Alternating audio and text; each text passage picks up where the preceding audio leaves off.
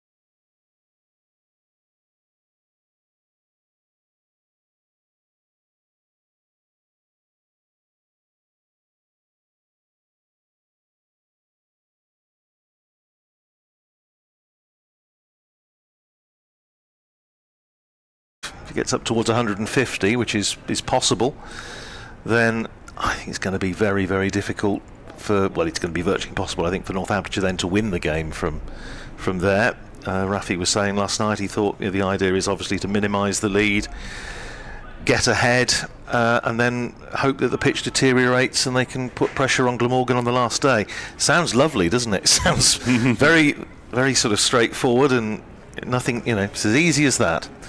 But whether it pans out that way, we shall see. It may happen. It's maybe not the most likely eventuality. Nicely put, Nick. 390 for 8. You never know with the pitches here. It might deaden out. It might be easy batting by mid today. As Patterson White bowls to Harris, who pushes forward and defends.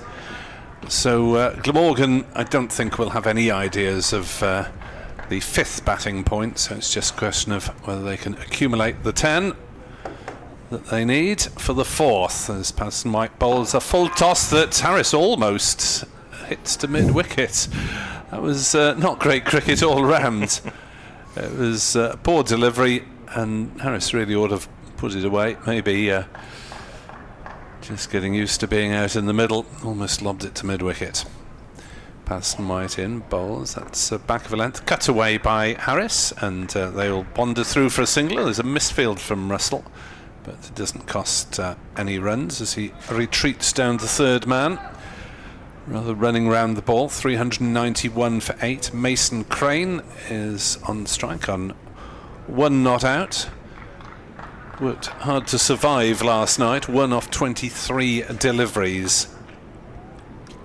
Having got his maiden first-class half-century at Northampton earlier in the season. Patterson White is in to bowl to Crane, who pushes forward, conventionally plays it back to the bowler. So there's a slip, and interestingly, most of the infielders are in very tight. Yes. 2 on the leg side and a very short cover as Patterson White bowls, and Crane drives gently to mid-on, where Proctor fields. Sun-hatted today, Luke Proctor, adding to the sun-hat contingent of Keogh and Miller. Patterson White, no number. Bowls short. Back on his stumps goes Crane. Defends back to the bowler, so a gentle opening over of the day. Produces 1 run, 391 for 8. Yeah, beautiful morning. It was lovely in Splot at 6:30 this morning when I came down for breakfast, and well, they say once bitten, twice shy, and having fallen foul of the Cardiff city centre traffic yesterday morning and having had a bit of a scrap to get here for when I needed to do my first piece for BBC Radio Northampton, I went probably to the other extreme this morning and was here very early, but that's fine. Yes. Was on patrol and in place where I should have been at the time I should have been, so that's all that matters. It'll be getting home the issue tonight, or getting back across the city to your hotel, with Foo Fighters in town and large amounts of road closures in Cardiff city centre. Yes, it was already quite heavy this morning, just around the back of where we come into the ground, with a few camper vans trying to get into the park. Is Proctor starting his first over of the morning, and the first ball to Harris is driven up to mid-off where Keogh fields, and there's no run. Yes, so it was already, you sensed the traffic issues were already starting to build. Yeah, there's a gentleman on the gate of the Cardiff Bowls Club looking to potentially get some income in.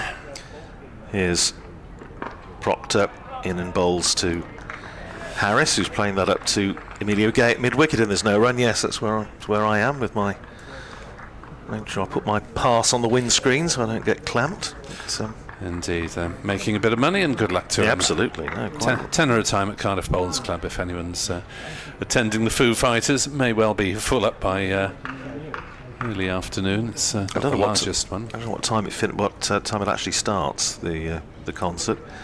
Proctor in again, bowling to Harris, who's solid in defence, playing it out to extra cover where Miller fields, and there's no run.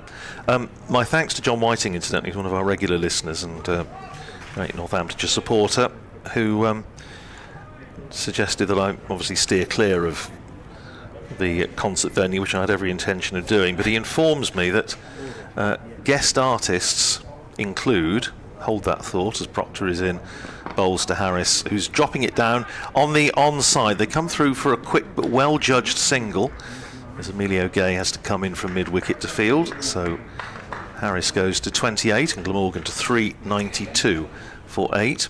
He tells me guest artists are Wet Leg and Himalayas. I'm not familiar with the Himalayas. Wet Leg, I'm surprised that they would go together with Foo Fighters. Well, you might as well be talking a very foreign language, but anyway, I'll take your word for it. But whoever it is, I won't be patronising that particular event. Here's Proctor in, clips it slightly uppishly, Mason Crane, but he's got it past Gay at mid-wicket. It's running out towards the boundary. They've come back for 2 and they'll turn for 3, which they'll get comfortably. Long boundary, obviously, out that side of the ground up towards the River Taff end. So 3 to Crane, he goes to 4, 395 for 8. The lead extends to 116. Do feel that if Glamorgan could build the lead up to 150, something like that, then that really is going to be a tough ask for Northamptonshire on a pitch that's still perhaps doing a little bit. Here's Proctor in and bowls to Harris, who plays it out to Gay at mid-wicket, and that's the end of the second over of the morning. First from Proctor, 17 overs, 2 maidens, 3 for 40. He was very good yesterday. Glamorgan 395 for 8. They have 5 overs remaining to get those 5 runs for a 4th batting point, and Northamptonshire need 1 more wicket for their 3rd point. Well, I'm afraid it appears to be a sellout, the concert, so your late bid for a place will be in vain. What a shame. What a pity. I'm surprised you aren't aware of the indie hit single of a couple of years ago from Wet Leg called Chaise Longue. They are a sort of indie rock female duo, are Wet Leg, but they'll have to work hard to win over a Foo Fighters crowd, I would suggest. Patterson White in to bowl to Crane with a silly point in place, and Crane is defending that one down the wicket. And there's no run. 3-9-5 for 8. 5 for the bonus point. 1 wicket for the visitors' bonus point. Patterson White bowls. Forward stretches Crane. Plays it gently away towards short leg, where it's retrieved by wicketkeeper Lewis McManus, and there's no run. Vasconcelos getting in the batter's eye line. That's silly point. Fairly straightish. Patterson White bowls. Tosses it up. Crane knocks it gently to Keogh at mid-wicket, and there's no run. So, all fairly exploratory from both sides at the moment. As Vasconcelos goes to short leg on the other side of the wicket from silly point. Patterson White bowls, and forward comes Crane again. Defending. No run. So, deep square leg is out on the boundary in case Crane decides to go for a big blow against the left arm spinner. Crane back on his stumps, knocks it away towards mid-wicket. No run. So, square leg, shortish mid-wicket. Mid-on just about maybe saving the single. Mid-off, similar position. Patterson White in, bowls, Crane back on his stumps, plays it confidently enough out to cover, but Gay intercepts, so it's a maiden over. 395 for 8, 106 overs have been bowled. A little bit more breeze than yesterday, I think, Nick. We see the flags on top of the pavilion over to our left, particularly Northamptonshire's duvet is just rippling at the mast. You remember the days when they used to have Open University programmes on BBC Two, and if you were sort of had slightly insomniac tendencies, you'd often finish up listening to something about nuclear physics or something and having not the faintest idea what they were talking about. I felt like that just about 2 minutes ago. It was a conversation in which I had absolutely no points of contact or nothing to offer at all. Here is Luke Proctor running into bowl outside the off stump to James Harris, who leaves it alone, goes through to Lewis McManus, who offers a little round of applause to his captain. It's fair to say, I think, a few comments on social media last night asking the question that I know we were asking for much of the day, which was why was, having picked him, Alex Russell used so sparingly. I think he's putting it mildly. Here's Proctor in again, bowls to Harris, who plays it up to mid-on. They go through for a quick single, but it's not picked up cleanly by Rafi Weatherall, and so the single is achieved pretty comfortably. 29 to Harris, 396 for 8, 4 more runs required for that Glamorgan batting point on a beautiful morning here in Cardiff. Sunshine we've been waiting for a couple of days has finally materialised here and not in Penarth. Here's Proctor in and bowls to Crane, who's solidly forward, pushing it up to Weatherall at mid-on, and there's no run. Of course, we'll keep you up to date with what's happening in the other matches around the country. Also, the second 11 championship match involving Northamptonshire seconds at Taunton Vale, where the scores kept pace with what was happening for the first team, almost run for run yesterday. Here's Proctor in again and bowls to Crane, just drops it out on the onside, and again there's no run to be had. And Glamorgan also starting a match today against Gloucestershire at Rockhampton. It's also a championship match, I think, 3 days rather than 4. Yeah, just yes, it has popped up. Glamorgan 16 for naught in third over. Here's Proctor in his 18th over, bowls and driven nicely up to mid-off by Mason Crane, but can't get it past Rob Keogh. A few more spectators around the ground this morning. I didn't catch the name of the school that provided the guard of honour today, but they were making themselves heard very early on when I got to the ground. They were having a little sort of question and answer session, I think, down below. Very enthusiastic. Nibbled away down to third man by Mason Crane, wide of the slip cordon. Alex Russell comes off the boundary to field, and that's a single to end the over. Crane is 5, Harris is 29. We've had 3 overs so far this morning, and Glamorgan have progressed from 390 for 8 to 397 for 8. 3 more runs needed for that point. Yeah, looking at Glamorgan's seconds lineup, got Will Smale and Zen Malik, who's had some success on trial for them. Opening bat from Staffordshire. Tom Bevans captaining them. Mesa Tribe, Ben Kellaway, Alex Horton and Henry Hurl all on the senior staff. A couple of trialists by the names of Davidson and Pearson Taylor, whose work I'm not hugely familiar with. Ben Morris, and then Asim Hamid from the Cardiff University's setup. As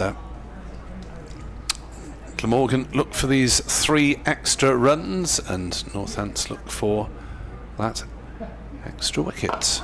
And Crane is forward and defending, and there is no run. Vasconcelos is starting this over at short leg. Switched from silly point. Patterson White bowls. Crane plays it gently away on the offside, and there is no run. Good morning to Ian Evans, who said when he tuned in, one of the last things he expected to hear was mention of the Isle of Wight's favourite daughter's wet leg. As back on his stumps goes Crane, plays it away gently on the leg side. No run. Excellent band, and he'd prefer them to the Foo Fighters. Come on, Glamorgan, and keep a long leg and third man to keep Edward Bevan happy. Morning, Edward, if you're listening. As long as it's not a wet leg. As forward goes Crane. Defends, yes. A wet long leg when it's raining. The Isle of Wight, eh? All right. Not a... Well, obviously it stages a festival, but not known as the home of rock stars. As forward comes Crane. Defends back down the wicket, no run. Danny Briggs, Warwickshire spinner. I suppose doesn't quite qualify as a rock star. Patterson White will have a go over the wicket, having bowled around until now this morning. And Weatherall is trotting off towards short fine leg for the top edge sweep. It's a jam-packed field close in for Patterson White, bowling to Crane, who's forward defending out on the leg side, and another maiden whistles by. 2 overs to get bonus points. Glamorgan still need 3 runs, and Northants still need 1 wicket. That's just quite amusing after that last ball, which Mason Crane gave it the big left leg down the pitch and Brigadier block, and then as soon as the ball was dead, he then played the shot he probably wanted to play, which was the big swing over deep mid wicket, but he resisted the temptation. And we have a first bowling change of the morning, and Luke Proctor giving way to Rafi Weatherall, who, as we said, I think bowled particularly well yesterday. And it's Weatherall to run in from the River Taff end. Bowls to Harris and immediately goes past the outside edge. So Weatherall continuing where he left off yesterday. Announced very slightly belatedly by our friend Lawrence on the PA. Feeling he's back a little bit, Rafi Weatherall, just a little bit stiff perhaps. Got through 17 overs yesterday. Still developing physically, you would have thought. Yeah, tall young man. I think he's a real find for Northamptonshire. He stays fit. Here's Weatherall in and bowls short, and he's gone for the pull. It's a top edge, first bounce for 4, and it takes the total past 400. And Glamorgan have their 4th batting bonus point with 10 balls to spare. Takes Harris up to 33, 401 for 8. Not entirely in control of that, but nevertheless, with no man down there at fine leg, there's absolutely no danger. And he picks up a boundary. 401 for 8 it is, and now I think the ball has gone underneath the sheeting that's used as a sort of sight screen down below us, and Liam Patterson-White is come on, get over the fence, man. He's surveying with keen interest what's going on. Someone else is. Oh, there we go. Alex Russell is. Alex Russell. Well he's crumbs. nearly took out a bit of board on the fence there. I have to say, I was at that precise moment less worried about the board than about Yes.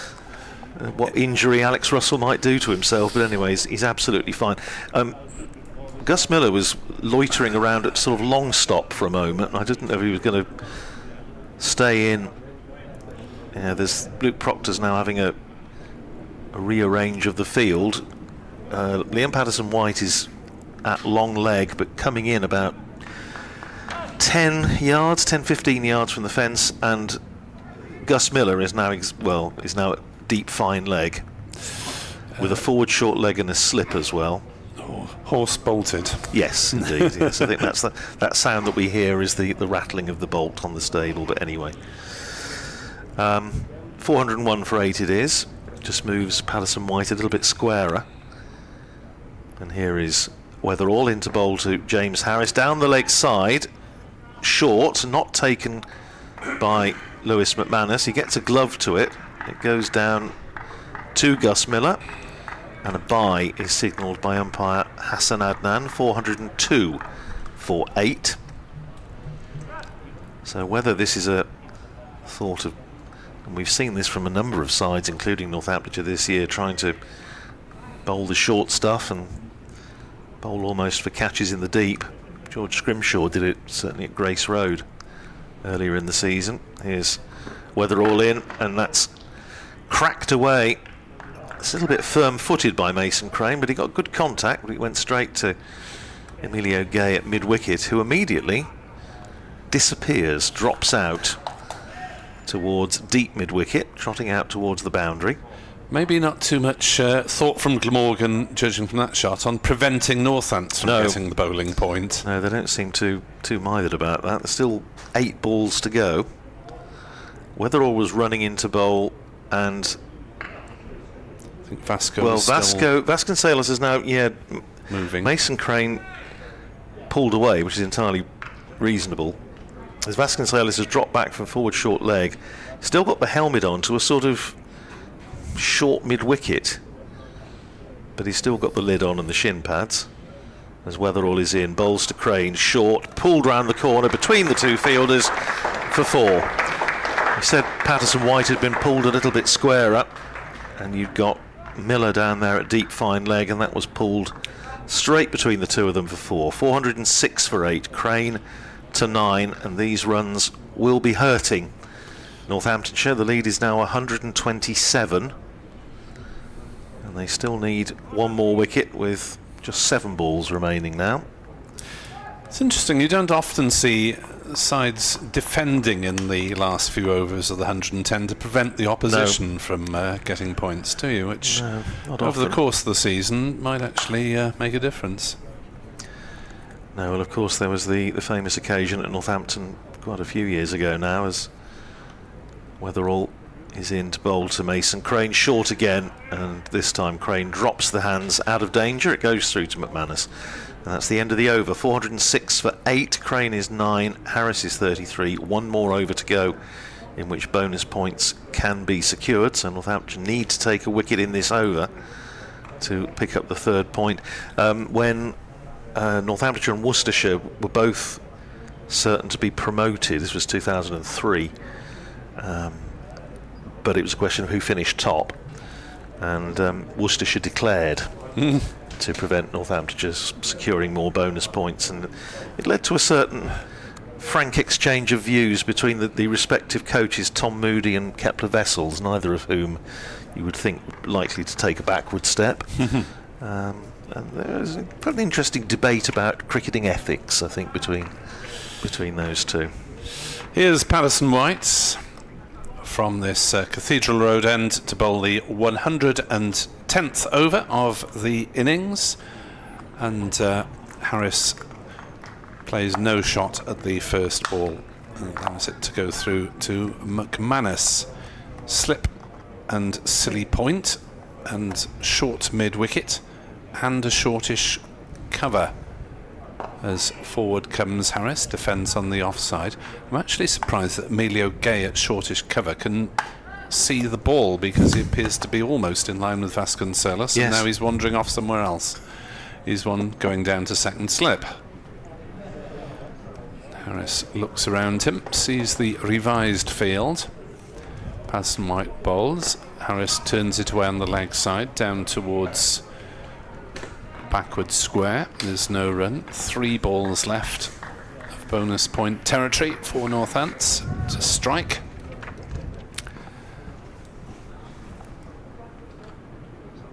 Around the wicket comes Patterson-White, bowls, and Harris drives that one gently back to him. Patterson-White in his 31st over, 1 for 85. The early success of Eddie Byram, caught at slip. But that's the only wicket to fall to the spinners so far. Although Keogh and Russell have been little used. Patterson-White back over the wicket. Harris is defending back down the wickets. He is proving me wrong by looking to defend this over and preventing Northants from getting the point. And this is the last ball of the 110th over. Patterson-White bowls quicker, and Harris defends it back to the bowler, and that is it in terms of bonus point accumulation. Glamorgan have 7 to Northants 3 over the 2 innings, 406 for 8 at 110 overs. So Northants do have a very positive over rate, and Glamorgan have a very negative over rate of -3, so they're going to have to work to maintain those bonus points. Indeed. It is going to be Rafi Weatherall to continue. The umpires are just having a chat about something. Hassan Adnan and Sue Redfern, they seem to be pointing down at the far end of the ground, our end of the ground, Cathedral Road end. I've absolutely no idea what the issue is. It all seems well. And why wouldn't it be? Glorious sunshine here in Cardiff. Trees in Butte Park barely stirring in the breeze. And here is Rafi Weatherall starting his 19th over from the river end, and turned off his hip by Mason Crane, going down towards the boundary, and that's not one of Liam Patterson-White's best, I think, immediately down below us. It's just gone under his grip, under his grasp, and it's gone for 4. 13 to Crane, 410 for 8. He got round to it, put an arm down, but just couldn't intercept. So the man with no number, Clint Eastwood play him in the film, presumably. Should have used the number 11 boot instead, you see. Well, don't bother about bending down. Good old days of John Dye and the likes of bowlers of that vintage. Here's Weatherall in again, bowls, and that's edged. Oh dear. Over where third slip would have been for 4 more. 17 to Crane, 414 for 8. And Rafi Weatherall, well, they say he was excellent yesterday, and he's found the edge there, but it's gone well wide. I think he'd probably, if there'd been a third slip, it probably would have gone over him down to the third man boundary for 4. So back-to-back boundaries, 414 for 8. The lead climbs to 135. Vasconcelos at first slip, Prithvi Shaw at second. Weatherall in, pounding in, and really giving it. It's a huge amount of effort. We saw this yesterday, didn't we, as that ball's just pushed out into the offside. As a young bowler, what you want to see above all else is sort of energy and commitment, and you get that absolutely in spades from Rafi Weatherall. Yeah, the phrase "racing in" is particularly appropriate. He's giving it his everything. It's interesting that Northamptonshire got comfortably the 2 shortest players in the side in the slip cordon as well, Vasconcelos and Prithvi Shaw. Weatherall pounds in again, bowls short, pulled away by Crane, and this is going to go for 4 more. Basically, once it had gone past Emilio Gay at mid-wicket, it was 4 runs, and Liam Patterson-White All he can do is trot round to retrieve. So the third boundary of the over, 418 for 8. Mason Crane up to 21, doing the sort of job that he did when the two sides met, with about 20 Celsius colder at that point. Wasn't it just at Northampton back in April? Strangely, I think it was the Saturday, wasn't it, where it was actually sunny most of the day, but still absolutely freezing. Perishing, yeah.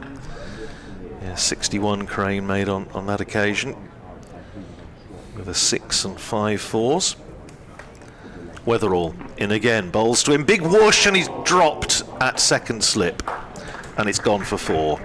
I think he got hands to it, pretty sure, at second slip. Big drive from Crane, took the edge.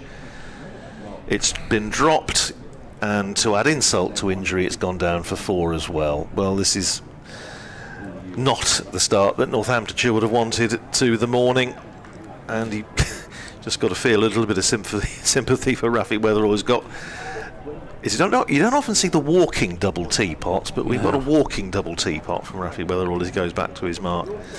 Well, your point about the two shortest players in the slips, I think if that had been someone a bit taller, it would have been more comfortable. Somebody like that, yeah, absolutely.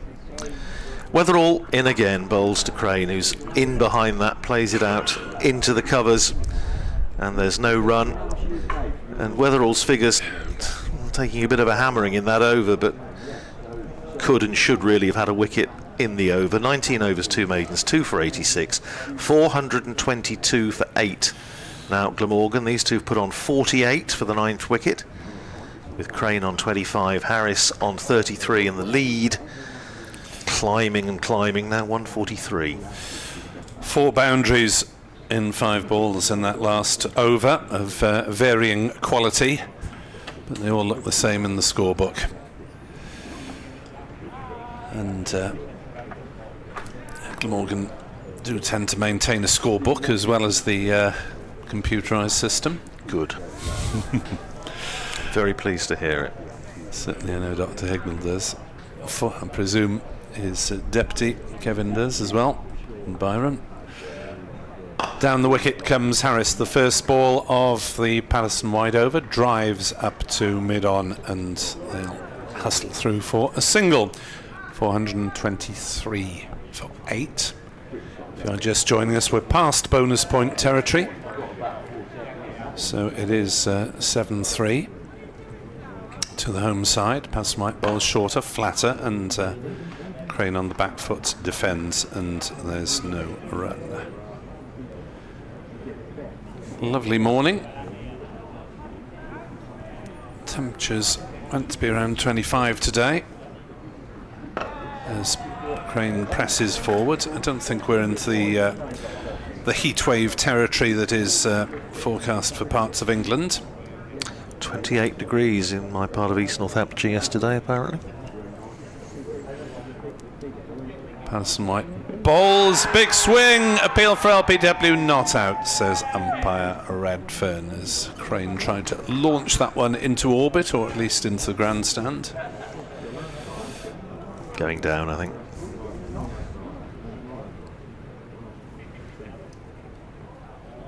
As Patterson white bowls, Crane back on his stumps, plays it into the offside. They'll go through for a single as Russell fields at point. Opta JCH on Twitter says the last time, this is nothing to do with the real Opta, by the way. Last time Glamorgan, that's the 50 partnership. Last time Glamorgan achieved maximum batting points, it triggered the California gold rush and the abdication of King Louis Philippe, and a pint of beer cost 6 farthings. Thank you very much for that. 1840s then. Marvellous.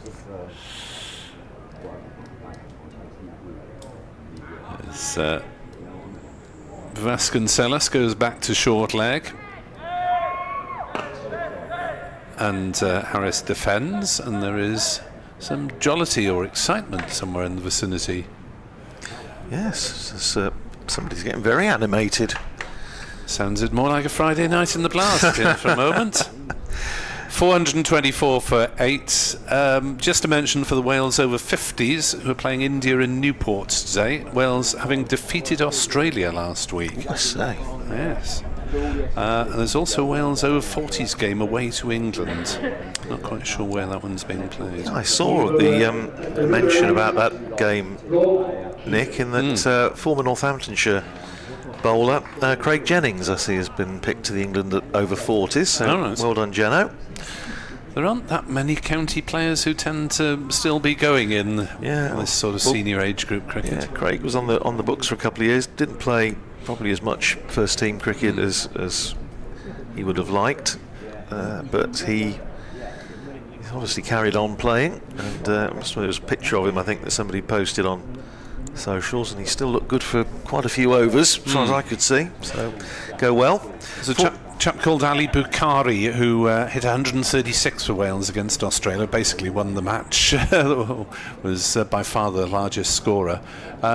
He played, I think, first class for Derbyshire. He was also on Middlesex's books and played for Glamorgan seconds, I think. So, but had something of a first class career, but not a huge regular.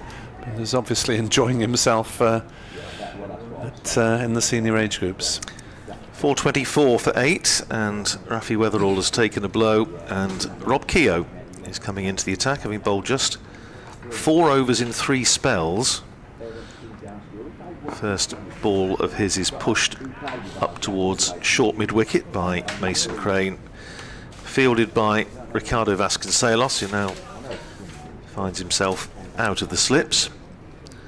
Just looking to save one, as Keogh is in, flights that one right up to Mason Crane, who drives, and he's going to get a single out into the covers. Fielded there by Liam Patterson-White, sends in his left-handed return to Lewis McManus. 425 for 8, the lead up to 146. Still much merriment going on somewhere in the ground, I'm not quite sure for what reason. Here's Rob Keogh in. Down the pitch comes James Harris, uses his feet nicely, on drives, up to Gus Miller at long on, and they come through for a single. Harris the 35, 426 for 8. Here's Keogh, again flighting that one up, and an on drive from Mason Crane, up to long on for another single. Crane to 28, 427 for 8, the lead up to 148. So Glamorgan just picking up the runs as and when, and certainly against Keogh not looking to go mad at this stage. Off the back foot goes Harris, punching it back down the pitch, fielded by Keogh off his own bowling. Keogh bowled the last over of the first day, bowled the last over before lunch yesterday, and then 2 after lunch when he did go for a few, courtesy largely of Marnus Labuschagne. And last ball of that over is played down to deep backward point by Mason Crane, by James Harris rather. He goes to 36, 28 to Crane, 428 for 8, the lead is 149, and James Harris keeps the strike for the start of the following over. And it's a very good morning to Kenneth Davis. Morning, Kenneth. Bore Andrew. And this is the sunshine we didn't get yesterday. Although, as Nick said, it's not in heatwave territory down in South Wales at the moment. But yes, Glamorgan have pushed on well. They've added 38 to their overnight tally. These two have taken it to the Northampton bowlers, although slightly fortuitous here and there. But I mentioned yesterday, James Harris more than able with the bat, as Patterson-White continues from the Cathedral Road end, and that's chopped into the offside. Cover will, a point will come round rather, towards cover, and there will be 1 run, and that is the 150 lead for Glamorgan, so going along very nicely. Secured the 4th batting point a little earlier as Patterson-White comes in past the umpire, bowls, and that's turned away into the onside towards square, and there'll be another run. Definitely at the start of his career. I mentioned yesterday that James Harris could have been a bowling all-rounder, never quite materialised during his careers. Patterson White comes in over the wicket, bowls that was Fuller, dug out by James Harris towards mid-on, and there's another single. So scoreboard ticking over nicely, 152 the lead, and just frustrating further the Northampton bowlers. Patterson White past umpire Redfern over the wicket, full again, and that's turned away backward towards deep backward square. Well, we did say at the start, didn't we, Kenneth, that 150 was psychologically quite important, I think, for Glamorgan to go past for the lead, and they've done that, and they've still got power to add. The lead was 111 overnight. James Harris faces Patterson White, goes for the slog, was trying to hit that over the scoreboard towards the Sport Wales centre to the right of the commentary position here. Didn't connect, and there's no run. Patterson White's last ball of the over, full again, and that's driven, but firmly, and there's no run for James Harris. So they're looking quite comfortable at the moment. There was that dropped sharp chance that flew to second slip, and as you mentioned, Andrew, to add insult to injury, went all the way to the boundary, as always happens. Yes, absolutely. It's worth mentioning for listeners who've perhaps never had the good fortune to come to Sapphire Gardens, and you mentioned there the Sport Wales Centre. There is so much in terms of sporting facilities in this complex. The hockey pitch at the back, and so much tennis courts, yeah. The indoor sports centre, and I think the last time we were here for the championship match, I was put somewhere else for car parking one day because they were filming Casualty there. I think the reception of the big sports centre next to this ground was doubling as Holby General. Yeah, well, the centre is down in Cardiff Lock, down in Cardiff Bay now. It used to be in Bristol for years, of course, by Gloucestershire County Cricket Club.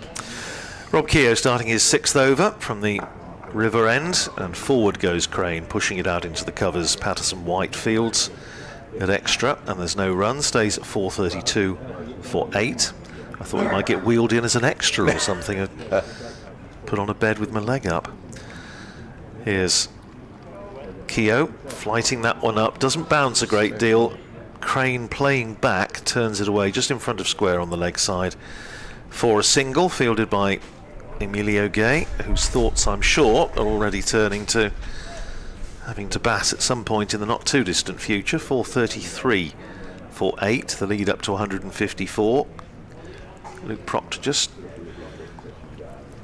bringing his long on Gus Miller in about 10. Well, he's coming in more or less at an orthodox mid on. It's about halfway back.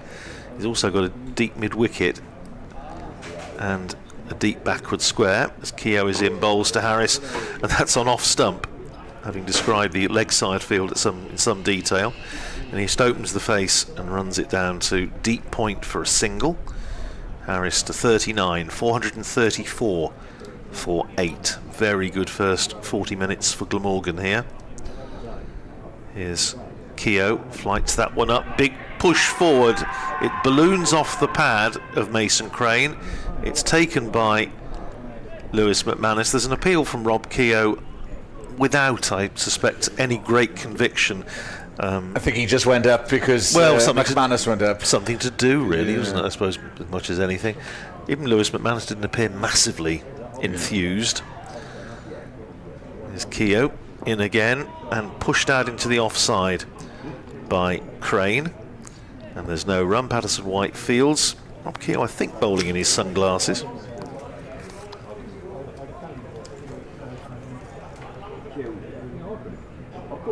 Indeed he is. And he runs in and bowls to Crane, and that's very full, wide outside off stump.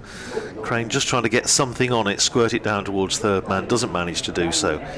Not taken cleanly by Lewis McManus, but no damage done as far as Northamptonshire are concerned, and that's the end of another over. 434 for 8. Crane is 31, Harris is 39. The partnership now worth 60 frustrating runs.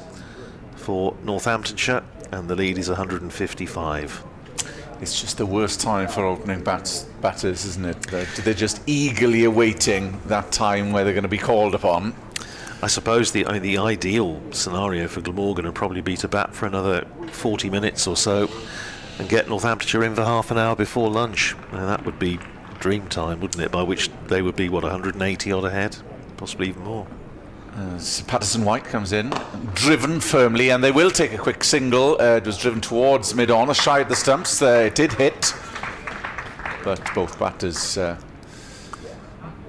James Harris rather, was home and dry. I don't think anybody hit the stumps yesterday in the various attempts, but Gus Miller has won himself a coconut there anyway. Harris moves to 40. Crane on strike, unbeaten on 31. The lead is 156. The numberless Patterson-White coming around the wicket towards Mason Crane. Bowls full, and that's just dabbed down the track, and there's no run. The remaining batter is Andy Gorvin.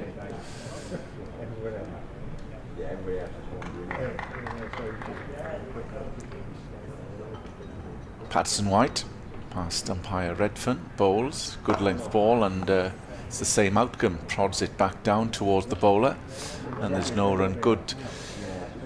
Well, Glamorgan wouldn't have envisaged scoring quite as quickly, I don't think, but they've really pushed on. They've chanced their arm. As Crane takes guard, Patterson-White down full, and again replicates the same stroke, and there's no score.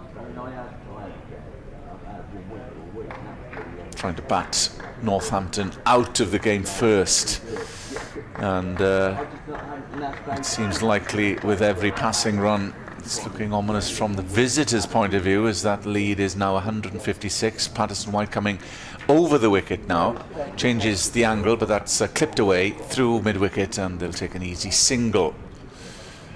And there is one ball remaining. Yeah, the hockey ground behind us, that used to be just grass, and the Wales rugby team used to practice there years ago as Patterson-White comes in, and that's scooped away, but it will be fielded at mid-wickets, and that was prior, of course, to them developing the Centre of Excellence up in the Vale in Hensall, in the Vale of Glamorgan. That's where Wales are based now. They've got all the mod cons there. They've got 4G pitches, various pitches as well. But yeah, for years they were just behind here at Sapphire Gardens. No, it's a wonderful sporting complex, it really is, and the setting, as I say, really framed by the trees in Butte Park at the far end. It is just a gorgeous setting, and well, as I was saying, I think on the first day, Northamptonshire, two Northamptonshire stalwarts, I'm sure we'll be discussing this place on Sunday at Former Players' Day, Brian Crump and Ray Bailey. Here is Rob Keogh starting another over. Back onto his stumps goes Mason Crane, turns it round the corner, fielded by Weatherall on the 45, and there's no run because 1967, those two bowled unchanged in both innings as Northamptonshire beat Glamorgan in one of the early championship matches here. Quite a low scoring game. Here's Keogh in again, bowls to Crane, plays it up to short mid-wicket with Vasconcelos fields, and there's no run. And I know both those gentlemen were expected at Former Players' Day at Wantage Road on Sunday, so I dare say it'll figure in conversation.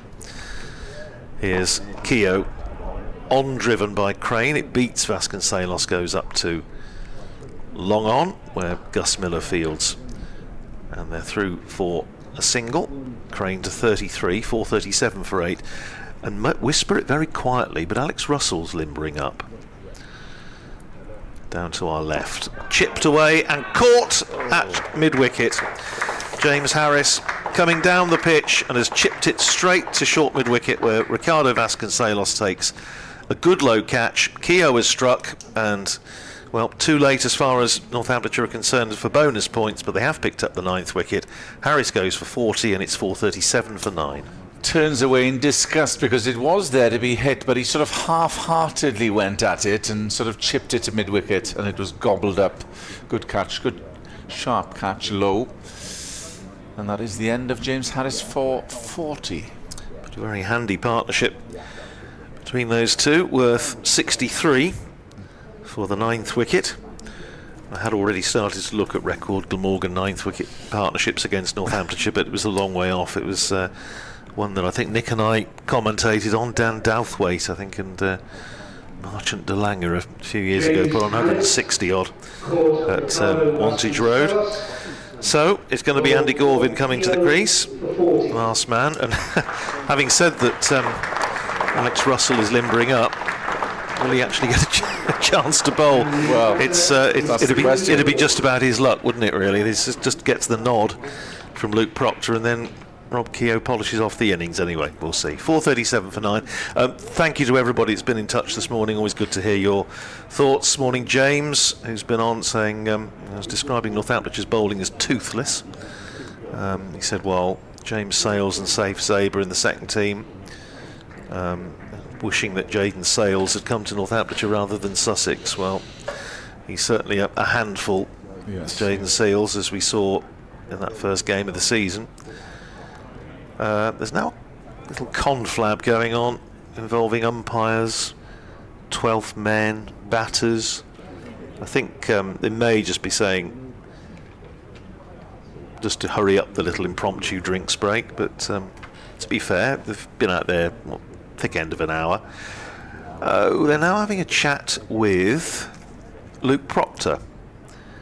So something has not pleased the umpires. I'm not sure what. I'm just having a little look out there. Luke Proctor's now having a chat with Hassan Adnan, and Rob Keogh's having a chat with Mason Crane at the non-strikers end. Not sure what all that was about, Kenneth, but there was certainly a deal of conversation going on out there at the moment. So I don't know whether somebody said something that they shouldn't have done.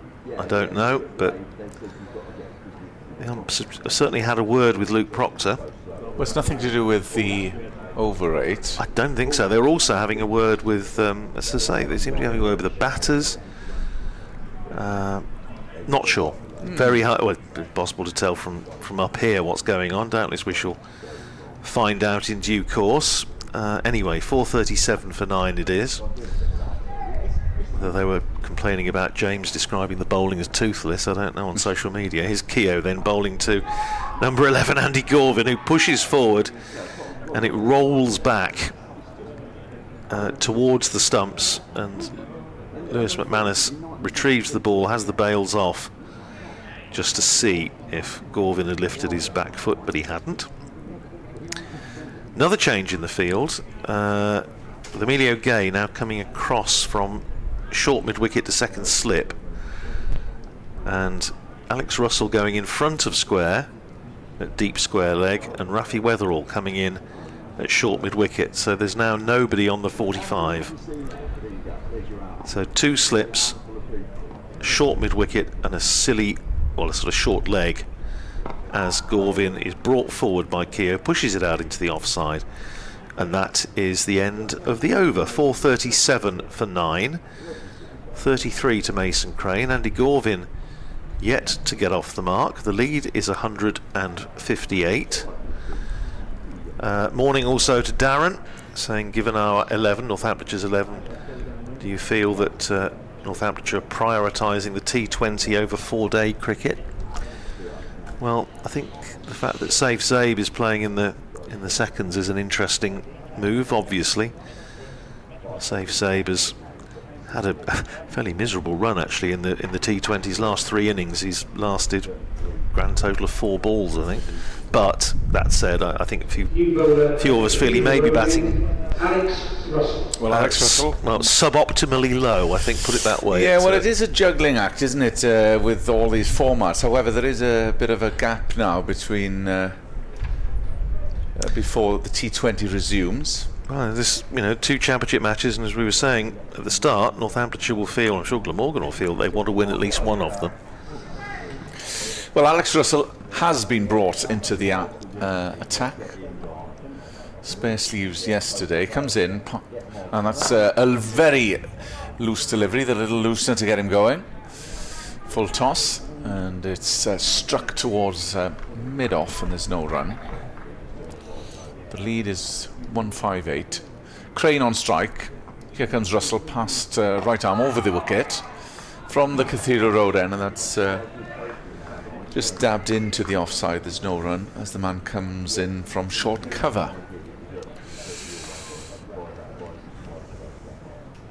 Russell past umpire Redfern, and there's no run into the onside this time. Fielded at mid-wicket. Morning also to Louise, who you could tell that she has Bluebird in her Twitter handle. Her allegiance, footballing allegiance, will be very clear. Russell in, bowls, good length, and that's worked into the onside. They'll run the first one quickly. It should only be one. Yes, it is. Yes, no prizes for guessing the team that she supports. And she says it's always a beautiful day in Cardiff, Radders. Well, it is today. I mean, it's a place I'm very, very fond of, but weather-wise, it's left a little bit desired over the last couple of days, but no complaints today. It's gorgeous. But morning, Louise. Hope you're keeping well. Brings Andy Gorvin on strike, who had 5 for earlier in the season in the game that Glamorgan beat Sussex. Has been playing T20 cricket. Here he is taking guard, and went for that, and that was struck firmly. And who's in there? Proctor-Vasconcelos. Yes, with just wincing as Andy Gorvin tried to launch into that one. Russell in to conclude the over, and that's scooped into the onside, but mid-wicket is there and there's no run. So Glamorgan have moved on at a lick this morning to 438 for 9. So they've upped the ante and will be more than pleased. The lead is 159, and as we go into the 119th over, Crane 34, Andy Gorvin yet to score. Elsewhere, in Division 1, Essex 287 for 5, replying to Durham's 587 all out. Paul Walter, big tall left-hander, 111 not out. Lancashire 438 for 4, building up a big lead against Kent down at Canterbury, already nearly 200 runs in front, as Rob Keogh starts his 8th over, bowling to Mason Crane, who's forward, playing it back down the pitch. There's no run. Josh Bohannon has had a little bit of a lean time of it this year after a very good year last year, but making up for it, 197 not out. Keogh flighting that one up, nudged round the corner by Crane, and they're going to pick up an easy single to Rafi Weatherall, who's about halfway back on the 45, so an easy single. 35 to Crane, 439 for 9, the lead up to 160. At Trent Bridge, Somerset 316 for 5, still 44 runs behind Nottinghamshire's first innings total. Tom Abel out for 111, but James Rue still there on 48. Not missing any cricket because there's more helmets and padding being brought out, with presumably a more attacking field planned for the number 11 Andy Gorvin. At Edgbaston, Hampshire 121 for 2 in their second innings against Warwickshire, leading by 165. Nick Gubbins is 40 not out there. New Road, Worcestershire 180 for 8 against Surrey, still 310 behind, so follow on looms if Surrey decide to enforce it. Jake Libby, who opened, is still there, 74 not out, so could well carry his bat. And Dan Lawrence has picked up 3 wickets in the innings to add to his batting heroics yesterday, so he's having a more than decent game. I think eventually we might be ready to resume. We are, with a slip and a forward short leg, as Keogh is in, bowls to Gorvin, who's forward, runs out to Vasconcelos at forward short leg. In Division 2, Derbyshire 335 for 9 against Middlesex at Lords. They're still 98 behind, with just the 1 wicket standing. Keogh in and bowls to Gorvin, who gives himself some room trying to cut. Doesn't time it, rolls out to extra cover where Patterson-White fields. At Hove, Sussex 139 for 3 after they opted not to enforce the follow-on against Leicestershire yesterday. Here's Keogh in and bowls, and again it doesn't bounce a great deal, and Gorvin playing back just gets enough bat on it to keep it out. Runs up to Gay at mid-wicket. So Sussex with a big lead there, already 306 ahead against the Foxes. Here's Keogh in again, bowls to Gorvin, drives pleasantly out to Patterson-White at extra cover, and that's the end of the over. 4:39 for 9. So Glamorgan's lead is 160. Mason Crane is 35. Andy Gorvin yet to get off the mark. And in the other match at Scarborough, Yorkshire have just dismissed Gloucestershire for 197. So they are 259 behind. No word yet as to whether they're going to enforce the follow-on. 3 wickets apiece there for Jordan Thompson and Matthew Revis.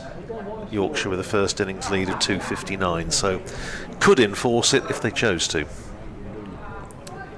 Mason Crane would have had a keen eye on the penultimate ball of that over, just stayed low, so there's going to be plenty of interest there for Mason Crane and others.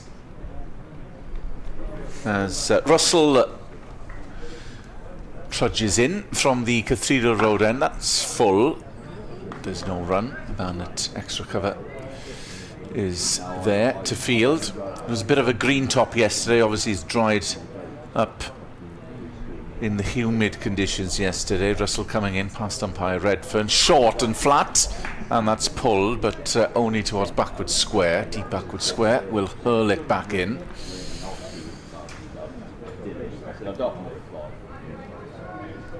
You were saying yesterday, Kenneth, it just makes me wonder with Alex Russell whether it, obviously he's been frustrated not to be involved, but to play him and to bowl him as little as he has, it's not exactly a huge vote of confidence at this stage. Is he carrying anything, or not as far as I know? Yeah. Man going in at forward short leg as Russell passes the umpire. Full ball again, and it gets to that man. Oh, and it was interesting yesterday in the chat with Rafi Weatherall last night. He was saying, you know, second innings, Northamptonshire are going to be looking to the spinners but Northamptonshire are going to have to bat very, very well if they're to have any chance of giving the spinners anything to defend. Russell in, and that's dabbed down. There's a big shout, but I think he got well forward. Vasconcelos was interested from forward short leg, as was bowler and wicket keeper. Suspect it probably hit him outside the line. Yeah, I think he's well outside. Yeah. Looking at the replay we have at our disposal as Russell wheels in, bowls past the umpire, full, and gets struck into the offside. Deep extra cover will field. There is a single taken, so Crane moving on nicely. Gorvin just got off the mark. The lead is 162, so it is ominous from Northamp's point of view, with 1 ball to go in Alex Russell's second over. Passing the umpire now, bowls, good length delivery, and that's strong forward offensive prod from Mason Crane. So 441 for 9, the lead now 162. So they've added, what, 51 this morning? Strong likelihood, Kenneth, that Northamptonshire will have to bat before lunch, and it's just a question of how long that session's going to be. It's just a bit of conversation going on with umpire having a chat with Liam Patterson-White. Maybe just, have you got tickets for the gig tonight, or maybe something? They're like gold dust probably, aren't they? I would imagine they are. Here's Rob Keogh in and bowls to Andy Gorvin, who is forward to a ball flighted up by Keogh. It rolls out into the onside to Vasconcelos at forward short leg. Slip and a forward short leg in place. Shaw the only slip. As Keogh is in. Down the pitch comes Andy Gorvin, and he's smashed that over the top of long on for 6. Well, he's fed up with blocking, Andy Gorvin, and he's decided he's going to be a little more proactive, and he's given that a serious whack, and I think it's probably under the hover cover. Gus Miller is now desperately trying to retrieve. Has he got it? I tell you what, that is a fine shot. It's a fine shot, and it's a biggish hit. Has Gus always got it? Well done, Gus. Good effort. 447 for 9. Gorvin to 7. The lead up to 168. You see, that's the advantage of keeping an eye on the ball when it goes over the boundary. So you know where it's gone. Here's Keogh in, turned onto the leg side by Gorvin on the bounce to Vasconcelos at forward short leg. And there's no run. Northamptonshires over 8 is the most positive thing for Northamptonshire in the match so far, +3. As Keogh is in, bowls to Gorvin, who clips that away nicely through mid-wicket. More runs for him here, certainly 1. They'll come back for 2. As Alex Russell has a long chase round, retrieves it, sends in his return, and they're through for another couple of runs. So Gorvin to 9, 449 for 9, Glamorgan. The lead climbs to 170. Here's Keogh in and bowls. Gorvin pushes forward, appeal for LBW, not out, says Hassan Adnan. It looked as though Rob Keogh was about to burst into song. He was down on one knee, like the bit like Al Jolson or somebody like that. But yes, but not out was the umpire's decision. They're saying Lewis McManus was. It's an audition for the supporting act this evening. Wet leg. Here's Keogh in, and it's cut deftly by Andy Gorvin down towards short third man. They've come through for 1. They might have thought about a second, decided against it. A ripple of applause around the ground greets Glamorgan's 450. 450 for 9 it is. 36 to Crane. 10 to Andy Gorvin. I shall take a rest, lie down in a darkened room, and be replaced not a moment too soon by Nick Webb. Thanks, Andrew. 60 then added this morning. And the lead now 171. So a commanding position for the home side. Frustrating Northants further. These runs by the tail. You're lucky I'm come back in. It's very pleasant out there in the sunshine. So Russell will continue from the Cathedral Road end. Flatter, and that's just prodded into the offside. There's no run. Very difficult, as mentioning to Andrew, for the opening batters now, who just want to get in there. Yeah, well, he's coming in as 11, but he's not really an 11. He hasn't got a first-class half-century, but tends to bat 4 or 5 in the South Wales Club Premier League, and did actually act as an emergency opener once when someone was injured. I think it was at Durham. Well, he got all of that and the 6 a few overs ago. So Russell has the ball coming up past umpire Redfern. Bowls flatter, quicker, driven, and there's no run. It's fielded at mid-on. 4-5-4 for 9.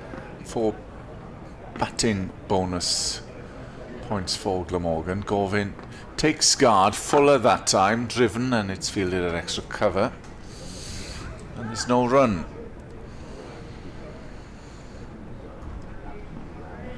So persevering with the short stuff are Northants from both ends. Russell coming in. It's just dragged down short. And there's no run once more for Andy Gorvin, who's on 14. Crane on 36. The man out this morning, James Harris, caught Vasconcelos, bowled Keogh. He was frustrated. He was there to be hit, but he sort of half-heartedly went at it and chipped it to mid-wicket. Russell bowls full toss, and that's driven to mid-off. And there's no run. End of the over, 4-5-4 for 9. The lead is 175. a commanding lead with Crane on 34, Gorvin on 14. It's a question of how many they can add now, and when Northants will be in for their second innings. Yeah, they've done the job that was required of them this Glamorgan tail end. Lower order, very pleasant viewing conditions outside. I'm surprised to see that a fair number are actually preferring the shade today in this Castell Howell stand. It's maybe even warm enough to induce Andrew Radd to remove his sleeveless jersey by the day's end. Who knows if he ventures outside. Thankfully we have aircon in the commentary box. Keogh has got the 1 wicket to fall today, but 1 for 50, not his finest hour in 9 overs. As he gives that one flight, and Crane comes forward, defends it gently out on the offside. Might have been a quick single there, but the bowler wanders across the field. So Shaw remains at slip. Vasconcelos is a shortish mid-wicket, but they're spread fairly wide apart from that, as Crane knocks one into the offside and goes through for a single. And apart from the slip, there's absolutely no one on the offside was saving a single there, so he could just get back to ball and get a run. Now they come in a little bit tighter for Gorvin, although Long On pushes back to the ropes at the River Taff end. 4:55 for 9. Gorvin on strike on 14. Where's Vasco off now? Just a shortish mid-wicket. Position that he caught James Harris,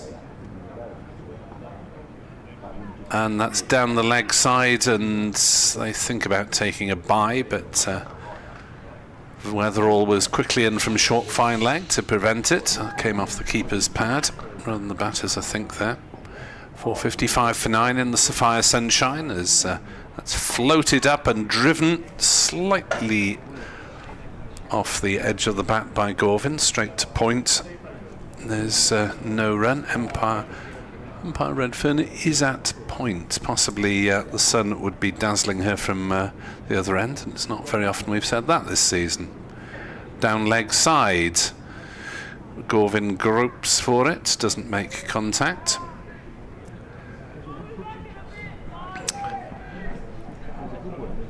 As Keogh turns, jogs in again, and Gorvin knocks it on the offside for a single down towards backward point. Neil Thornycroft on X-Twitter says, Northants fans, don't get downhearted yet. Every game this year it's been difficult to bat, but has got easier every day until it seems difficult to get out. Not sure that was true of the last game against Middlesex, when Crane was turning it square on the last day, and Middlesex did get home eventually by 2 wickets with a stand of 50 for the 9th wicket, but batting was quite difficult. But I take your general point, Neil. It does tend to get easier to bat, even though some of the quotes seem to suggest that's not expected in this particular game. Well, there's just a few that have deviated and stayed low. There was one from Keogh about 2 overs ago, which will keep Crane interested as Russell continues his spell from the Cathedral Road end past Sunfire Redfern bowls. That's short and missed. He didn't cash in there, did Andy Gorvin. He was trying to launch it into the main stand. Yeah, could have been there. Should have done, really. Into the stand or the river. Russell wheels round, starts his run-up. And it's driven. Well, I thought I was looking at extra cover there, yes. But ball ended up at Gorvin's feet. Yes. Not for the first time, actually. He's bottom-edged a drive. Russell juggles with it and starts his run-up. In, bowls short and whacked in towards mid-off. There's no run because it was struck firmly. 177 the lead. A few more in Sapphire Gardens today, enjoying the sunshine. Russell in, Fuller, and dabbed into the onside. Deep backward square comes in. Another single taken. So what are we? 12 minutes past 12. So yes, it's just going to be that awkward period for Northants to come in. You would have thought so. Russell coming in, bowls, full delivery. And that's a good forward offensive into the offside. There's no run taken. Certainly it has been Glamorgan's session so far, even if the last wicket falls now. 67 runs added this morning. Russell in, and there's a shout once more. Desperate shout by Russell, but umpire Redfern not interested at all. Gives the cap back to Alex Russell, who concludes that over. And Glamorgan have negotiated another one. 457 for 9. As mentioned, 67 added. The one wicket to fall this morning was that of James Harris, caught by Vasconcelos, bowled Keogh for 40. So everybody, bar Sam Northeast, has gone in, really. Yeah, and Podmore. Pogmore, yes. Sorry, Pogmore. What, yes. Yes, a lot of batters getting set, as you say. Andrew Bisping's emailed. He said he was attending a 4-day game for the first time this season and puzzled by the number of floodlight pilots. Memory said there were 5, but I could see only 4. That is indeed correct. Temporary lights, as Andrew discovered, after problems with one of the main pylons. So for the Pakistan game, they did have a 5th temporary floodlight, and didn't need them. The other one is yes, illuminated the rain. The other one is, as Andrew found, in bits on the ground still behind the pavilion. As Gorvin pushes forward, there's a double appeal for LPW, caught at point. What do you got? Both appeals are turned down. This is Patterson White now, replacing Keogh. His 35th over. Yeah, I think just off the pad. 457 for 9. Patterson White bowls. Gorvin stretches forward, defends to silly point. No run. So for Gorvin, the 2 close catches, slip and silly point, and 4 or 5 just about saving the single.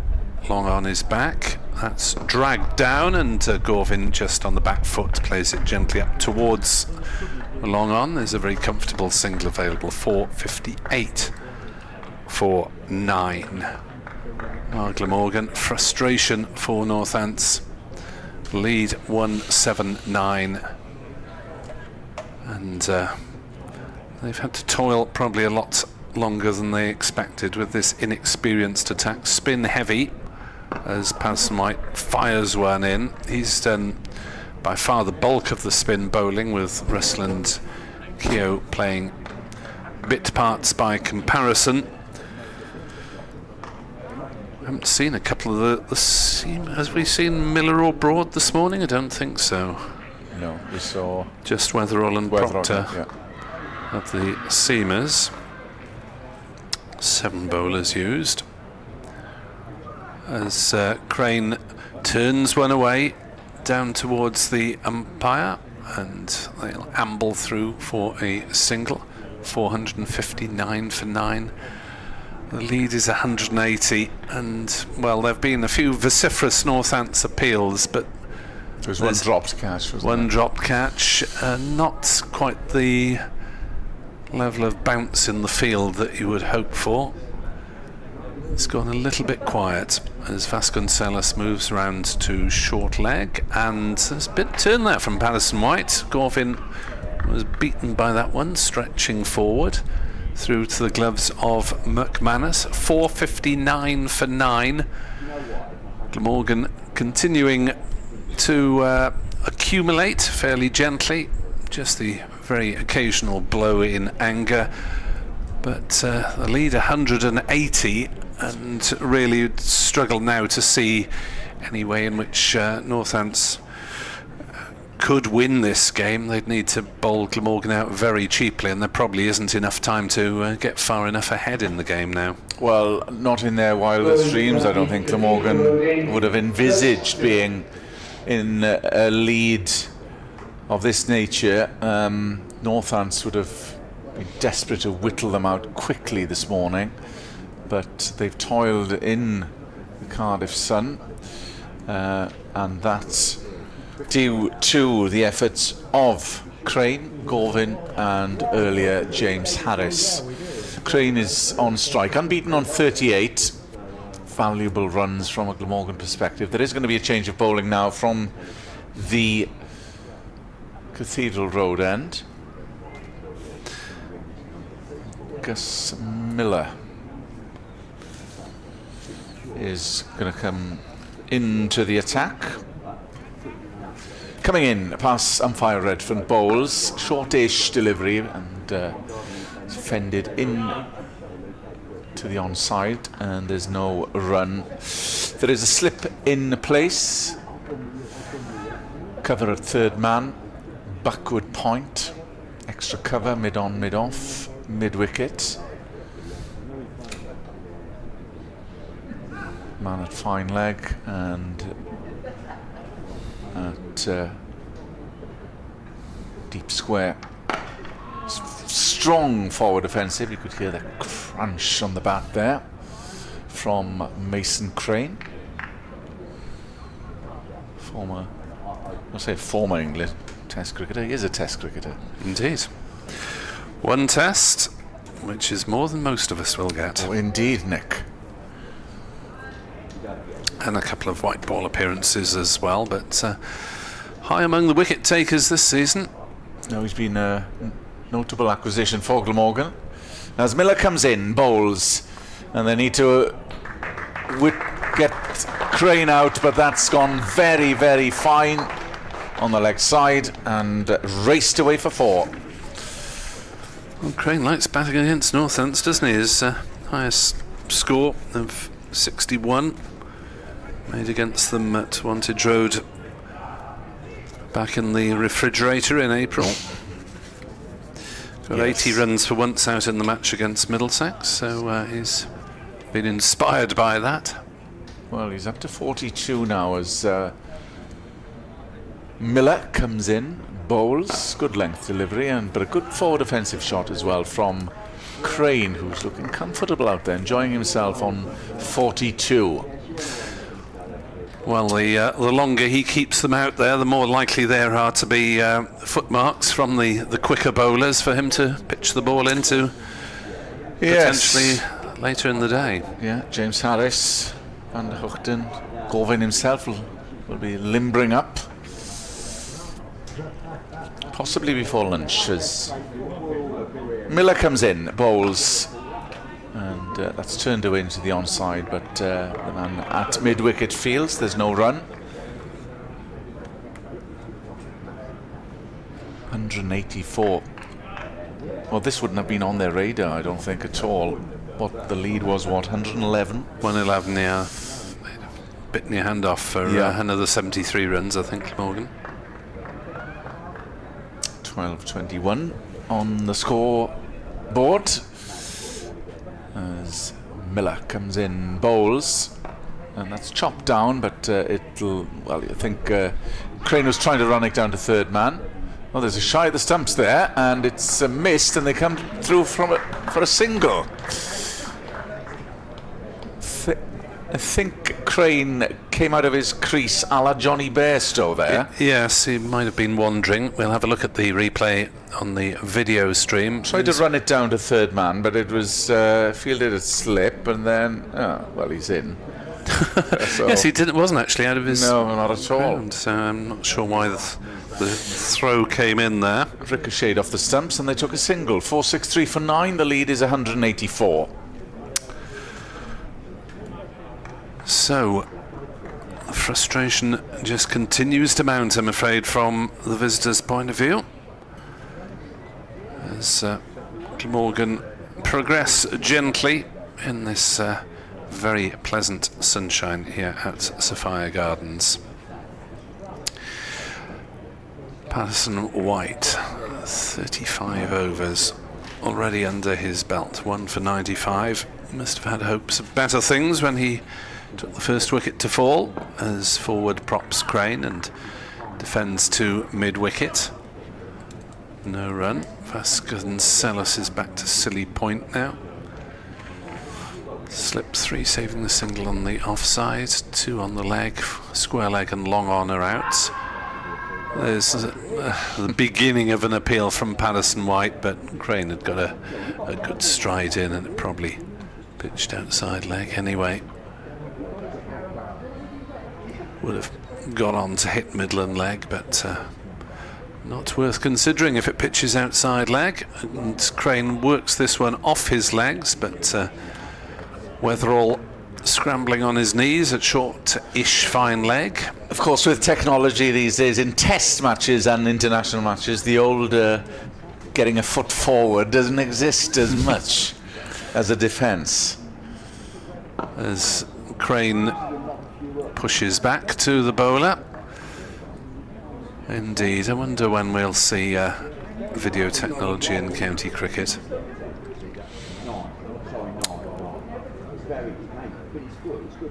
That's faster from Patterson White, almost angry that delivery, and Crane drove it firmly to broad at cover, and there's no run. So Patterson White trying to change his pace. Now he's changing his angle as he comes around the wicket to bowl to Mason Crane. 43 not out, and Crane steps back and plays it into the offside and will go through for a fairly unhurried single. He will retain the strike. It's the last ball of Patterson White's over with just the single off it. Crane has 44, Gorvin has 17. It's 4-6-5 for 9. Yes, a bit of a conflab in the middle between both batters. Mason Crane, very useful runs these for Glamorgan. He's there on 44. Supported by Andy Gorvin, who's unbeaten on 17. The lead 1-8-6. There's a bit of dialogue going on between captain and various fielders, but it will be Gus Miller to resume from the Cathedral Road end eventually when the ball reaches him. Mid off, mid on. Protection at third man and fine leg and deep square. Cover and mid wicket as well. Miller is ready, begins his run up past the umpire, bowls full and firm shot into the onside for no score. Fielded at mid wicket. I counted that, no, I counted that 17 of them at Wanted Road. 17 of them at Wanted Road, mate. Miller 3 maidens. No wickets for 71 in his 19th over. As he starts his run up, trudging in, bowls full and firmly struck for no run towards mid off. Reminder of the World Cup semi-finals, which have been decided as Australia crashed out with Afghanistan going through. They will play South Africa at the Brian Lara ground in Trinidad and Tobago in the early hours of Thursday morning British time. And England play India Thursday afternoon British time in Guyana. Miller comes in, bowls, bangs that one in short, but it's cut forcefully behind point, and a delightful stroke, and it goes all the way for 4. Yes, well, Marnus Labuschagne was talking last night about it being not typical of Cardiff and the ball seaming a lot and a bit of bounce in the wicket, but with the sunshine out today there really doesn't appear to have been that much movement available to the seam bowlers. Haven't seen Marnus Labuschagne peering outside Glamorgan's changing room, usually eating toast somewhere. Got told off for that, didn't he? Supposedly a cheese toasty. Miller in past the umpire, bowls Good length ball, but that's worked well into the onside this time. Backward square. They run for a second. They run the first one fast, and they come back in with something to spare, to the applause of the Glamorgan faithful at Sophia Gardens. And that is Mason Crane's 50.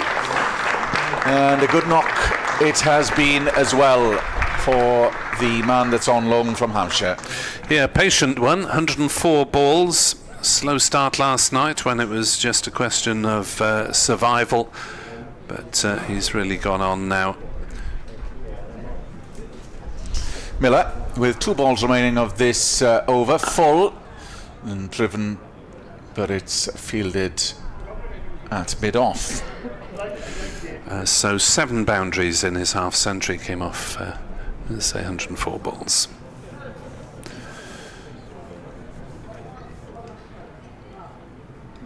Second first-class half-century, both against Northamptonshire. Yes, and the high score was, what did you say, 62? 61, I think it was. 61. So he's nearing his highest score.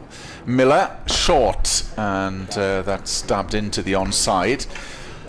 Towards mid-wicket, and there's no runs, so Glamorgan are 9 down. 4-7-1 for 9, and a lead of 192. The thoughts of Nick Webb, and then he will be joined by Andrew Rudd to take you through to lunch at Sophia Gardens. I don't know. Lammy was on last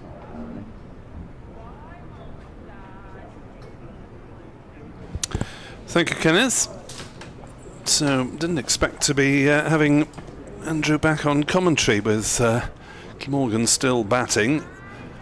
And, well, another 20 minutes and Northants won't have to bat before lunch. So, we could even be into that territory. But it looks as though... Is the skipper bringing himself back on? Yes, he is. Yes. Yeah, well, we said, I think, first thing, Nick, that in an absolutely ideal world, Glamorgan would be batting about now and would then consider possibly trying to get Northamptonshire in for a nasty little 20 minutes or so before lunch. Well, if they're going to do that, they're going to need to either be bowled out or declare fairly soon, but maybe that's not in their thoughts. Just bat for as long as they possibly can and make it as frustrating for Northamptonshire as possible. But this has been a really good effort by Glamorgan this morning, adding 81 runs in an hour and a half, and only having lost 1 wicket. The only thing I suppose comfort Northamptonshire can derive from it is the fact that, as you were just saying with Kenneth, the pitch doesn't appear to have done anything much this morning. No, the conditions for batting do appear to be a lot better with the sun out than they were in the overcast weather of the first couple of days, as Proctor, 3 for 42, tries to finish things off, bowling to Gorvin, who defends to cover, and there's no run. So 2 slips. Third man, Point is back on the boundary, cover mid-off saving the single, mid-on just about saving the single, mid-wicket and fine leg, fairly orthodox field for Luke Proctor, who's gone for just over 2 runs and over. So he's been tight, he's picked up some valuable wickets as Gorvin drives that one towards wide mid-off. Good scrambling stop, but they're through for the single. Coaches love to talk about the batting unit, don't they? And I mean, Glamorgan have now had 4 players past 50, another 3 get into the 40s. It's been a remarkably consistent effort. Really only the captain and Harry Podmore missed out. Yeah, they've applied themselves well with the bat, Glamorgan. No flashy stuff, as that's a no ball from Proctor, which Crane nudges towards mid-wicket. Gay fields, but another 2 will go on the total. And Northamptonshire seconds not doing an awful lot better. Somerset all out for 431 at Taunton Vale. Northamptonshire already 37 for 2 with Adi Sharma and Om Riker both out. Proctor on his way again. Bowls, and oohs and ahs, but Crane made decent enough contact. Plays it out towards deep square leg, and there's an easy couple of runs there available. 474 for 9. 476 for 9. Crane moves to 52 not out.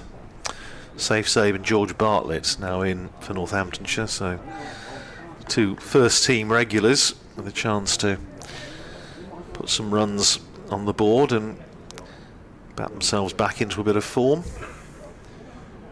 As Proctor's on his way in again to Mason Crane, and short ball. Crane has a go at it. There's an appeal from McManus, but from no one else, so McManus pretends he's clearing his throat or something. Probably it's so embarrassing when you're the only one to appeal, isn't it? Yeah. I'm sure you're never in that in that position, Nick. Heard some things Behind the timbers. Well, I don't often catch them, so 476 for 9. Just the one slip now for Crane. Proctor bowls. Crane goes for that one. Where's it ended up? It's bouncing out towards extra cover, and they'll go through for a single. Crane threw the bat at that. Wasn't sure where it was going for a moment or two, but it sliced away over cover for a single. Glamorgan's seconds are 101 for 3 against Gloucestershire at Rockhampton. Glamorgan have lost Will Smale for 21, Zen Malik for 36, and Tom Bevan, the skipper, for 25. Proctor on his way. Bowls down leg side. Gorvin misses out. He punches the air angrily because it was short there to be hit. Didn't make contact. 477 for 9 at the end of the over.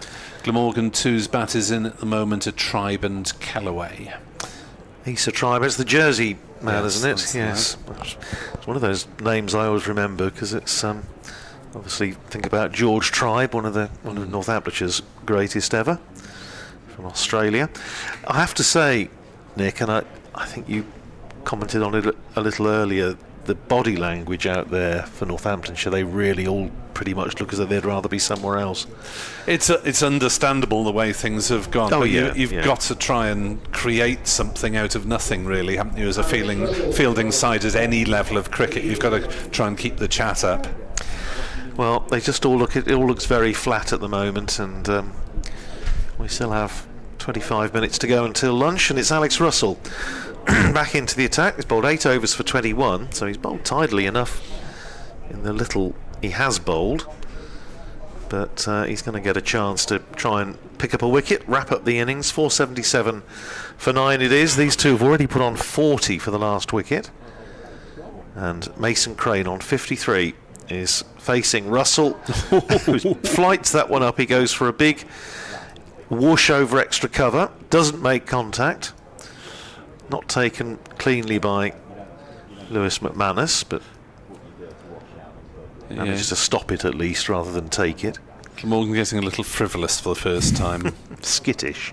Here's Russell in bowls to Crane, who drives pleasantly out to extra cover, fielded by Emilio Gay, who then rather unnecessarily falls back on his backside as though the force of that powerful stroke by Mason Crane has knocked him off his feet.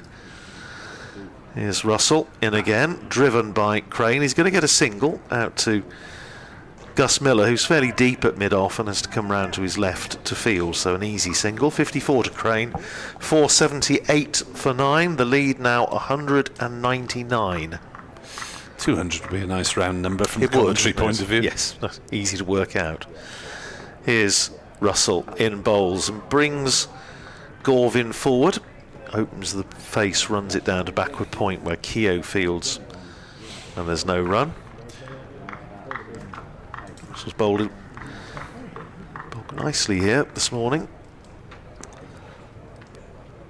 and here he is, and again bowls, and again driven uppishly by Gorvin, just lands in front of Emilio Gay at extra cover, but the leg spinner, as so often, just starting to possibly make things happen. Russell in again, bowls, and that's a big, well, hoik. Yes, I'm glad you said it, because that's what it was. But it's run away for 4, and Alex Russell takes his cap from umpire Sue Redfern with a rather frustrated air. 482 for 9. Gorvin to 22, Crane to 54. The lead over 200 now, 203. The partnership for the last wicket worth 45. Russell's bowled 9 overs for 26. Has maybe a word or two of consolation from his captain.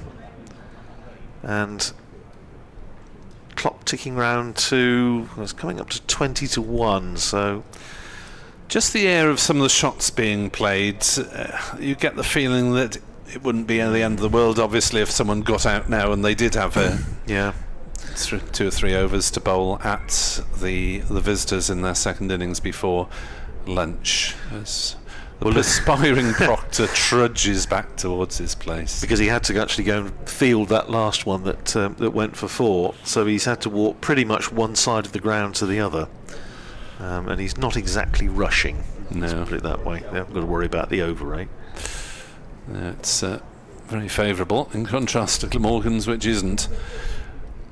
One slip, Proctor to Crane, who pulls that one, or tries to. I was looking down towards fine leg, but the ball actually came off the toe end of the bat and dribbled out about a metre on the offside.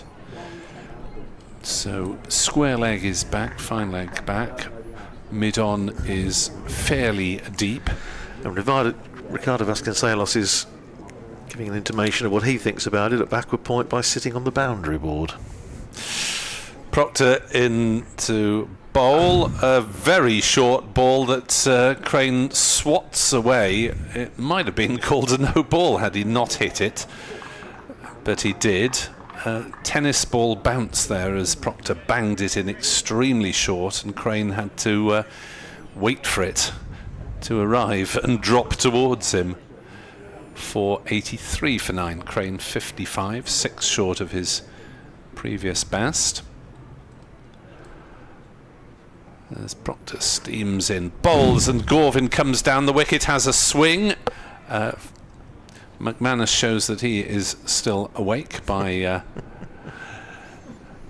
I think he's not appealing seriously for that, is he? Surely not. I think they call that an effort ball, don't you? But McManus hit the stumps with the throw. Gorvin thought the ball was dead, wandered off, and McManus then grabbed a stump out of the ground and made an inquiry, and I think that was a serious appeal by the Northants keeper.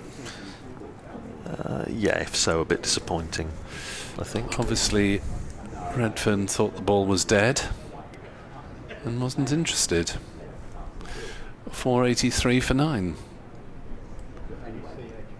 Proctor in, bowls. Gorvin plays defensively out on the onside, fielded by Broad, mid-wicket, no run. So just the 1 wicket to fall this morning. James Harris caught by Vasconcelos, chipping an attempted drive to mid-wicket off the bowling of Rob Keogh for 40. That was 437 for 9. It's now 483 for 9. As Northants toil. Proctor bowls, and that will be a no ball. Another short, loopy ball that umpire Redfern gives Mr. Adnan the nod in case he was in any doubt. That was well overhead high, and Gorvin watched it go past. 485 for 9. Partnership is 48. I keep thinking back to the chat we had with Rafi Weatherall last night, and saying about just need to polish off the last 2 quickly and then get batting, put pressure on Glamorgan on the last day. Hasn't quite worked out. Proctor is in, bowls to Gorvin, who defends to Broad at mid-wicket. There's no run. You have to say these things. Of course, I know. Please don't interpret that as any criticism of Rafi Weatherall, because that's what Northamptonshire would have been hoping to do. But it's just it hasn't remotely gone according to Plan A. The former Glamorgan all-rounder Graham Wagg was the man to turn to for that sort of interview if Glamorgan were in dire straits. As Proctor is in to bowl to Gorvin, who defends on the offside this time. Graham Wagg would always say, yes, well, we'll knock over the last couple of wickets in 10 minutes, then we'll bat long in the second innings, get 300 ahead, and etc. etc. It was admirable and very good for from the broadcasting point of view. Indeed, yes. The Panglossian Graham Wagg. I don't think probably never been mentioned before. But, yeah, I mean, and I think obviously we were saying last night, talking a lot about Alan Lamb, of course, had an hour on BBC Radio Northampton last night, celebrated his 70th birthday, and I mean, he was again an absolute master at saying how the game was going to pan out, and it sometimes seemed ridiculously optimistic, but because of his ability and his force of will, and the fact that, to be fair, Northamptonshire in those days did have a strongish side when Alan Lamb was captain, particularly a very strong bowling side, then very often they conjured a result out of almost nothing, particularly in 95. Here's Alex Russell starting his 10th over, starts with a full toss to Crane, that's driven up to deep mid-off for a single. He goes to 56 as Miller fields, 486 for 9, the lead to 207. Russell with a slip in, bowls to Andy Gorvin, another full toss, and that swung away for 4, and that rather got what it deserved. Swept away by Andy Gorvin. I don't know if he's got some friends and family in, or but there's an awful lot of whooping and hollering whenever Andy Gorvin scores runs. It takes him to 26, and I think that's the 50 partnership. It is the 50 partnership. Yes, it's just ticked over now. That bit of the board just took a second longer. 53 for the last wicket. That's a better ball from Alex Russell. Use the facilities. And Gorvin playing it back down the pitch. And there's no run. Did see Rafi Weatherall starting to limber up, so maybe he's going to have another little roll to try and finish this innings off. As Russell reverse sweep comes out from Andy Gorvin. Made decent contact, but straight to Rob Keogh at backward point. And there's no run. But it'd be interesting just to quickly tot up how many half-century partnerships there have been. Quite a few in this innings. As Russell swung away to deep mid-wicket, he must be caught, and he is. So Russell has finished it off. Andy Gorvin goes for 26, caught by Ricardo Vasconcelos at deep mid-wicket. Glamorgan are all out for 490, so they have a lead of 211, and Northamptonshire are indeed going to have to bat for a nasty little over or two before lunch. So it has been Glamorgan's morning session. 490 all out, the lead 211.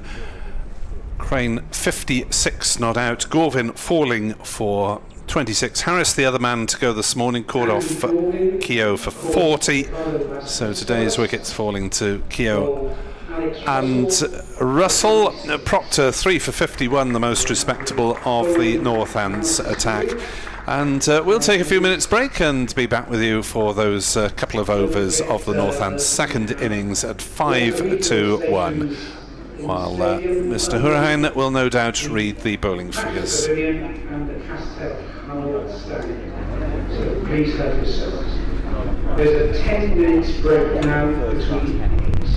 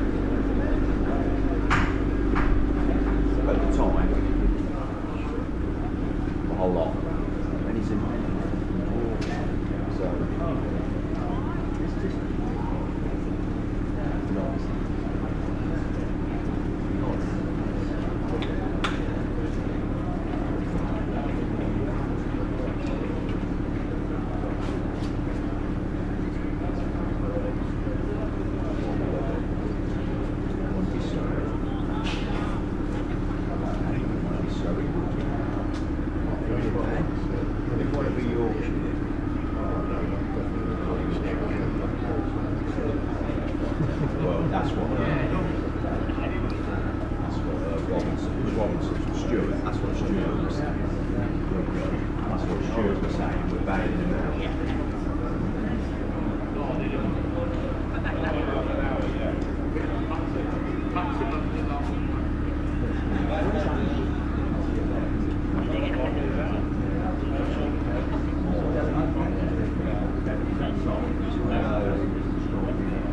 Yeah, because he was talking about the clouds, wasn't he, as well? So he said the clouds to the right, and I was going, look at all the clouds of that. Yeah, but it's only 10 minutes, why would you play?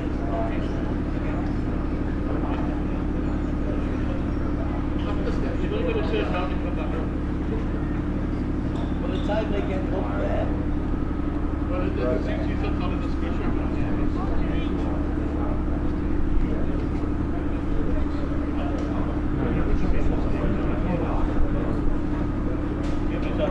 Ordered it.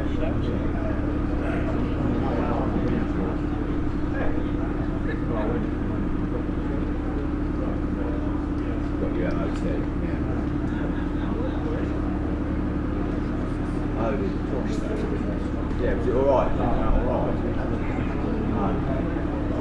You can just walk in, Kate. How old do you have to be? Just ring up someone, PSA test. Yeah. Yeah. Yeah.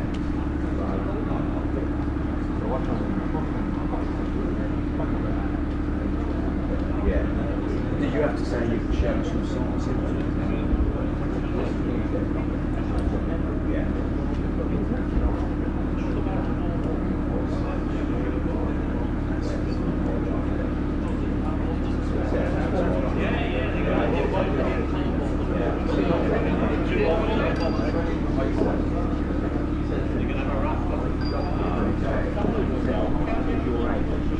Coming up here. Yeah, so I like it, yeah.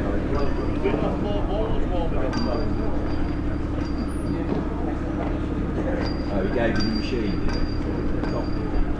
Yeah.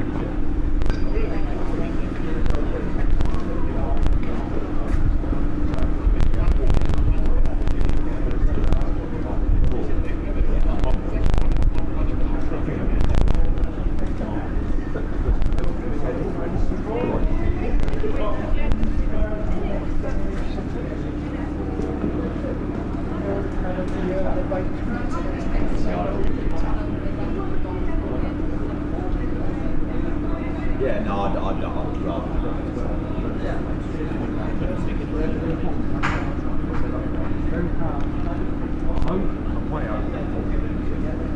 Your units, you know. I'll have 6 points, yeah. You'll have 10 of them. You've been lodging. Yeah. He said, didn't you say that's worse? The binge drinking's worse than a bit regular.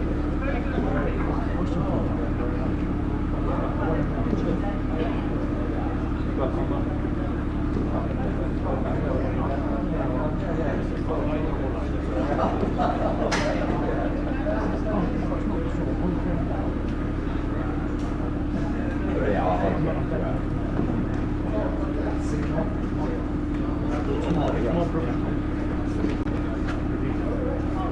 yeah, you got a shot.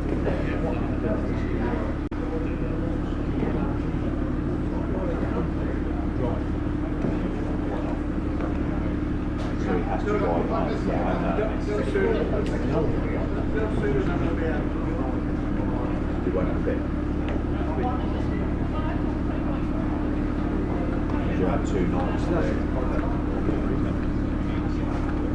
The last time I won now was the last one. Now, I'll have one out. I said to him, I'll have one out.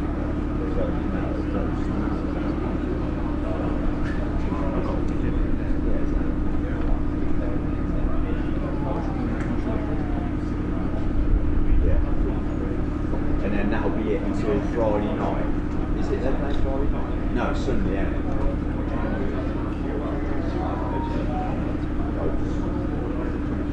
Yeah, whatever, I'm hoping. Yeah, hoping. So anything after the, yeah. Here are the bowling figures. Roughly, Weatherall, 19 overs, 2 maidens, 86 runs, 2 wickets. Gus Miller, 19 overs, 3 maidens, 77 runs, no wickets. Rob Keogh, 10 overs, no maidens, 52 runs, 1 wicket. Liam Patterson-White, 36 overs, 7 maidens, 96 runs, 1 wicket. Justin Broad, 18 overs, 2 maidens, 78 runs, 2 wickets. Luke Proctor, 20 overs, 2 maidens, 51 runs, 3 wickets. And Alex Russell, 9.5 overs, no maidens, 31 runs, 1 wicket. What else can you get? He's going to look at it and go, who's going to like get me to win? That's one, or sad. Well, sorry, that's one. I mean, it hasn't transpired yet. But that's what it is.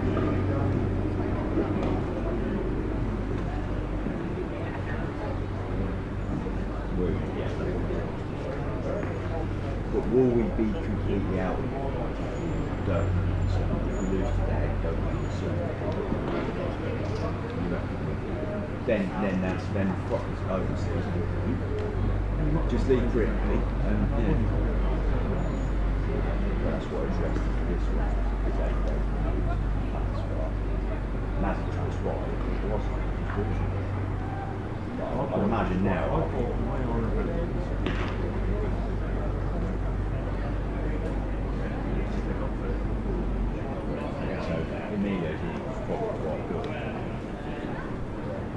But now there's no excuse.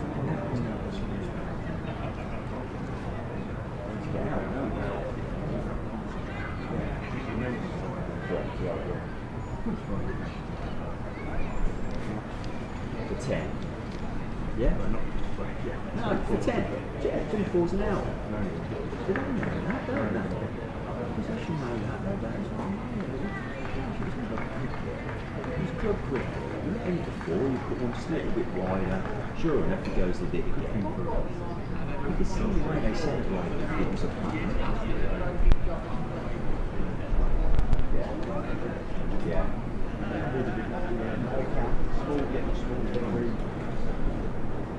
But that was our point. We'll be taking lunch at 1 o'clock today. Northamptonshire's opening batters, Proctor-Vasconcelos and Emilio John.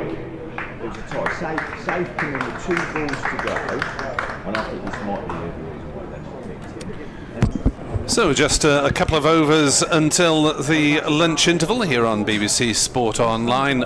Awkward moments for Northamptonshire as they look to survive for these few minutes and then make inroads this afternoon into their deficit of 211 on first innings. So scoreboard pressure, but there shouldn't be too much pressure in terms of the conditions because the sunshine today has really taken much of the venom out of the wickets. It was proving or offering a little bit of movement and a little bit of variable bounce on the first couple of days, but nothing of that visible this morning as Vasconcelos and Gay reach the crease. Tim van der Hoogten to open the bowling. And if you're wanting a little bit of entertainment at lunchtime, then Andrew Rad will be on 5 Live Sports Extra at around about 1:15 to talk about his work, latest book on the history of Northants captains. Van der Hoogten bowls, and that's run straight away for Vasconcelos through the offside. Nice back foot punch, and he'll pick up an easy couple of runs. Andrew will be well carb fueled for that performance. 5 Live Sports Extra in what about quarter past, is it, Andrew? Quarter past he's on. 5 Live Sports Extra, also available via BBC Sounds, of course. Northants 2 without loss. Van der Hoogten in with 3 slips to bowl, and there'll be more runs here through the offside. Another pair of runs as Kieran Carlson tracks back from mid-off to do the fielding. So Glamorgan obviously have the luxury of this big lead, and able to leave a few gaps in the field while they post 3 slips. Labuschagne, Northeast and Gorvin at the moment. And interestingly, there's a helmet on, so I think we're going to see an over of spin from the Cathedral Road end. At the moment, it's Tim van der Hoogten from the River Taff end. Actually, they may not get a second over, as Vasconcelos is forward. They'll have to get through these remaining few balls quite quickly. Yeah, 3 slips. Gully as well. Glamorgan on the attack with the huge lead they posed in the first innings.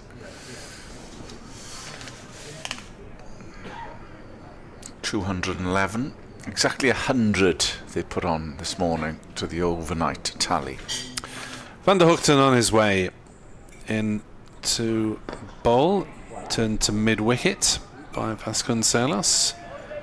No run. 12:59 on the board, and 2 balls still to go. So, yeah, thanks to Vasconcelos hitting a couple through the covers, I think he's minimised the amount of survival that he and Emilio Gay will have to do. Van der Hoogten on his way once more. Bowls, and there's an appeal for LBW. They'll think about a leg by as the ball squirts towards square leg. Umpire Redfern turned down the speculative appeal, and looks like Jamie McIlroy on the field there as a substitute just by the umpire. I think I've caught the number 35. Not sure has gone off. We'll have to check that after lunch. Have a count round the field. Van der Hoogten, the last ball of the over, driven by Vasconcelos but parried by Byram at point. The clock reaches 1300, and the batters have no hesitation in heading for the safety of the dressing room. So just 1 over bowled by Glamorgan. Northants 4 without loss, trailed by 207. Kenneth, myself, Andrew Rad will be back for the afternoon session at 1:40. Update for BBC Radio Wales fairly shortly. Other than that, enjoy your luncheon, and don't forget to listen to Andrew on 5 Live Sports Extra, available on your digital radio or via BBC Sounds app at 1:15.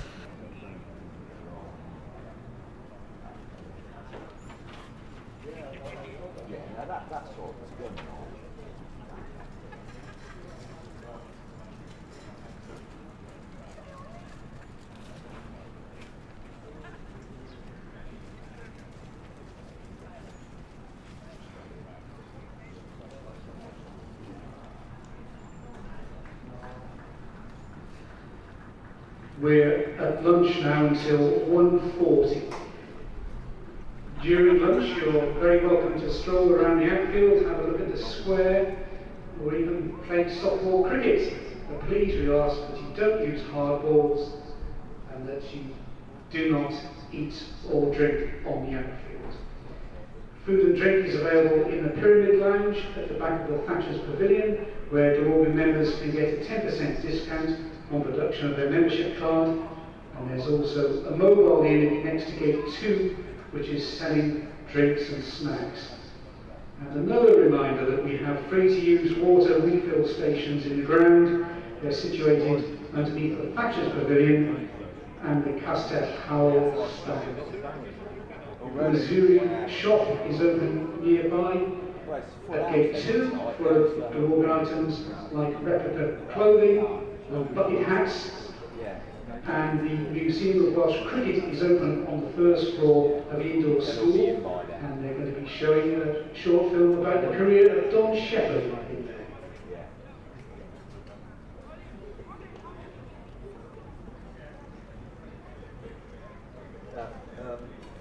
Some of the latest cricket scores we have in the 7-11 Championship. Glamorgan have gone over to Rockhampton to play Gloucestershire over the next 3 days. Glamorgan batting first have reached 125 for 3. In the Vitality Championship, Division 2 at Lords, Middlesex, Derbyshire, Middlesex 433 and in the second innings 55 for 1. That's a lead of 149 over Derbyshire, who were bowled out in their first innings.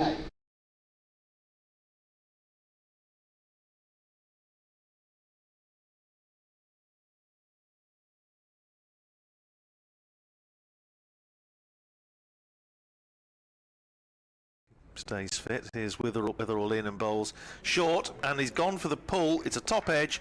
First bounce for 4, and it's shin pads.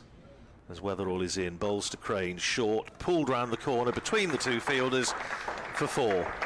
And here is Rafi Wetherall starting his 19th over from the river end and turned off his hip by Mason Crane, going down towards the boundary. Bowlers of that vintage. Here's Wetherall in again, bowls, and that's edged. Oh dear. Over where third slip would have been. Salos and Pretty Sure.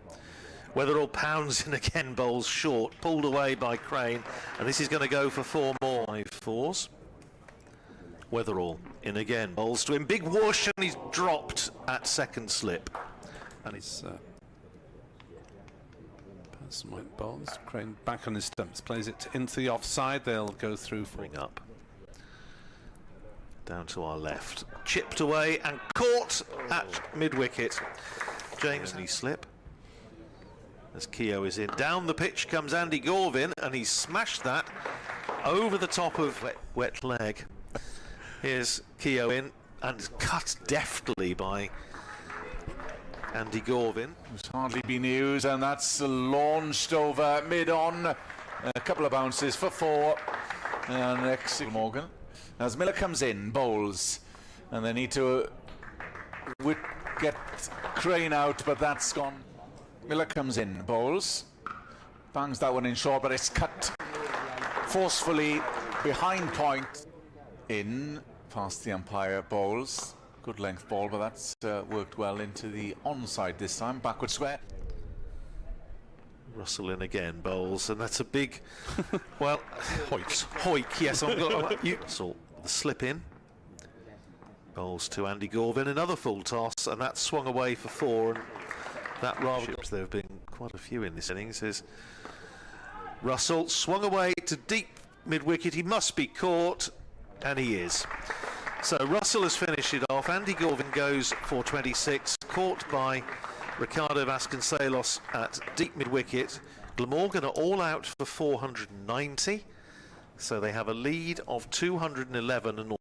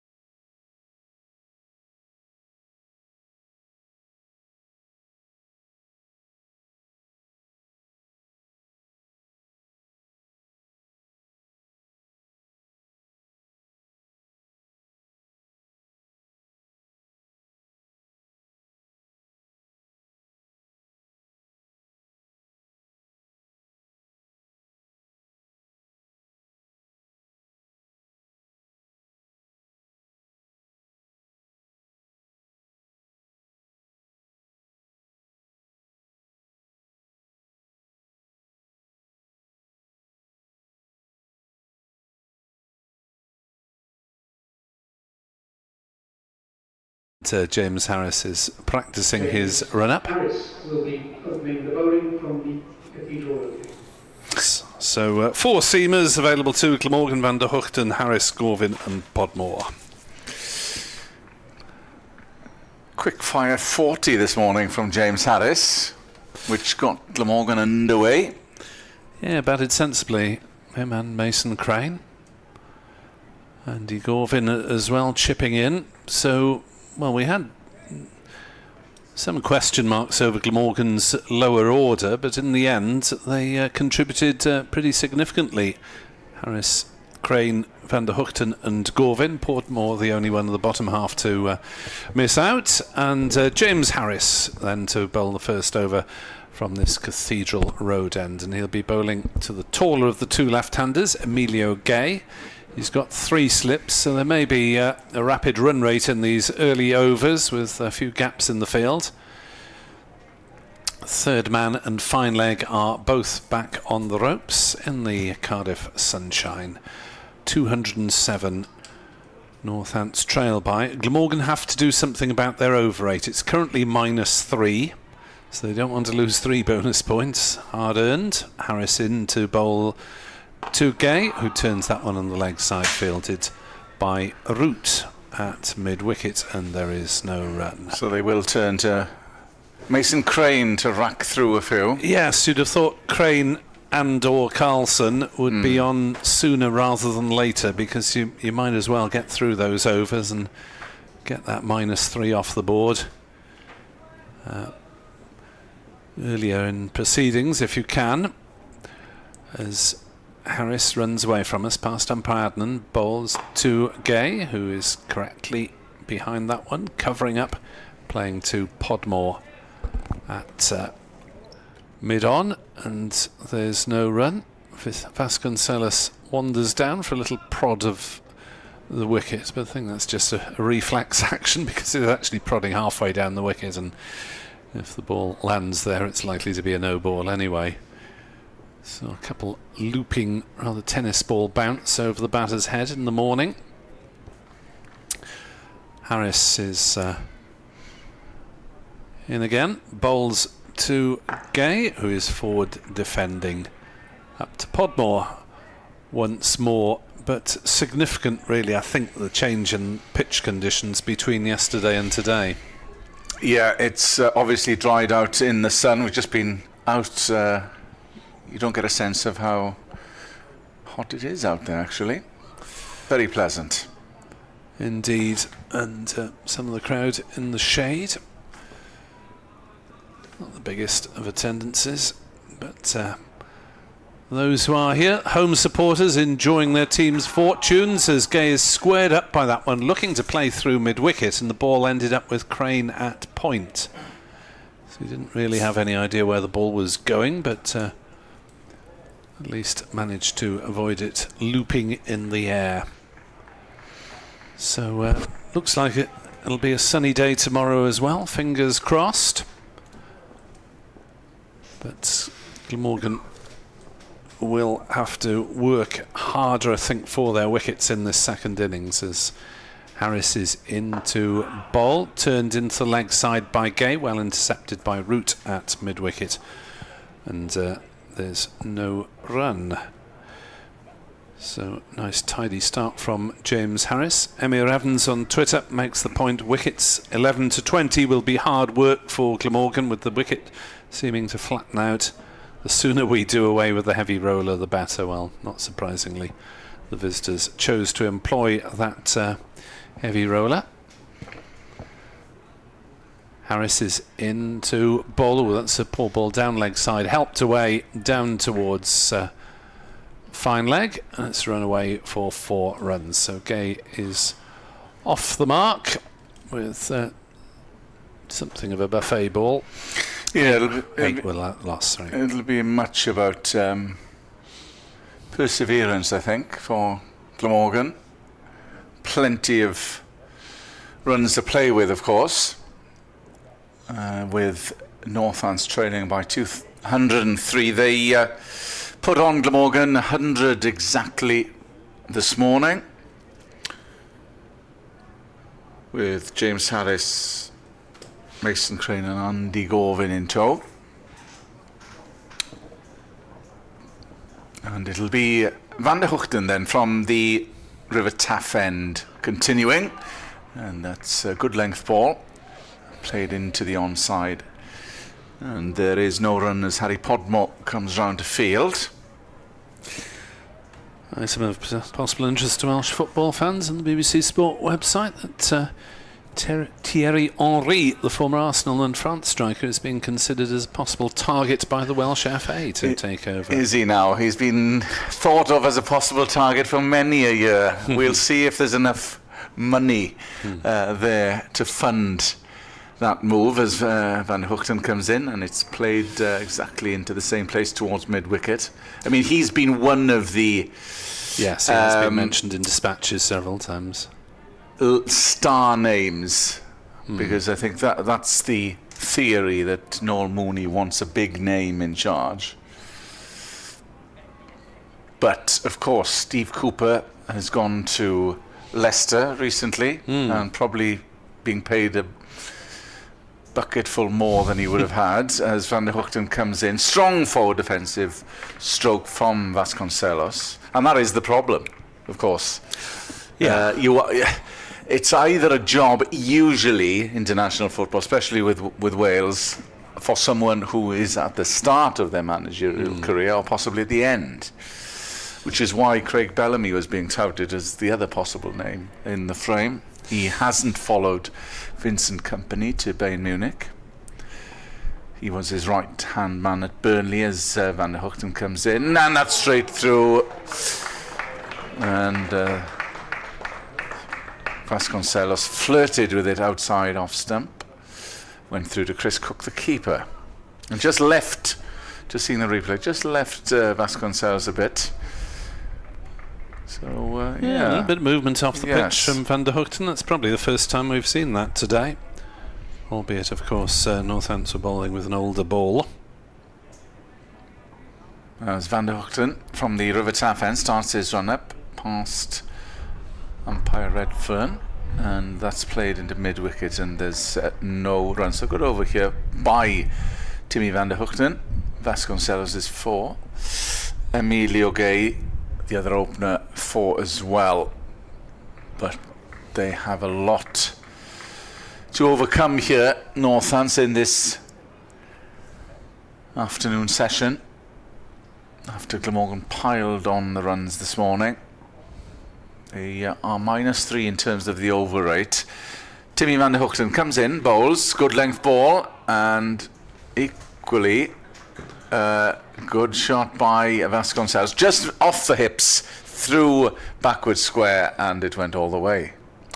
That was good. That was all about timing, that was. Yeah, it was a nice little flick, wasn't it, from Vasconcelos. And a bit of a gap in the field around square leg, and the ball thudded against the boundary boards at square leg on that shorter side of the ground. If you haven't been listening the first couple of days, the pitch is towards the grandstand side of Sophia Gardens and is thus miles away from the pavilion.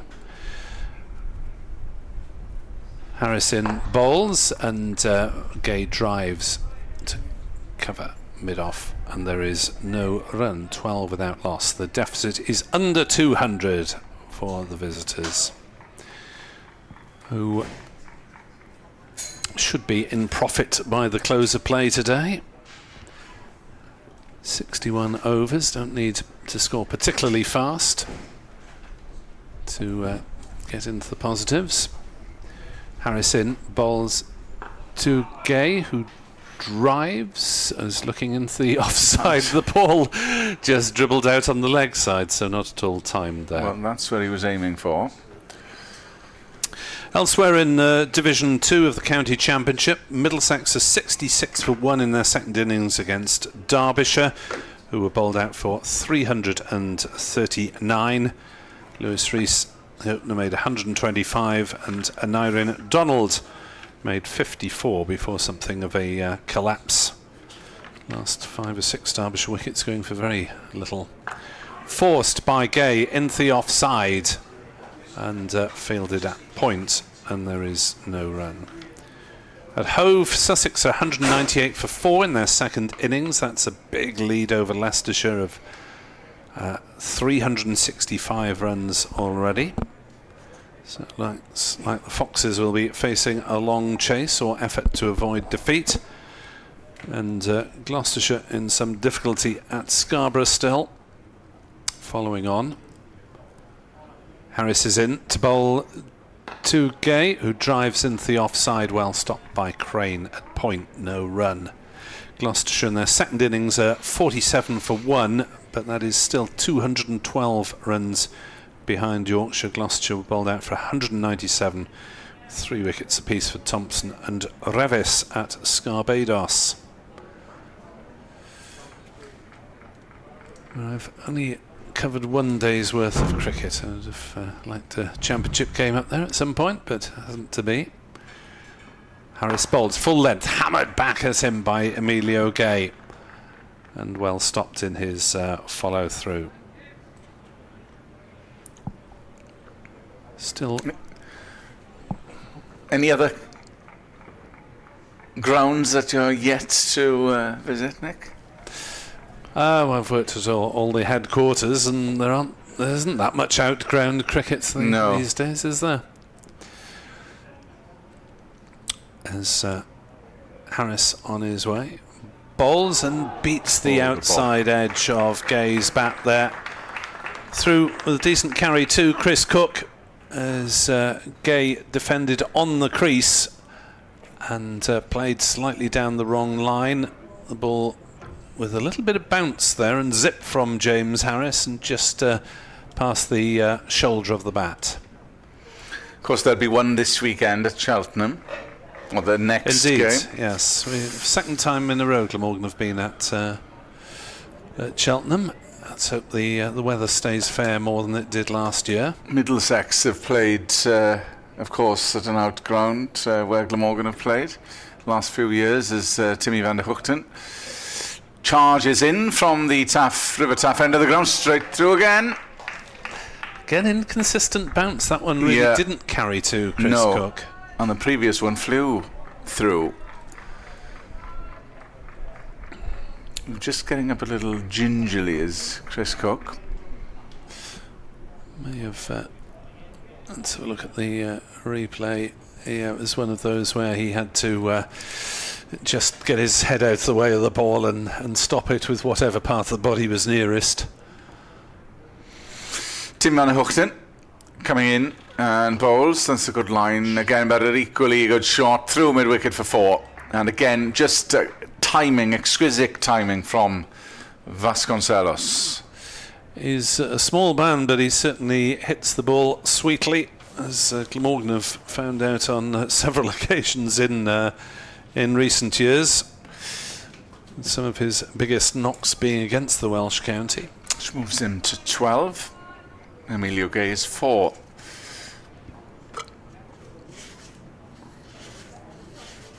Van der Hoogten coming in past the umpire, bowls, and that's well, it was a delightfully struck cover drive, but the man was able to field, and that was Billy Root. Saved a boundary there.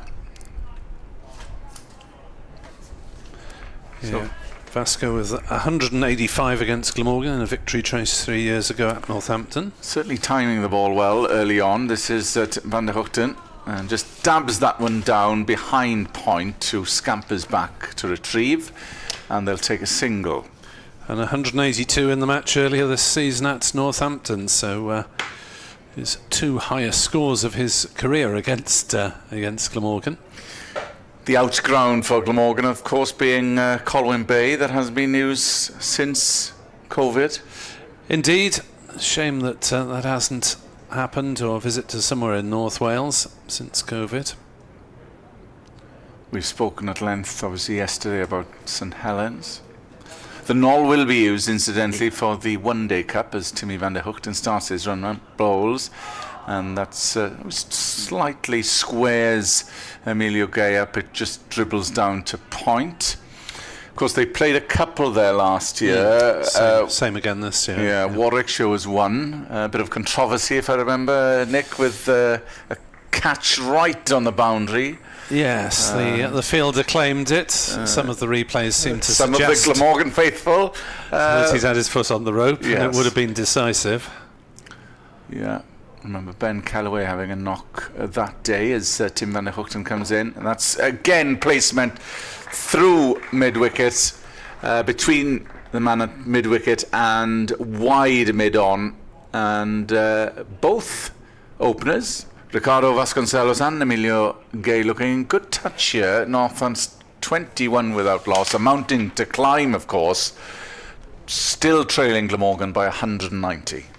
Yeah, Gay the highest score in the first innings with 65, but for the moment all is serene on the Northants balcony away to our left, just about mostly in the shade. Northants flag above them, possibly the largest flag on the county circuit, is fluttering in the breeze. Harris is into Vasconcelos, who works that away on the leg side and takes a single. They thought about two, but Vasconcelos fell over at the non-striker's end and slipped rather awkwardly, and now he's down on his haunches, just making sure that everything is one piece, and stretching his right leg slightly as he goes down to give himself a bit of time and chat with Emilio Gay. Just rubbing the calf, maybe.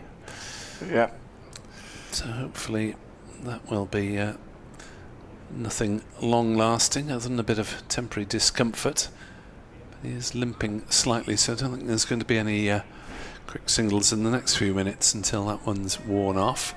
22 without loss, 189 is the deficit. Thankfully it is up in the top right-hand corner of the scoreboard, and indeed on the graphic for video viewers. Harris in to Gay, still the three slips, and Gay will get a single down to square leg. Vasconcelos seemed to be moving reasonably well there. This, of course, would only be Glamorgan's second, well, going ahead of myself here, if they do get over the finishing line in terms of victories this season. Yes, and Northants still looking for their first, but if Northants have looked at the pattern of any games here, then they will certainly have hope of survival, as Harris bowls, and Vasconcelos, I think, was looking to leave that one. I think he was, yeah. But in the end, he's knocked it away to third man for a single. Looked as though the bat was upraised, and Harris got a bit of extra bounce. He'll have to be careful there. Well, you can play on trying to leave, and then just inadvertently you play on. But he got away with that. 24 for naught in the sixth over of the visitors' second innings. Harris bowls, driven by Gay, not quite timed for once, and Carlson makes a scampering stop, moving round from cover to mid-off, just behind the bowler. We haven't seen James Harris like we did last year. He was with us for much of the T20 campaign on comms duty. Yeah, he just did the first game. Oh, he did the first one. I think you were probably away in West Wales or somewhere. Or Ireland. Oh, Ireland, yes. Yeah. Harris bowls, and Gay plays it defensively towards Podmore at mid-on, and there's no run. Of course, we've lost Aneirin Donald as well. Yes, he's been picked up for 100 duty now. There were a couple of matches where he might have been available where Derbyshire didn't clash with Glamorgan, but if he's getting paid the big bucks in the hundreds, the BBC offer of 17 pence and a bag of crisps is not likely to tempt him. 24 for naught. Harris to Gay. Full length ball driven, and that one has gone through. I thought for a moment Carlson had stopped it, but might have got a fingertip on it, but it's reached the boundary at long off 4 more onto the Northants total, 28 without loss. Gay moves to 13. Harris just over-pitching marginally, and Carlson's dive was in the end a despairing one. 28 for naught, deficit 183. And the assessment probably, Nick, from the first 6 overs of the Northants' second innings is that there aren't many demons in the pitch, and it will be a case of persevering for Glamorgan, keeping it in the right areas, frustrating the batters. Yeah, the old scoreboard pressure doesn't seem to have got the heads of the visitors' openers so far. As Tim van der Hoogten will continue from the River Taff end of the ground. 3 slips for Glamorgan. Here he comes, Van der Hoogten past the umpire, and good leave by Vasconcelos. There is a point, extra cover, mid-off, mid-on, and square leg, and there is a man covering fine as well. And it's being reported that Frank Duckworth has passed away, co-creator of the Duckworth-Lewis method, RIP.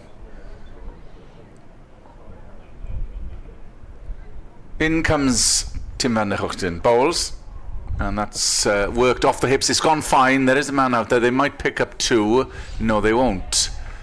So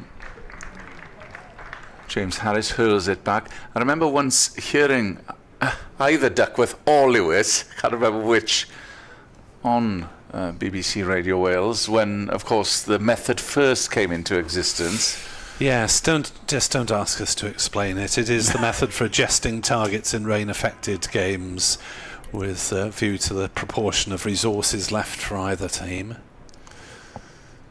Van der Hoogten in, and that's just strayed down leg. Chris Cook dives and takes. It is a considerable improvement, of course, on the previous method of determining rain-affected games, where it just went on run rate, which meant if you were 9 down but you'd scored quickly, you could still be awarded victory. It's much better than it used to be.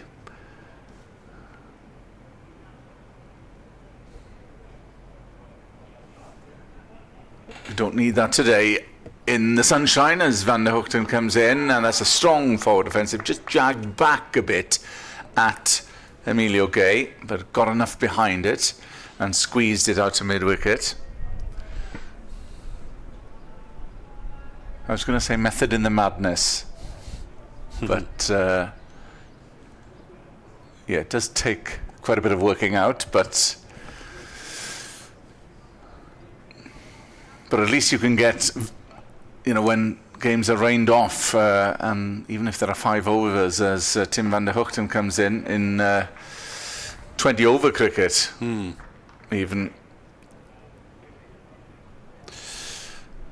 Yeah, Glamorgan's second 11 have slumped somewhat against the Gloucesters. 147 for 5, Tribes gone for 18 and Kellaway for 14.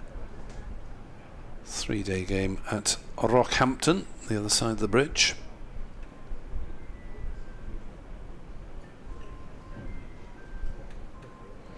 Van der Hoogten starts his run up past the umpire, bowls, and that just got big on Emilio Gay, but he's fended it off and it runs down to short third.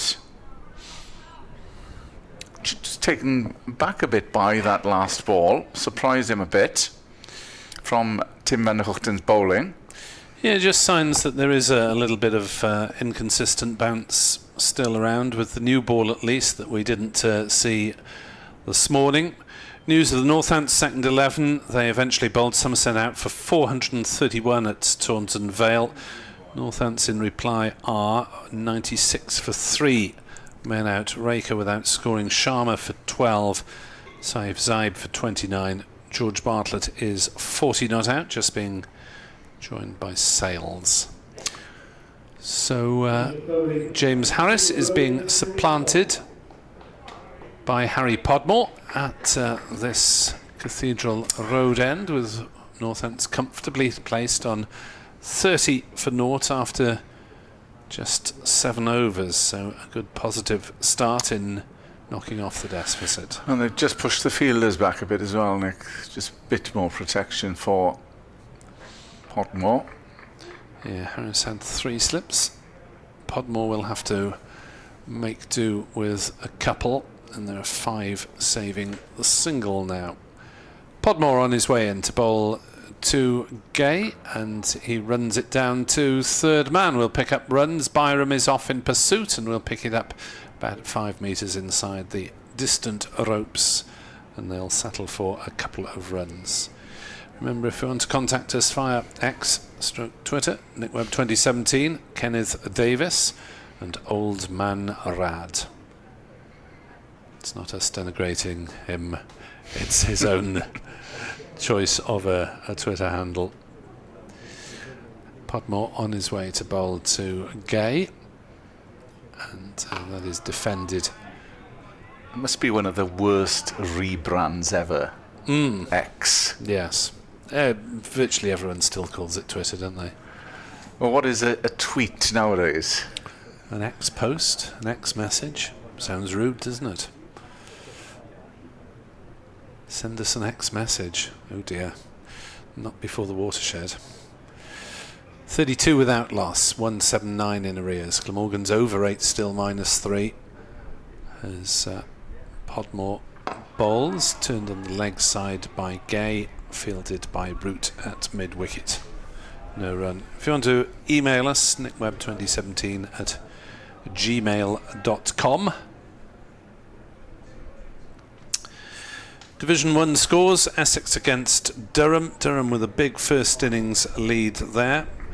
Chose not to enforce the follow-on. They're 1 for 1 in their second innings, but that's a lead of 249 over the home side at Chelmsford. Podmore wearing 23, 1 wicket in the first innings. Bowls full length, driven nicely through the offside by Emilio Gay, and that one will just about reach the ropes at extra cover in front of the grandstand. 4 more to the Northants total, 36 without loss. At Canterbury, Kent made 244, Lancashire 529 for 7. Double century for Josh Bohannon, he made 205. Luke Wells made 150. Matty Hurst has made 50, and Lancashire 285 in the lead already.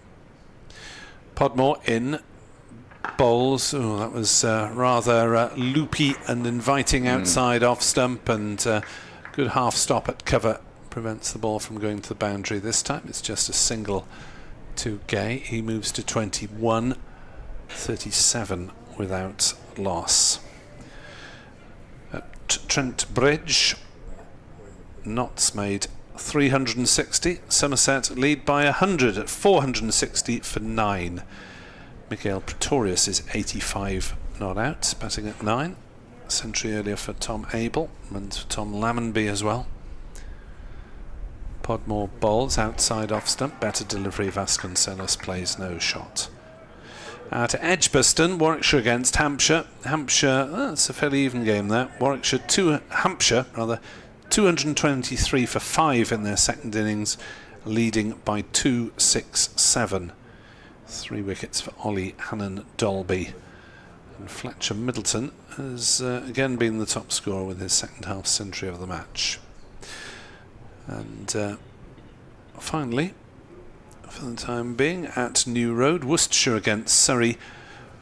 Surrey with a big first innings lead. They made 490 all out. Worcestershire 26 without loss, still 252 runs in arrears. Tim van der Hoogten will continue from the River Taff end. Here he comes past the umpire, and that's a strong forward offensive stroke from Emilio Gay. In fact, in that match at New Road, Worcester are following on, so Surrey batted first. We saw that fusillade from Dan Lawrence, whose 175 included 5 successive sixes as 38 came off and over.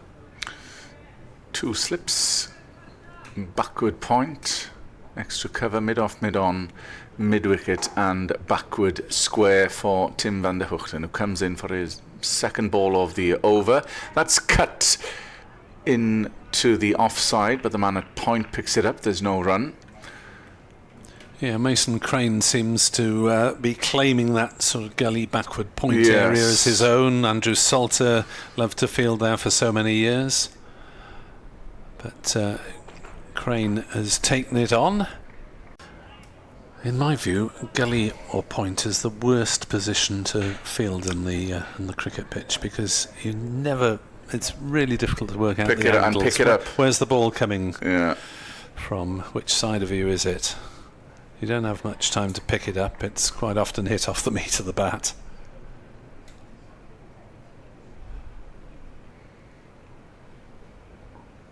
As Tim van der Hoogten prepares to charge in, trying to get a breakthrough, and that's driven firmly, but only up to mid-off. Kieran Carlson is there. So these two largely untroubled, really, Vasconcelos and Gay, and have pushed Northants to 38 for no wickets. They still trail by a huge 173.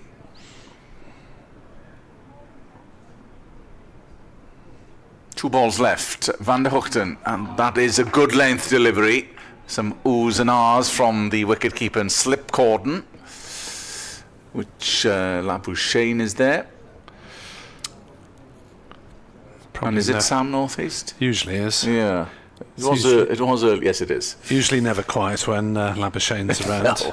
No, always a bit of chatter behind the stumps, alongside Chris Cook, of course, as Van der Hoogten comes in and will finish his over here, and that's worked round the corner towards fine leg for a single. 39 for no wicket. Northants, they still trail by 172, as Glamorgan a little earlier made 490, and thanks largely to the efforts of Mason Crane, who has not out 54. Harris was caught, Vasconcelos bowled Keogh for 40, and Andy Gorvin, the last man out, caught, Vasconcelos bowled Russell? It was Russell. I couldn't read my own writing. 426. Thanks, Nick. The Newport-born leg spinner getting his only wicket to wrap it up. Vasconcelos on strike, and Northants have knocked off nearly 20% of the deficit already in double quick time, really. One over before lunch, and now 30 odd minutes after it, as that's through outside off stump from Podmore, and Vasconcelos can leave it go through harmlessly to keeper Chris Cook. Harry Podmore certainly keen to make an effort in the make an impact in this game, having been out of the championship side since April of last year, with some fitness issues preventing him from really mounting a consistent challenge last year, and then breaking his thumb in pre-season this year. Not the best of fortunes. Podmore is in to bowl to Vasconcelos, who's up on his toes, bat straight, defending back down the wicket, and there's no run. Harris's opening spell was fairly brief. We may see him swap ends and take over from Van der Hoogten, but it's more likely to be Gorvin with a couple of overs, but I suspect these are going to be short spells before they turn to spin to get rid of that over rate problem. So hopefully we should get a reasonably prompt finish tonight, with time to make up for Glamorgan. Podmore bowls, Vasconcelos punches it into the offside, fielded at cover, and there's no run. Gorvin is warming up, so he's likely to take over from Van der Hoogten. Possibly next over Van der Hoogten spelled 5. We have seen Labuschagne as well, haven't we? We have. We could see Labuschagne bowling anything, really. Yeah. He has taken wickets for Glamorgan with his more normal leg spin, but also with off spin and with seam. Versatile chap. Podmore bowls, forced away on the leg side by Vasconcelos. Billy Root made a diving attempt at short mid wicket, but the ball eluded him, and it's fielded by Dan Douthwaite on as a substitute fielder. Well, we saw McIlroy coming on earlier, so I'm not sure who the absentee is. Have to have a check round, because the other 3 members of the 15-man squad, Bevan, Smale and Kellaway, are all playing for the twos today. There's Podmore bowls, and that's gone through Vasconcelos. Low bounce taken by Cook. On the second bounce it wouldn't have mattered because it's a no ball anyway. Umpire Adnan pointing down. Yes, Podmore overstepping. The ball eluded the outside edge, then kept low, but doesn't matter. No ball called. 43 without loss. First sundries of the Northamptonshire second innings. Podmore in bowls, driven into the offside by Vasconcelos, fielded at cover. No run. Crane, the fielder there, like Russell, with a towel hanging out of the back of his trousers, the 2 leg spinners, but Crane's is rather less obtrusive since it is white as opposed to the maroon towel that Russell was sporting like a tail. 43 for naught. Podmore to Vasconcelos. Slapped away on the offside. That's beaten the dive of Byram at backward point, and that'll run away down towards the ground staff area and races away for 4. 47 for naught. Slightly innocuous start from Harry Podmore, who's gone for 15 in his 2 overs. You usually talk about the groundsman's hut, but it's a fairly solid concrete building just behind the stand there, so you can't really call it a hut.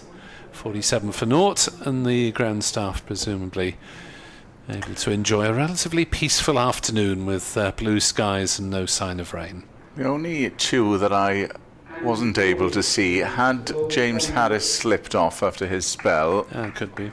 or the other chap was Eddie Byram, who I think is in the distance. I think that was Byram who just dived at that one. Yeah. Is that Byram out on the mid-wicket boundary now in front of the grandstand?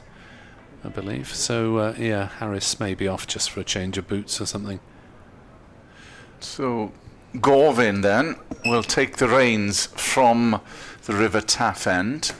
Still 2 slips. No breakthrough as of yet. Gorvin coming in. And that's worked round the corner towards backward square, deep backward square, who hurls it back in. Gorvin, who had 5 in the Glamorgan win against Sussex.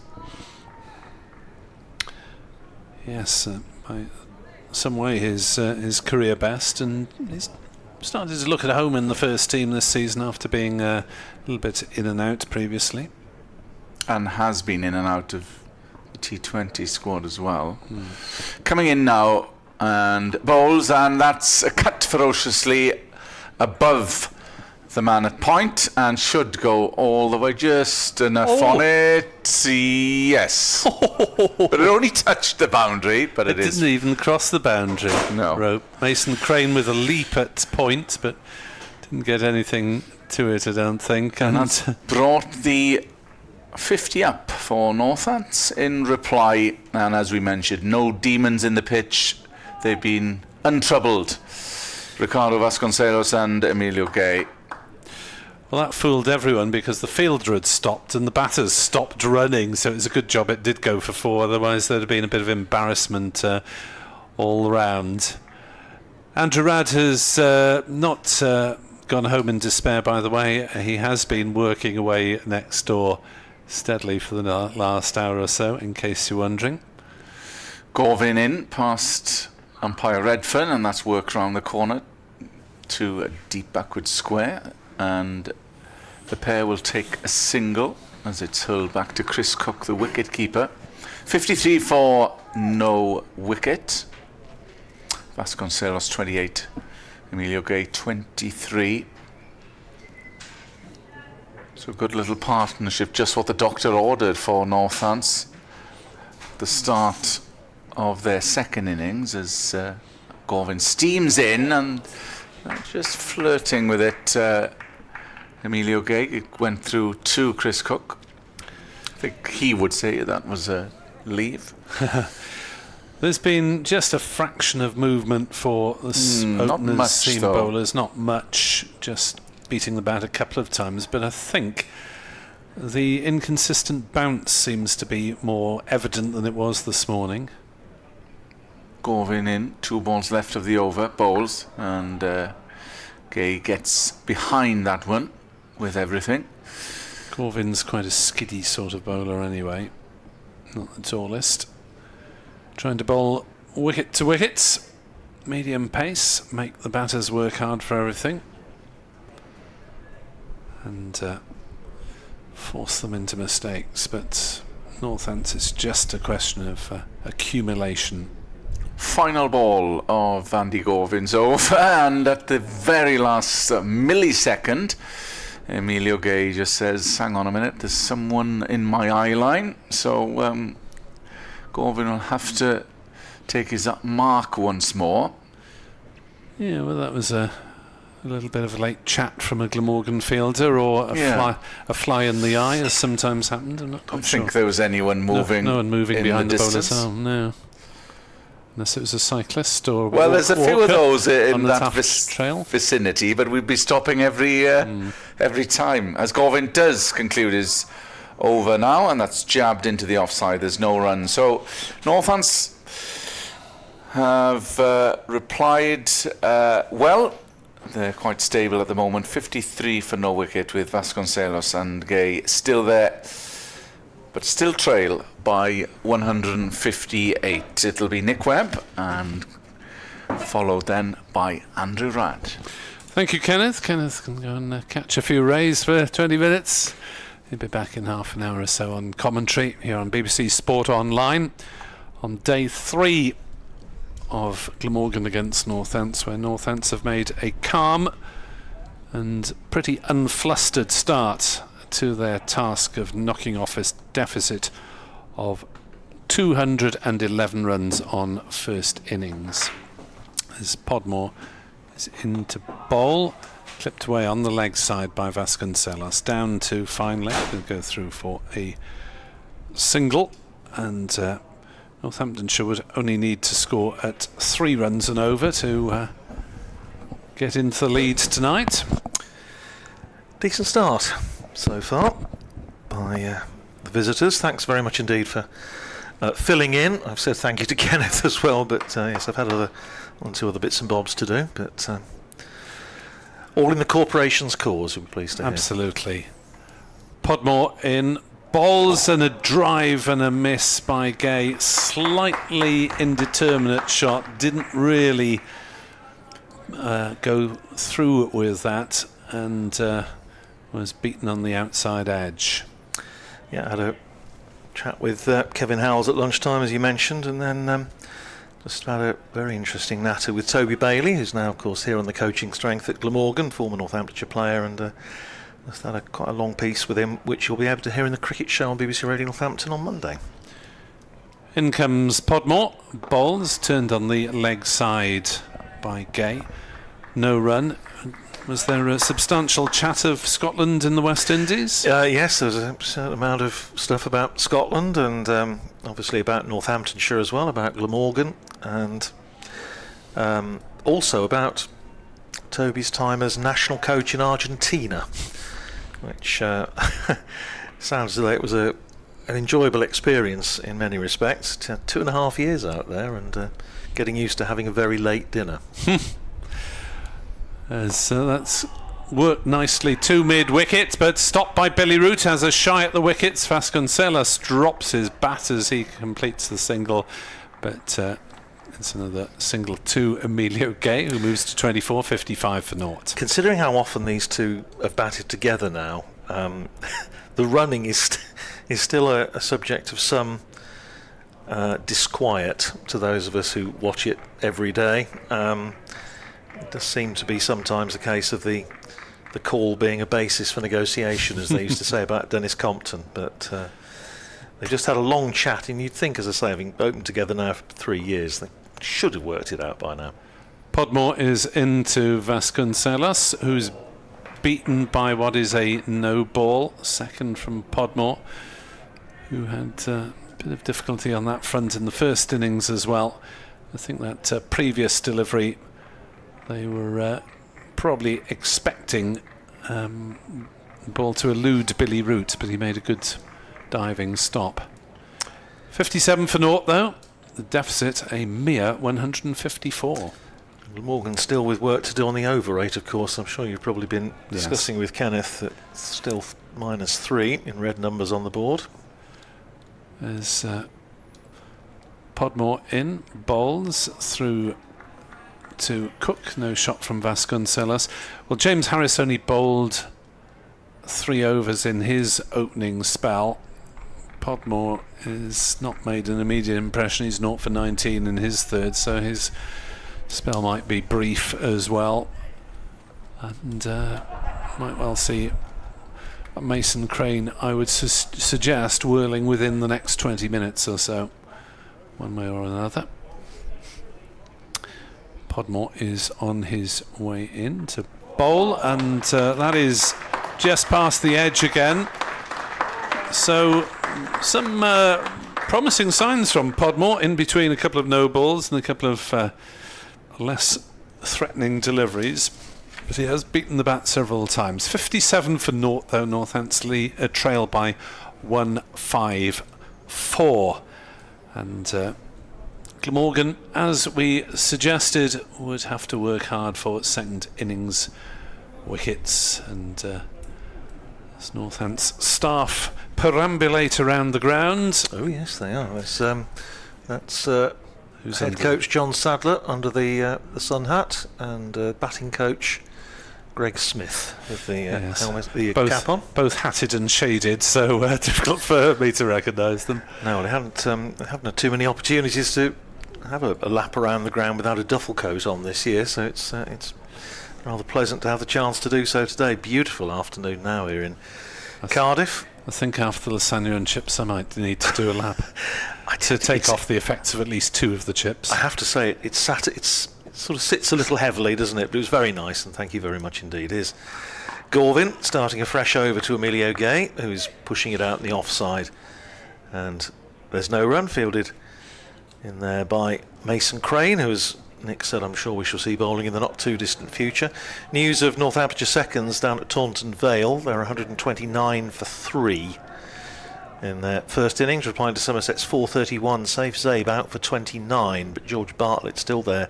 61 not out off 61 balls, already hit 12 fours, so not doing a lot of running. Here's Gorvin round the wicket, bowls to Gay, turns it away down towards deep backward square. There are 2 fielders out there, and it's James Harris who comes round from long leg to retrieve, and they come through for another 2 runs. Takes Emilio Gay up to 26, 59 for no wicket. Yeah, so Harris's absence from the field was a brief one. We mentioned Dan Douthwaite was on as a sub-fielder, but presumably just a change of boots for the Glamorgan bowler.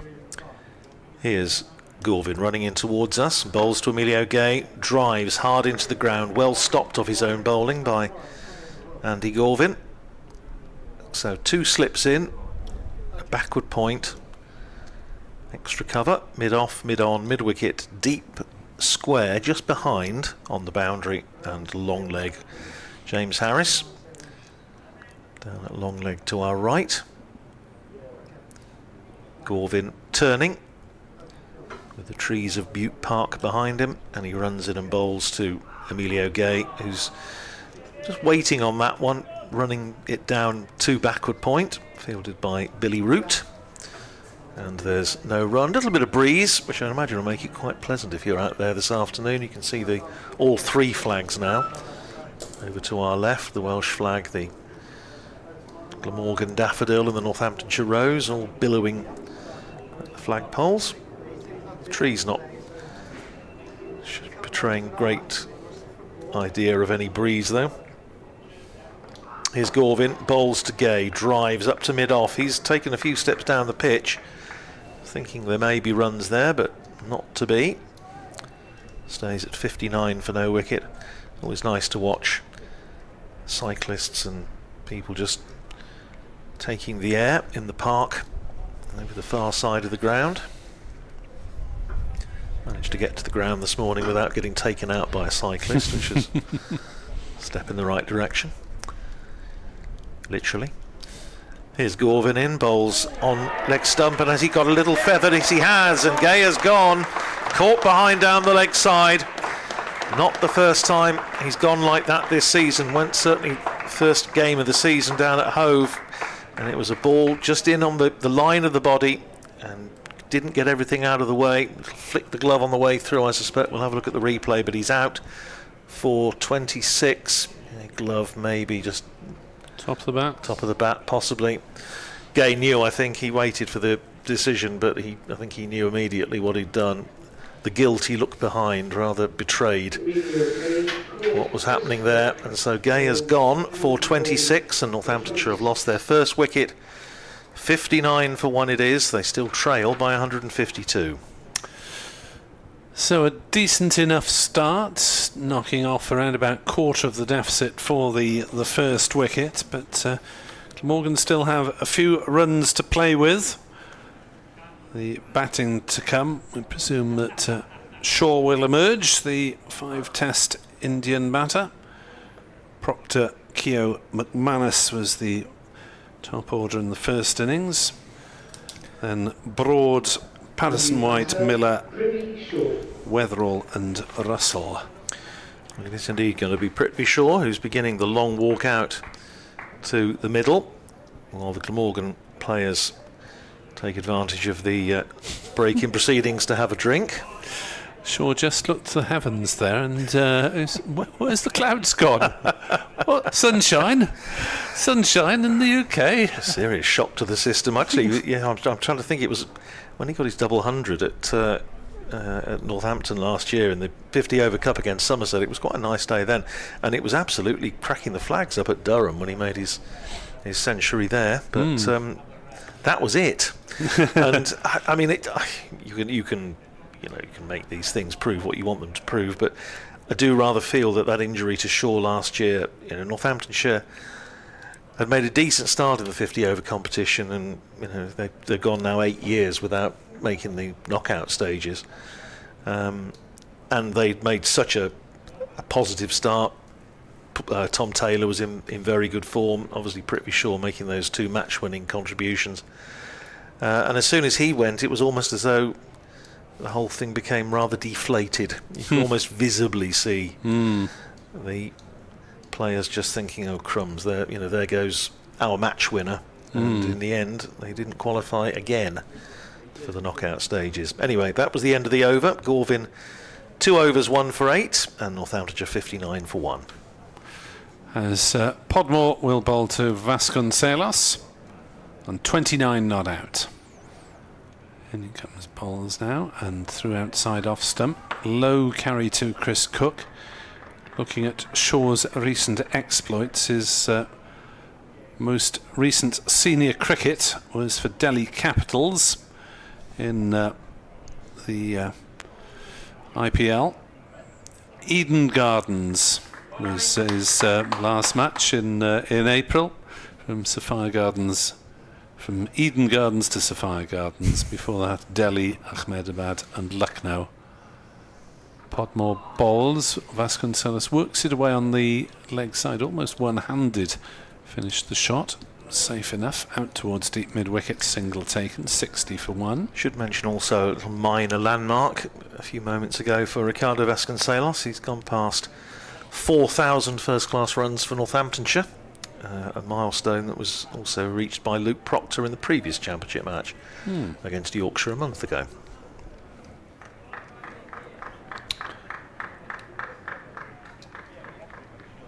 right-hander on strike for the first time.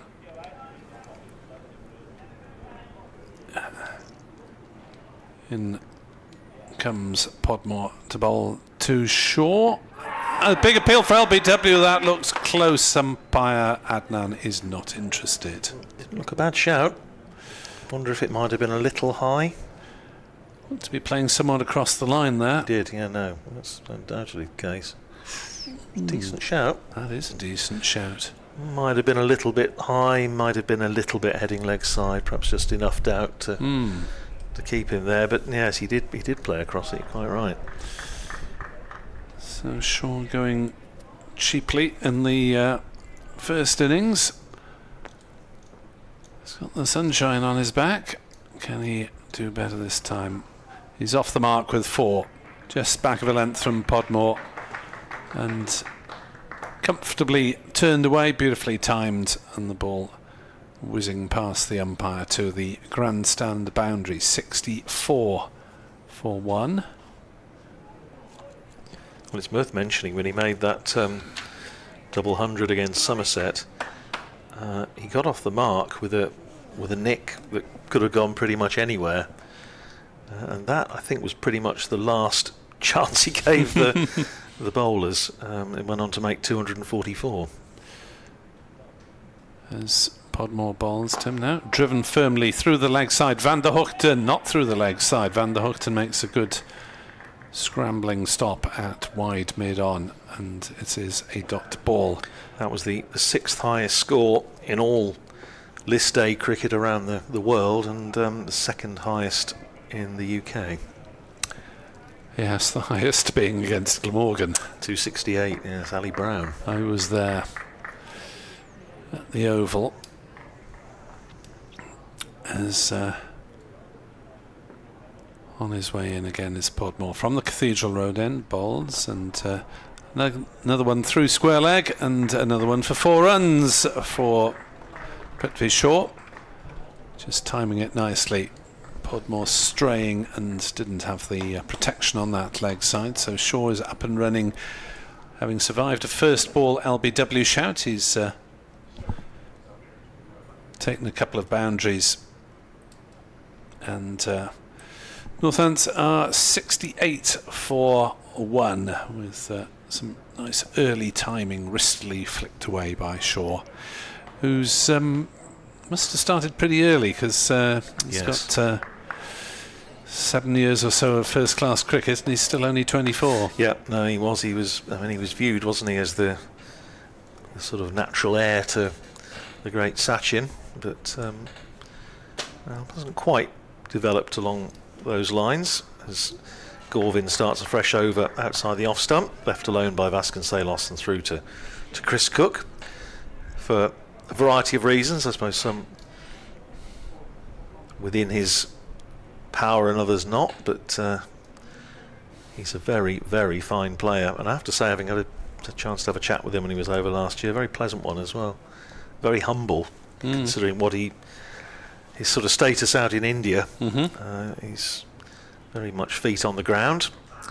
Driven by Vasconcelos, he was trying to flay that away through extra cover. Didn't time it to the extent that it rolled up gently to mid-on. But Vasconcelos, again, he's had a decent start, having missed the first couple of championship matches. Scored 527 runs, averaging 75, including, of course, that big 100 against Glamorgan, who rather as Northamptonshire are getting sick to the death of the sight of Mason Crane. Glamorgan over the years have seen more than enough, they will think, of Ricardo Vasconcelos. He drops that next ball down square of the wicket in the offside, fielded by Billy Root at point, and there's no run. Glamorgan seconds have slid somewhat. 172 for 8 against Gloucestershire. Will Smale and Zen Malik started with a half-century partnership. Malik's 36 is the top score so far, though. Tom Bevan made 25, but no contributions in the middle order. Here's Gorvin into bowl to Vasconcelos, who has a big drive at that one outside the off stump. Gorvin thought he might have got a little nick, but no, he hadn't.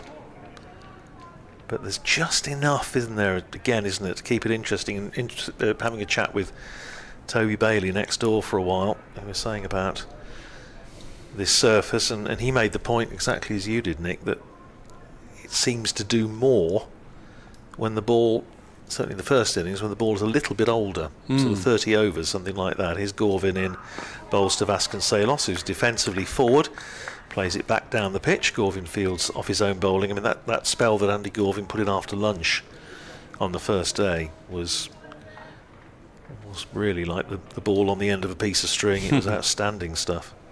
Bowled beautifully, and I say I haven't seen a great deal of him before this match, but very, very impressive. Vasconcelos just having a little wander out towards square leg, collecting his thoughts, and takes guard now. And umpire Sue Redfern lets Andy Gorvin through, and he bowls outside the off stump, left alone by Vasconcelos, and that's the end of the over. 3 overs, 1 for 8. So a maiden for Andy Gorvin. 68 for 1, Northamptonshire. Vasconcelos is 30. Prithvi Shaw is 8, and Northamptonshire still trail by 143. And the destroyer for Gloucester Seconds is certain DG Trigo, and I wonder if that is son of Peter, the Somerset stalwart. So, yes, no way through, or just the 1 wicket so far for Glamorgan in the first 15 overs. And the deficit now down to 143. Podmore into his 5th over, which I suspect will be the last of his spell, unless he makes a breakthrough here.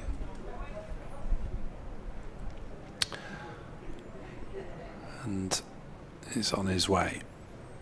It's bowl to Shaw on leg stump and turned away down towards fine leg for a comfortable single. 69 for 1, short and 9. Northamptonshire have done well with Indian imports over the last couple of seasons, obviously with Prithvi Shaw, Karen Nair and Siddharth Kaul, who've all had notable performances in Championship cricket over the last couple of seasons. As Podmore's on his way, bowls to Vasconcelos. That's wide outside off stump, not called wide, but Vasconcelos not tempted to throw the kitchen sink at it. In fact, that 100 that Karen Nair made at the Oval against Surrey last year, when Northamptonshire forced Surrey champions-elect to follow on, was one of the best Championship innings I've seen from a Northamptonshire player for a few years, given context, opposition and everything. Podmore bowls wide outside off stump. Vasconcelos again unsurprisingly ignores it. You have to get it closer than that, Harry. 69 for 1. 142 the deficit, so more or less a third of the deficit has been knocked off in 5 minutes before lunch and 63 minutes afterwards. Podmore bowls outside off stump, a little closer, but still needing no shot from Vasconcelos. And well, the sign's good for the visitors so far, in that they've reached thus far with relatively little difficulty. Gay caught down leg side off Gorvin, who's been tight as he usually is. Podmore in the bowl. That's a better delivery from, well, it would have been a better delivery from Podmore had it not been a no ball, and not for the first time. He's just beaten the outside edge of the bat for the left-hander, but he's overstepped in doing so. And you can't afford to give away runs and potential chances, because you're nothing worse for a bowler than thinking you've got a wicket and then finding the umpire's arm outstretched. 71 for 1. It's third no ball. That's down leg side and turned away, down to fine leg for a single by Vasconcelos. Podmore kicking at the turf in some frustration. Hasn't gone his way so far this match. 139 runs behind. 49 overs remain after this delivery. Too short. Podmore in bowls, and Shaw dabs it on the offside. Thinks about a single, thinks otherwise as Kieran Carlson comes round from cover. 72 for 1 after just 16 overs, so run rate of 4.5. You'd expect a reasonably high run rate with Glamorgan posting 2 or 3 slips in these early stages, but I think Northants can be reasonably satisfied with their second effort so far. I must ask you, Nick, because it occurred to me when I was taking a few shots this morning around the ground. The hills over to our left, whereabouts is that? Because it looks absolutely beautiful. That's just known as Caerphilly Mountain. I mean, it's not a mountain, but it's called Caerphilly Mountain. It's the hill between Cardiff and Caerphilly. Well, it's very beautiful. Now, there's an animated conversation going on again between umpire Hassan Adnan with the Sue Redfern in there as well, in Sam North East. I think it might be when Harry Podmore bowled that last no ball, he seemed to exchange words with the umpire, so maybe, I don't know, we're guessing, but maybe it's just Tell him to calm down. Suggesting, just a gentle word of advice, just calm it a little bit. Can be a very frustrating game though, heaven knows. Here's Gervin in and bowls, and Gervin dropping that one a little bit short. Vasconcelos again trying to punch it off the back foot. Just lost his timing a bit at the moment, and it just rolls out into the offside. No run, 72 for 1 it stays. The deficit 139. Around about this time, I suppose, midway through the third day, we start to look at where might be the first game to finish in the round of championship matches. Mine perhaps Canterbury is a contender. Kent a long way behind Lancashire in Division 1. His Gervin bowls and driven nicely by Vasconcelos, but can't get it past the fielder at extra cover, Mason Crane, and there's no run. Lancashire eventually declaring at 549 for 9 against Kent at Canterbury, so a lead of 305, and Kent 14 for no wicket in their second innings, so a long rear guard action required there by Kent. Is it Worcestershire following on, I think? Yes, it's a new road. It's another contender. They're battling there against Surrey. Here's Gervin in again, bowls to Vasconcelos, chops it down just to the right of Billy Root at backward point. Good tumbling stop by him, loses his sunglasses off the front of his cap in the process, but they come through for a single.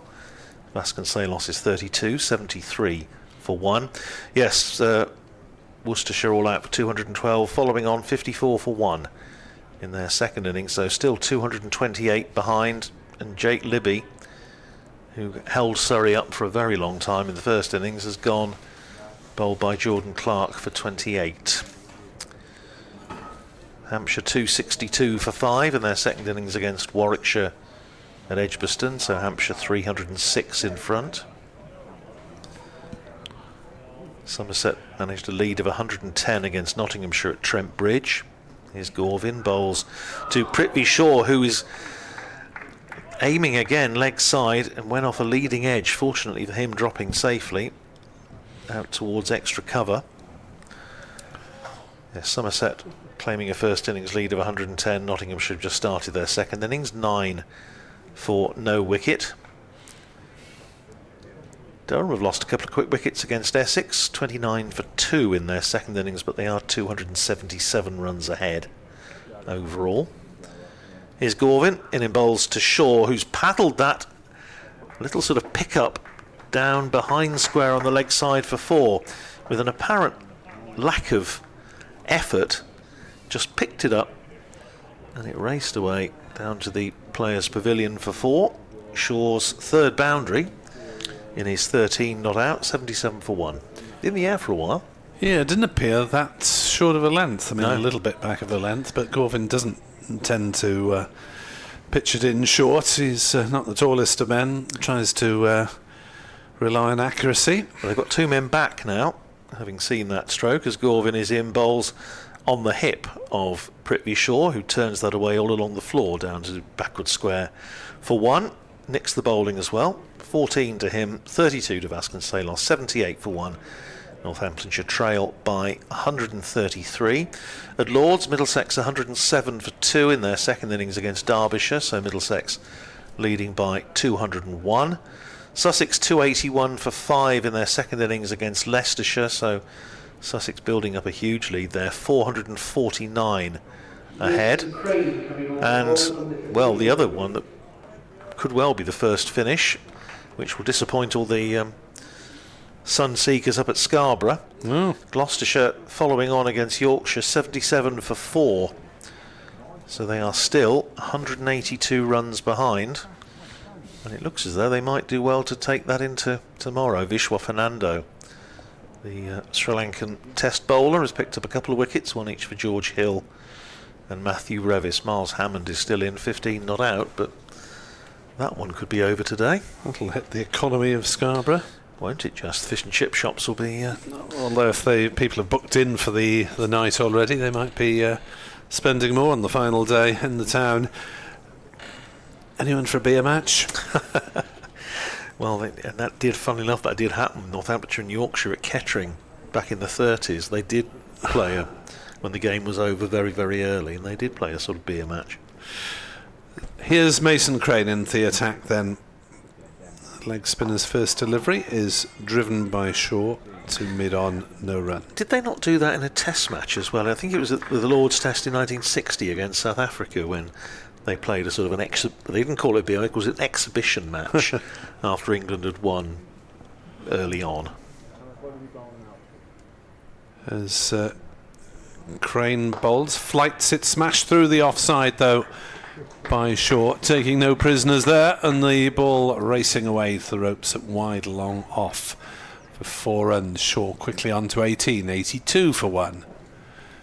Interesting signs that he's willing to have a go straight away, Shaw, and not have too long a look at the Glamorgan leg spinner, who might be working with less assistance certainly than the last home championship match here, as he flights that one up. That's again ferociously driven into the offside. It'll be a couple of runs this time, but it's picked up by Root, running around the cover boundary, and Crane takes the bails off with some frustration as the throw comes back to him. I don't think Umpire Adnan would be too pleased with that, because no, I don't think so. Vasconcelos was well home.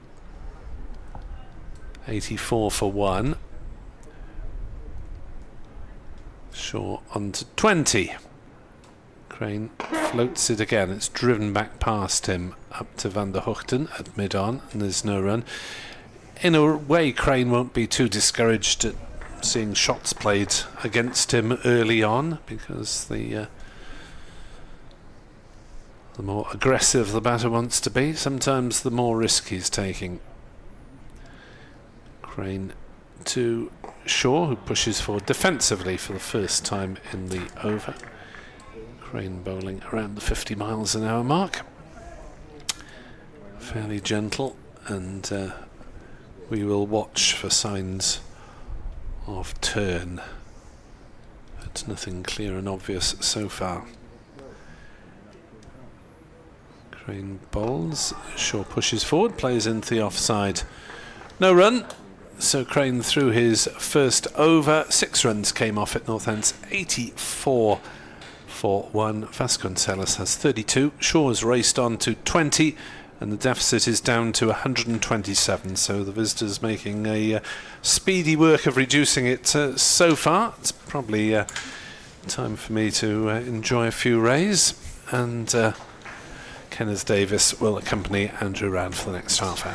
Thanks, Nick. He'll be back with us in about half an hour or so, and it does occur to me, I do hope they don't start the sound check at the concert while the play's still going on here, as Gorvin starts fresh over, bowling to Vasconcelos And I said about him a couple of overs ago about him losing his timing, and that ball has just slightly maybe stuck in the pitch, and Vasconcelos was trying to force off the back foot, and it finished up rolling up to mid-on.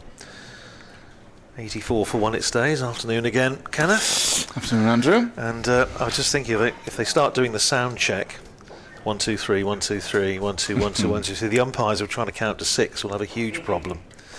Now the ball is being scrutinised by umpire Sue Redfern, and Hassan Adnan is going over to join in, and I think we are going to see the magic box of balls brought onto the field, because it looks as though they have agreed that either the ball has gone out of shape or a seam has split or something. So yes, we are going to see the box of balls, and yeah, usually they just chuck it back and they'll say get on with it, but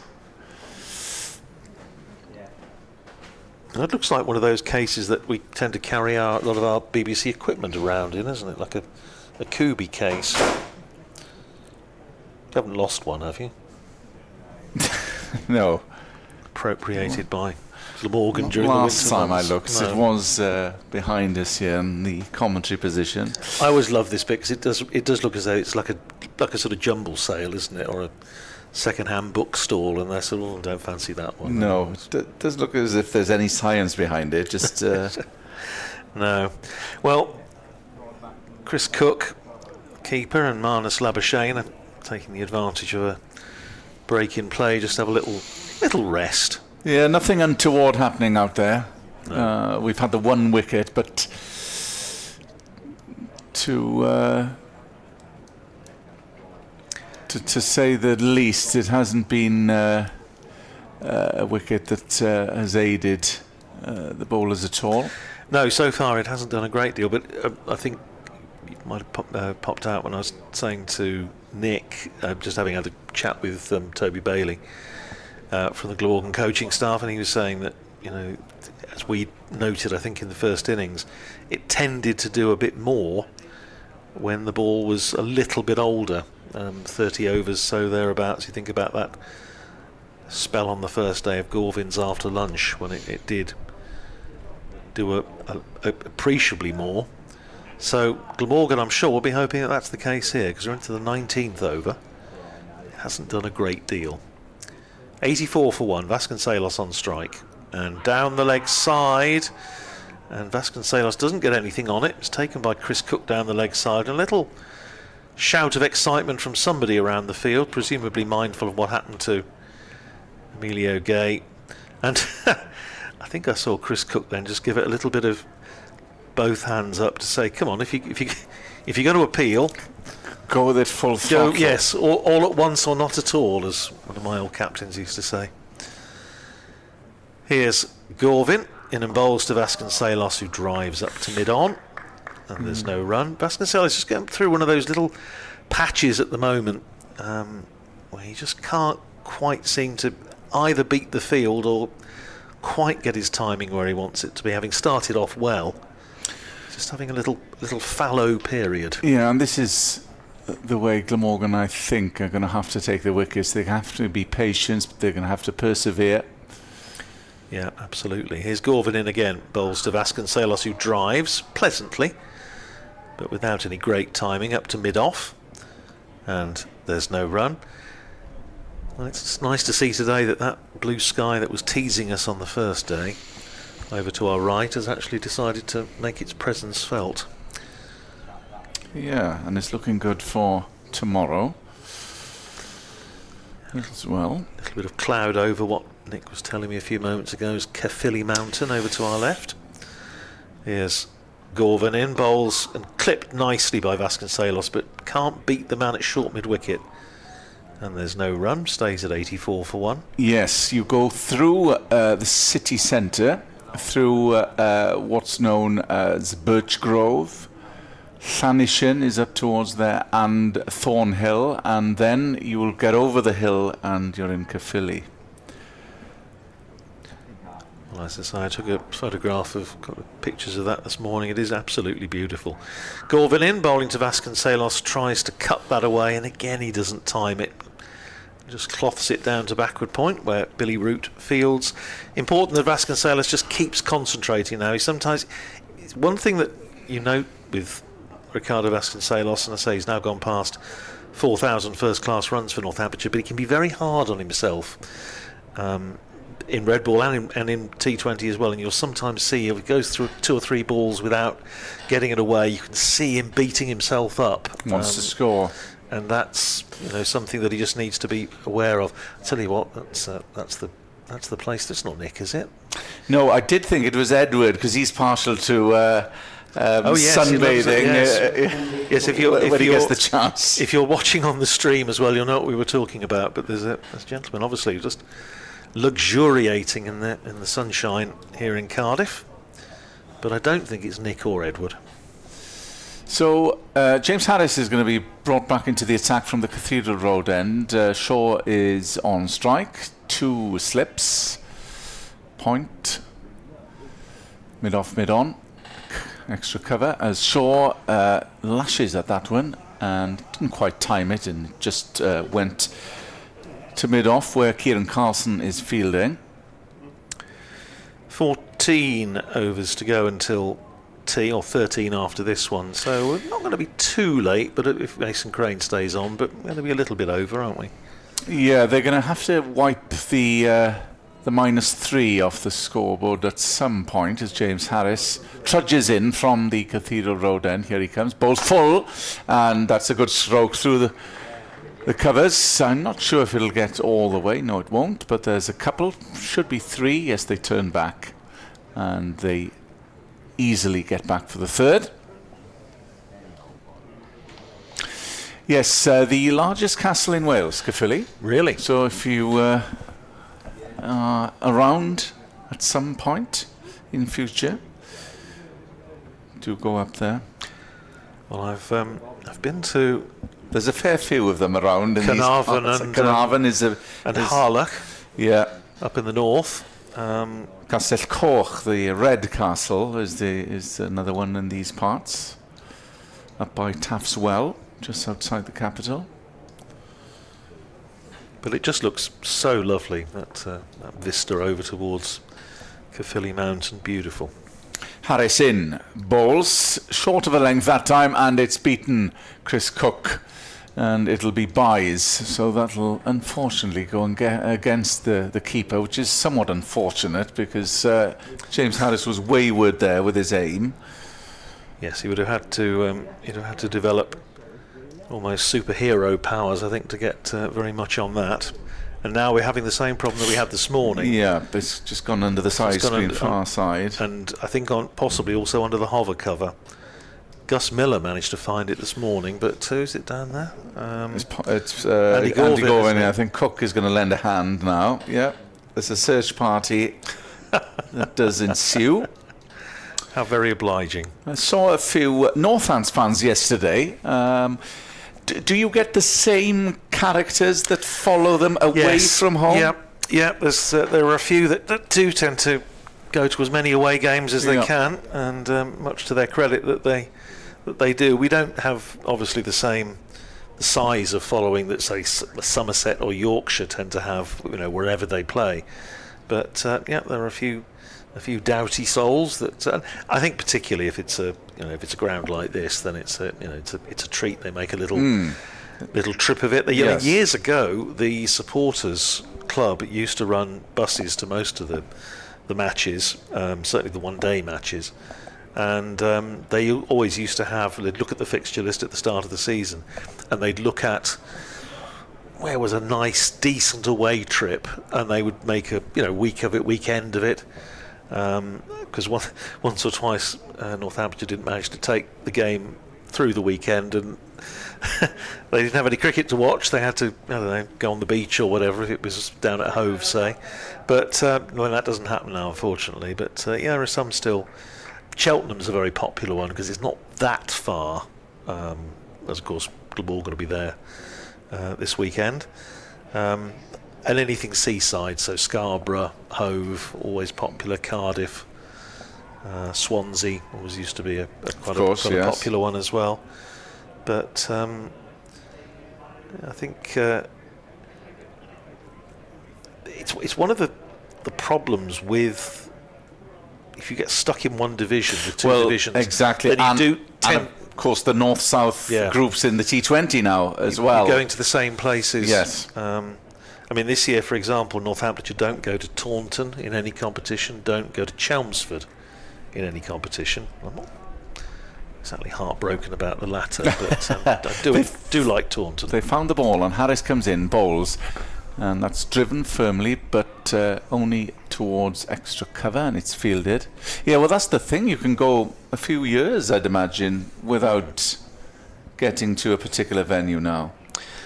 And I suppose also with the dearth of outgrounds, obviously a few more are starting to come in with the 50 over competition now. Hence, as we discussed yesterday, I think you and I were on about Radlett, Northamptonshire there in the 50 over this year. Went to Grantham a couple of years ago. Harris in, past the umpire, balls, and that's struck Vasconcelos on the glove, and he's taken a blow there, and he just takes a minute. He's gone to his knees just to compose himself, but I think I just obviously struck him. As we see the replay, just jagged back a bit, Left hand. It's just trapped it against the bat handle, I suspect, and that really does hurt. His batting partner Prithvi Shaw is having a look. Dr. Shaw and various other Glamorgan players are giving a little pat on the back as they walk past. Ooh, that hurt. He's wincing in pain. Yes, he's not in a good way. I don't know. I'm just trying to see if I think Nick Allen, the Northamptonshire physio, is. Yes, here he is. Here comes Nick, trotting down the steps. He'll come and administer the pain-killing spray or whatever. Hopefully, it's nothing more serious than that. Just the one ball to go in James Harris's over. If you're just joining us on BBC Sport Wales Online and BBC Northamptonshire. He's not in a good way, is he? No. He's in a lot of discomfort there, I think, Ricardo Vasconcelos. So here comes the physio. Yeah, Nick Allen is. I mean, as we say, it's a long old jog to get out there from, given where the pitch is at the moment. Umps are just coming to have a word. Presumably they'll have stopped the clock. And if they haven't, then I strongly suspect Sam North East will have suggested that they do. Nick Allen's having a look at this. So I do hope it's nothing too serious. Ricardo Vasconcelos missed the first couple of games and came back in with a bang with 182. But yes, this is not looking too good at the moment. Yes, the outgrounds, as I say, Northamptonshire went to Grantham a couple of years ago to play Nottinghamshire, which again, from Northamptonshhire's point of view, isn't that far. Especially where I am in the east of the county, it's about an hour's run at the A1, so it's no problem at all. Of course, there's been a fair few that Glamorgan have played. No Colwyn Bay since prior to COVID. St Helens we've mentioned. There's two at the Knoll in Neath this year for the One Day Cup. Of course, years ago, I remember when this was being rebuilt for the 2009 Ashes, they played down at Cresselly in Pembrokeshire. They played Surrey, and that was a real old-fashioned ground. If listeners from that part will know that club well, rich tradition down in Pembrokeshire, but they played obviously Pontypridd, Ebbw Vale over the years as well. I say Northamptonshire played at Cowbridge in I think 1931. Abergavenny was another one. Well, my friend and sometime co-author Matthew Engel, living as he does in Herefordshire, always said that Abergavenny was his closest first-class venue when they were playing there because it was marginally closer than Worcester. So, good news is from Northampton's point of view that Vasconcelos has gloves back on and it looks as though he's going to continue. I thought it was finger, hand, but it looks as though it might have been almost like wrist or forearm that was causing the problem. He's been given a bit of spray and a couple of painkillers, so hopefully he'll be okay. It was a nasty one from Harris, and it's just held things up a little more. Yes, just received the running repairs, and I think we are good to go. So Harris just has one ball to conclude this over. Yeah, the next away T20 fixture is down in Hove, incidentally, for Glamorgan on the 5th, which, as I will be on election duty the night before, I won't be able to go down there. And Wales play Australia on the Saturday. I have a similar issue because I'm also doing an election programme in the afternoon on that Friday. But the plan at the moment is that I'll do that programme and then nip up to the county ground because they're at home against Lancashire. 2 for the price of 1. Harris in to round off the over. That's pulled aggressively, and that'll go all the way. They needn't bother running for that. And, well, it's done the trick anyway, whatever was administered to Proctor-Vasconcelos, because he just picked up and smacked Harris for a boundary. We were just saying that he's been really struggling with his timing, and it wasn't flowing. And so all of a sudden, I say, I'm not quite sure what Nick Allen gave him, but first ball after the treatment, he's absolutely smashed away for 4. 95 for 1, so the deficit down to 116. And it's one of those circumstances, and we talked a lot in this match about Alan Lamb, of course. He celebrated his 70th birthday the other day, and I mentioned that incidentally to Toby Bailey, who made his debut under Alan Lamb back in the 90s for Northamptonshire, and he couldn't believe he could possibly be 70, but indeed he is. But he was always a great one in run chases or whatever in these circumstances for batching it up, chunking it up, and saying, right, let's look again in another 20 runs or another 20 runs or another 3 overs or whatever, just to keep the mind focused. Here's Van der Hoogten into the attack and bowls a beauty to Shaw. First up, this new spell that seams away and draws Shaw into playing at it. Beats the outside edge and goes through to Chris Cook. Van der Hoogten 5 overs for 21 in his first spell. Yeah, well, the next target would be the 100 mark, and you just trying to count down then. Then get through to T. Yeah. Which is, say, 12 overs after this. Shaw on strike. Van der Hoogten bowls to him, and he's caught behind. Van der Hoogten, well, I say he's caught behind. Yes, he's given out. I don't think there was any doubt about that. He's nicked that, and he's going absolutely nowhere. He's been given out, and he's got to go. The umpires are having a chat. I think he definitely edged it. The only, I suppose, thing is, did it carry? It looked to me as though it did in real time, but the umpire's just consulting. Shaw was given out, but has just stayed there. And to the chagrin of... It was definite edge, wasn't it? Well, definite edge. To the chagrin of 1 or 2... Well, this is the angle now, Andrew, if we'll see it again. It's an edge, and that looks out, doesn't it? Looks out to me. I think he got his glove under it. Yeah, given him out. Yeah. It's one of those, Kenneth, where... and I hesitate to say in the old days...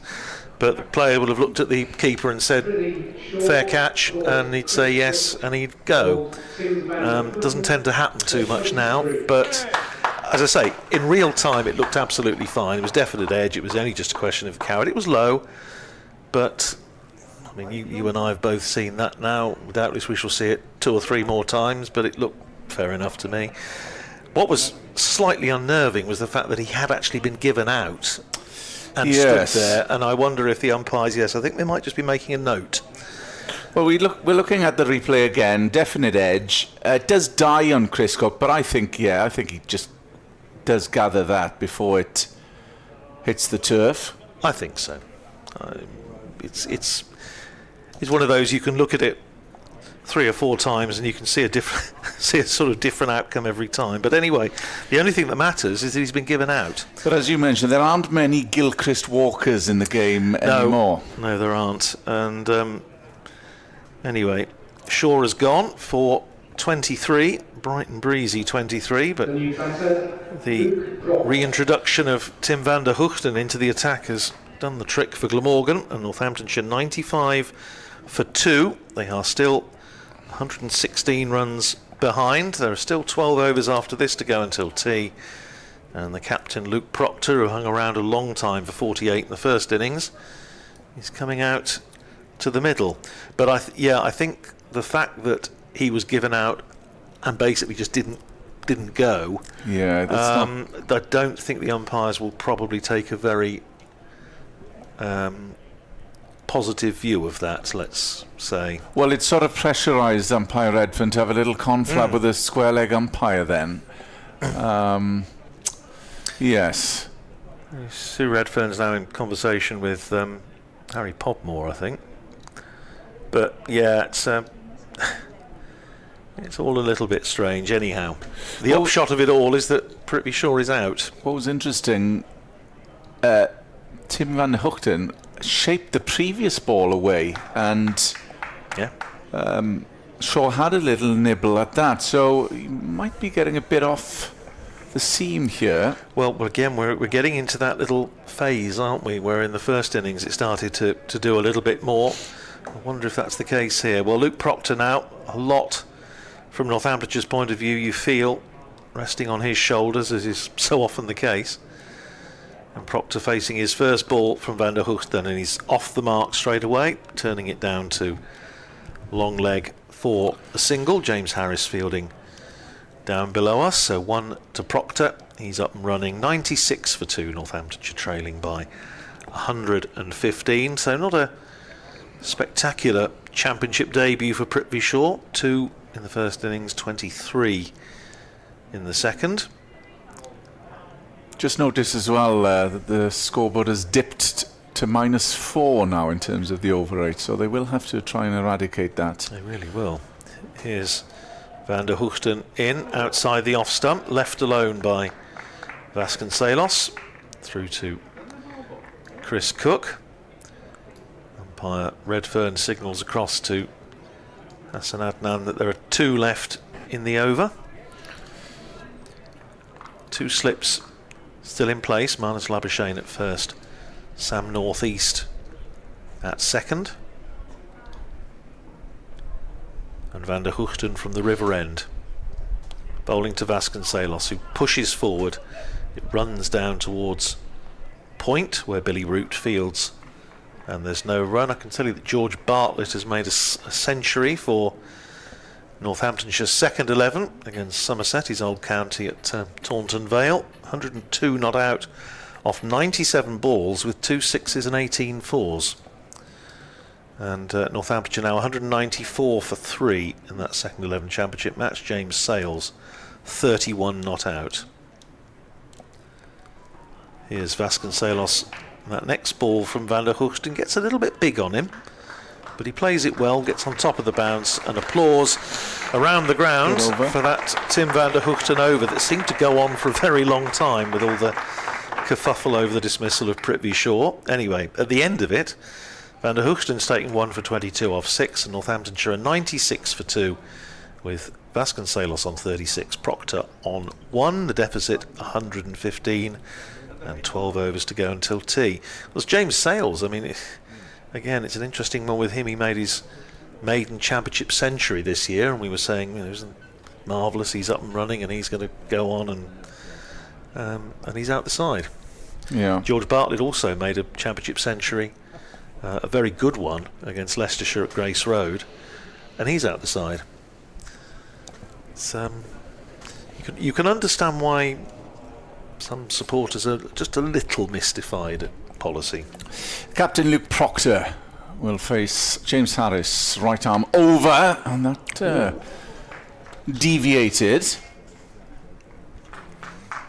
He's getting it to nibble around a little bit here, isn't he, James Harris? The old one just bouncing a little bit. He's giving it some serious Percy thrower now, isn't he? Well, it just went through the guard, really. Welch. Yeah. Luke Proctor's giving it some serious prodding and poking. The obligatory fist bump with Proctor-Vasconcelos, without which no mid-pitch conference is now complete. So 3 slips in for James Harris now. There's Glamorgan's search for this 3rd wicket before tea. This is James Harris, bowls full, and it's left and it's through to Chris Cook, the keeper. 115 Northants trail. That after Glamorgan made 490 in their first innings, exactly 100 from their overnight tally. Mason Crane not out 54. Harris went for 40, and Andy Gorvin, valuable runs, was the last man out for 26 as Harris turns, charges in, bowls, full length delivery. That's well struck. I don't think it might go all the way, actually. No, it won't. Good chase. And they will come back for a 3rd. It's a really good bit of fielding now they're on the boundary. A joint effort, joint enterprise between Mason Crane and Harry Podmore, which saves a run. Edward Bevan, indeed, has been just taken to social media and said the ball might start moving around when the effect of the roller wears off, the heavy roller, and Graham Smith has replied and saying that the heavy roller is ruining matches. Well, I think there's a lot of people that would say that the heavy roller maybe is not a force for good. Harris in, Vasconcelos defends. Well, it is a bone of contention, isn't it? Very much so. Very much so. Glorious conditions here in the Welsh capital. Nick enjoying the rays outside at the moment. Yes, so they've dispensed with the 3rd slip now. 2 slips, there's some protection at 3rd man.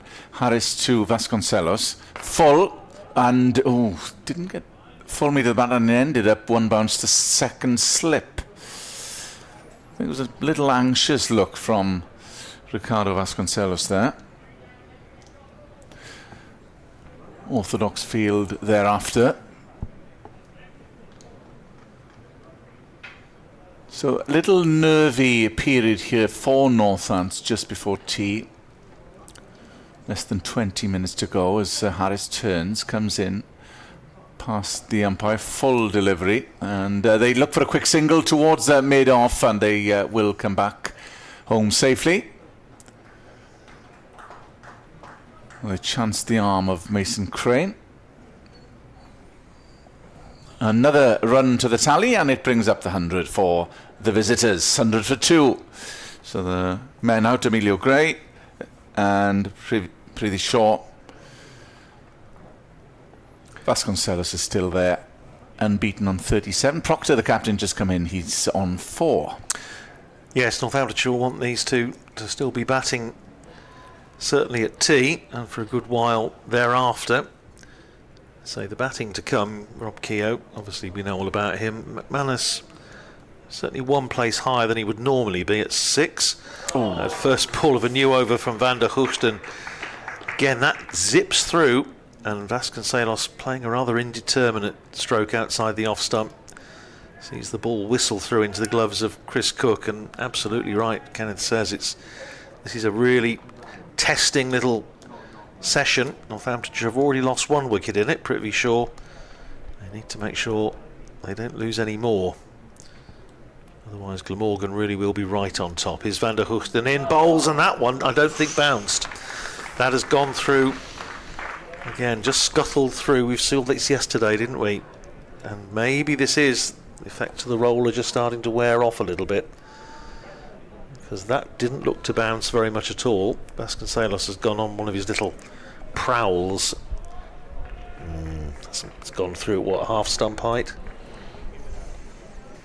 Testing times these for this Northamptonshire 3rd wicket pair. Vasconcelos facing this next ball from Van der Hoogsten, and he steers that down to Billy Root at backward point.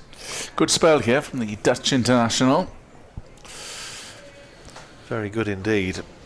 And this is the sort of spell that, as I say, we saw in the first innings from Andy Gorvin, and really put the batters under pressure.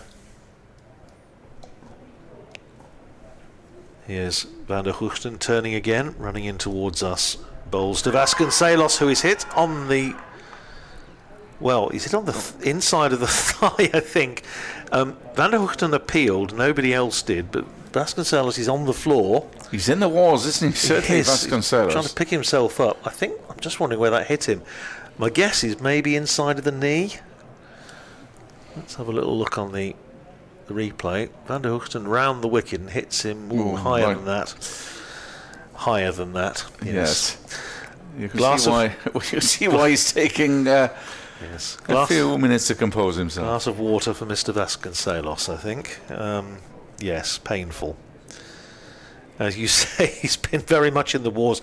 I hope the umpires have got knocking time off for this, because it's another lengthy delay as Vasconcelos tries to compose himself, doing a bit of bending and stretching and getting a few words, I'm sure, of sympathy from his captain and batting partner. Perhaps Procky's offered him a free haircut, being a skilled barber as he is. Here's Van der Hoogten to bowl to the recovered Vasconcelos outside the off stump, left alone, coming in on the angle, and was taken by Chris Cook outside the line of leg stump, but Vasconcelos able to leave comfortably. He's walking around a little bit like Nick Webb after his weekend exertions, just walking a little gingerly, I suspect for different reasons, but that was a nasty blow.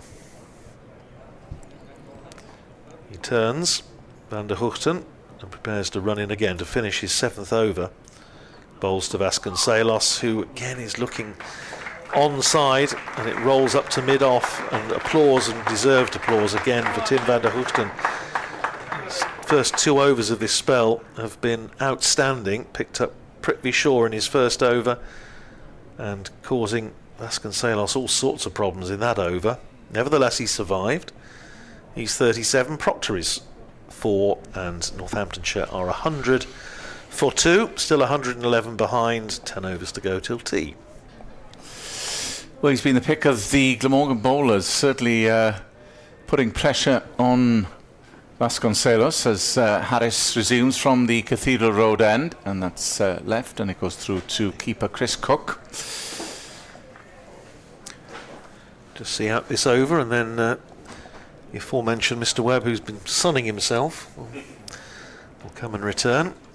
You must tell me where the sun trap is here, Nick, so I can join in.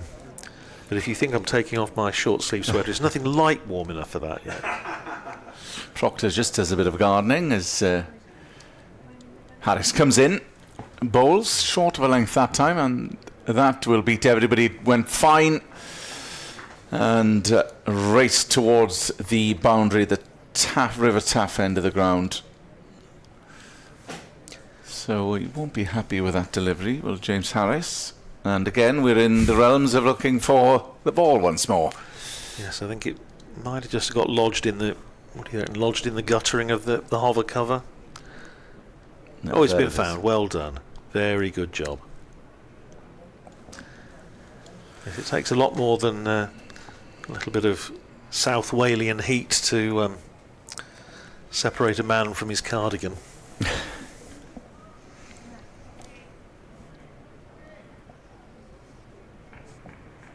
So Vasconcelos is looking untroubled, but it's Captain Luke Proctor taking guard. Harris coming from the Cathedral Road end, fullish delivery, and there's no up to mid-on. Northants now trailed by 107, so that'll be the first psychological milestone to get under the 100 mark. Long way to go, with minimum 41 overs remaining today, as Harris comes in from his run-up, full again, and that's turned into the offside up to mid-off, and there's no run once more. 3 slips, mid off, mid on. There's a guy in fielding for the fend. Point, mid wicket. As Harris comes in, bowls, and there's a little muffled appeal, but no interest from behind from Glamorgan.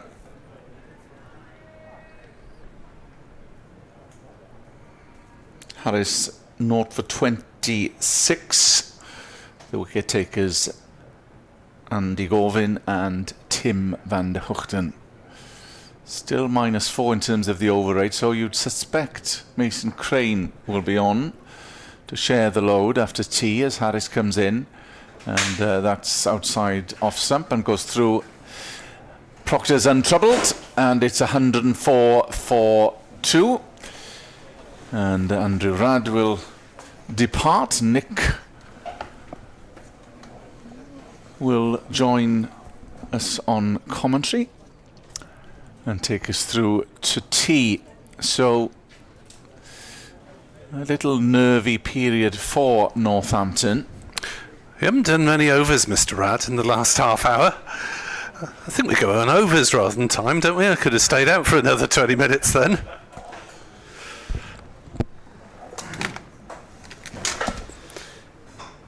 Van der Hoogten bowls, and that's driven into the offside by Vasconcelos, and he'll go through for a single. I was somewhat bemused from my viewpoint by Prithvi Shaw hanging around when the umpire's finger did seem to go up. And then he wandered off for a chat with Vasconcelos and waited for a second opinion, and up went the finger again after a chat between the umpires. Didn't realise there was no Hawkeye available, but we had just discussed that, and it would have been noted by the umpires. 105 for 2, 106 behind, and Proctor turns that one on the leg side. No run. Well, there was a clear edge. It was just a case of had it carried, but we had the benefit of the replay here, and it looked quite comfortable towards Chris Cook. But once Sue Redfern's finger had gone up, that's it. Whether the umpire likes it or not. No reprieve. Look in the scorebook, as they say. Yeah. 105 for 2 then. Van der Hoogten looking to add to that wicket of Shaw. Bowls. Proctor works it on the leg side through a gap. Carlson is off in pursuit towards the boundary. Wasn't played too firmly, and they pick up an easy 2 runs as Carlson picks up 15 metres inside the ropes. It is very warm out there. It's, just having a little natter to 1 or 2 people at the far end. The prime hotspot on the ground, Mr. Radd, is just to the right of the sight screen. Oh, you need some at sun the far cream end, there. where you definitely need sun cream, yes. As Van der Hoogten bowls, and well, that hits Proctor either on the hand or the top of the pad, I think. It rolls out gently on the leg side. Most of the crowd are such as it. It's not as big a crowd as I thought on this sunny day, and everyone has, almost everyone has fled the sun trap at the far end of the ground, and there's nearly all the crowd are at this end, at the Cathedral Road end. As in comes Van der Hoogten, bowls, and Proctor, I think, played inside that one deliberately as it went through to Chris Cook. But there are a few oohs and ahs anyway from behind the stumps, where the 3 slips continue. Labuschagne, Northeast and Gorvin. Gorvin took the first wicket to get rid of Gay for 26. Shaw falling to Van der Hoogten for 23, both men caught behind. But Northants have now eliminated more than half the deficit, as Van der Hoogten bowls and Proctor defends this one back down the wicket. No run, and the over. 107 for 2, 104 runs in arrears, and still somehow we have got 8 overs to go till tea after those hold-ups. Firstly, for the consultation on the Shaw dismissal and for a couple of blows suffered by Vasconcelos. Yes, he's been in the wars, has Ricardo Vasconcelos, but still there, unbeaten on 38. Has just been curbed in the last few overs in terms of his scoring rate. Yeah, many have fallen foul to the sun at the far end of the ground here. Many red-faced member. As Harris comes in past the umpire, bowls, bangs that one in short, and that's pulled round the corner, but there is a man deep covering. They may be red-chested and red-legged today as well. A lot of sunbathing going on among the hardy few at that far end. And there really are only a handful of people in that sunnier end of the ground. Most of them taking refuge here. 3 slips for James Harris, who comes in, bowls again, banged in short. And that's the one for James Harris. Just alluded to the fact, Nick, that the over rate now is at -4.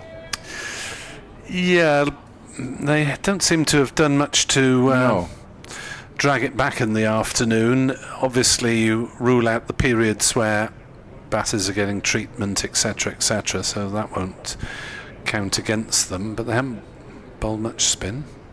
Harris in, good length delivery, and that's a good forward offensive from Captain Proctor. 4 minutes to tea, 4 minutes to cake. Well, there would Possibly. be. No, it's a long time, longer than that, isn't it? Because they'll go on overs today. 32 overs remaining. So There was the cake will have to wait, I'm afraid, Kenneth. It's out there. Lemon meringue yesterday, which was... Yes, there's something equally calorific today, I think. Harris wheels in, bowls, just dragged down to the leg side, but it's played to mid-wicket, and there's no run. Glamorgan seconds have been dismissed for just 228 against Gloucestershire. Trigo took 6 wickets. Malik 36. Pearson Taylor, new name to me, 35. The top scores. Was that old Peter Trigo? I presume it's a relative, maybe Yes. maybe a son. Because... It's be about the right age. yes, Harris in, cut by Proctor, and that's gone behind Kieran Carlson, all the way behind point for 4. Yes, because Edward Bevan met up with Trigo Senior All right. at Somerset. I'm not sure if that was the first time he got caught up with him since yes. the infamous major blow of years back. Yes, for those of you who don't know, Peter Trigo put a ball through the BBC Wales commentary window, hitting Mr. Bevan. Harris in, yes. Took a blow to the back, if I remember rightly. Yeah, it could have been a lot worse. I mean, we can afford to laugh about it now, but with a glass window shattering a couple of feet in front of you, we're lucky that there weren't casualties there. Yeah, well, there's a common theme, because I remember Richard Grant doing the same towards the old commentary position, which is directly opposite us years back. Neath's Richard Grant as a blast from the past. And I think it was Courtney Walsh of Gloucestershire put one through the window as well in an even older version of the commentary box. 112 for 2, Northants 99 behind. In sight, Vasconcelos driving pleasantly through the offside. The first ball of Van der Hoogten's over. It's a long chase for Gorvin, and they will run a very easy 3 as Gorvin not taking on the very long throw. The batters, Vasconcelos, he was looking to run back with the ball, Andy Gorvin, thinking the batters had given up, and Vasconcelos for a moment said, do you fancy another one? But they decided against it. 115 for 2. At Taunton Vale, speaking of Taunton, Northants seconds, 219 for 3. In reply to Somerset's 4-3-1. Century there for George Bartlett. 118 not out, and Sales is on 40 not out for Northants second. 115 for 2 as Byram drops back to the square leg boundary, and Van der Hoogten bowls and Proctor plays it to short mid wicket, and there is no run. So tea is going to be somewhere around the 4 o'clock mark if we're lucky, because of those delays for treatment and for the umpires to confer over the Shaw decision, which seemed to take a couple of minutes before they'd rejected Shaw's appeal against the appeal, if you see what I mean. Van der Hoogten bowls, appeal for LBW. Van der Hoogten likes it, Redfern does not. Proctor just a little bit turned inside out, and the batters just having 1 or 2 uncomfortable moments now. I'm not sure if the pitch is responsible. A bit of movement there. That is a good close. shout. That is really, really close. That is a good shout, and you can tell why Van der Hoogten liked it. Possibly going over. I'm not sure that's... Did come back quite a long way. Maybe there's just a bit too much doubt.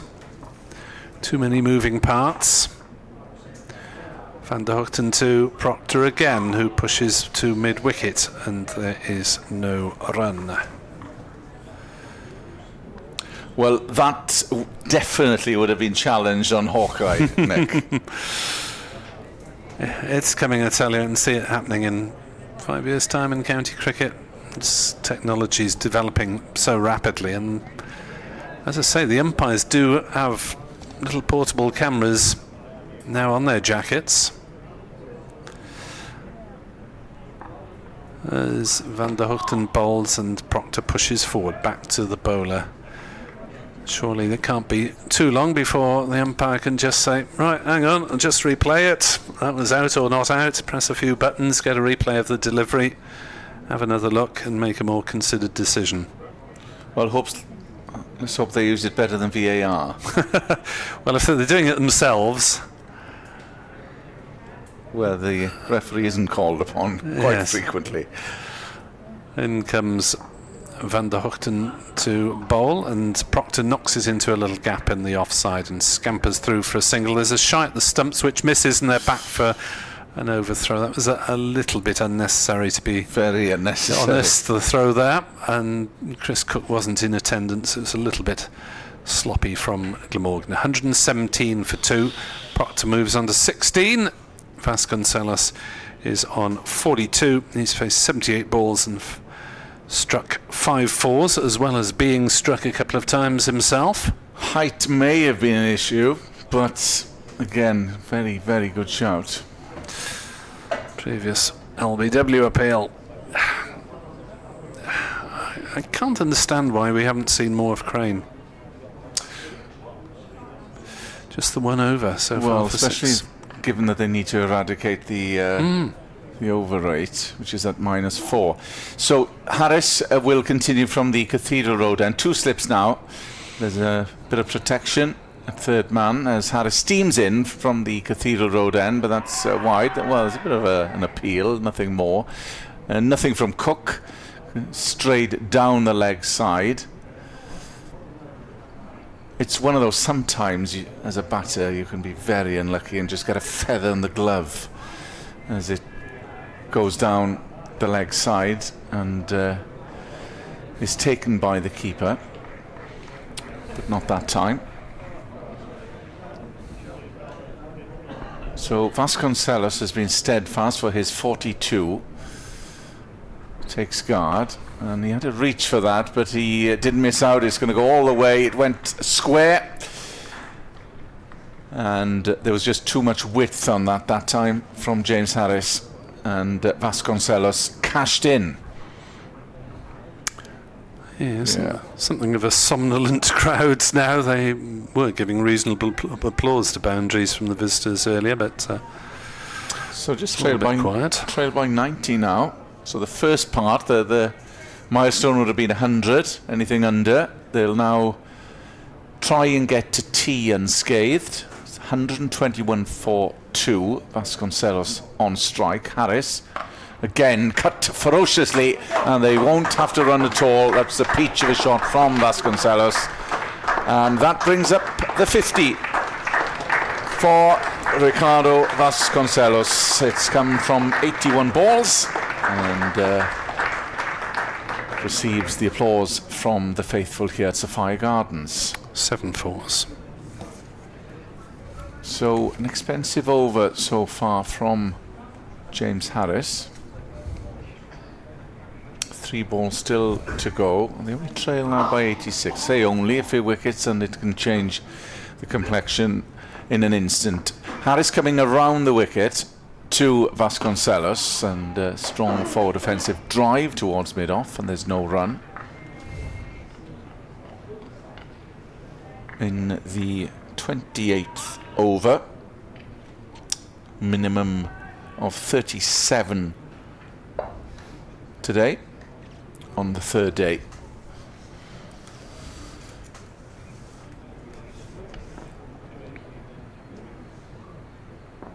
Harris steaming in from the Cathedral Road end round the wicket. Again, solid stroke from Vasconcelos. And we've seen that it's difficult out there. They're not aided at all by the wicket. It's hard work.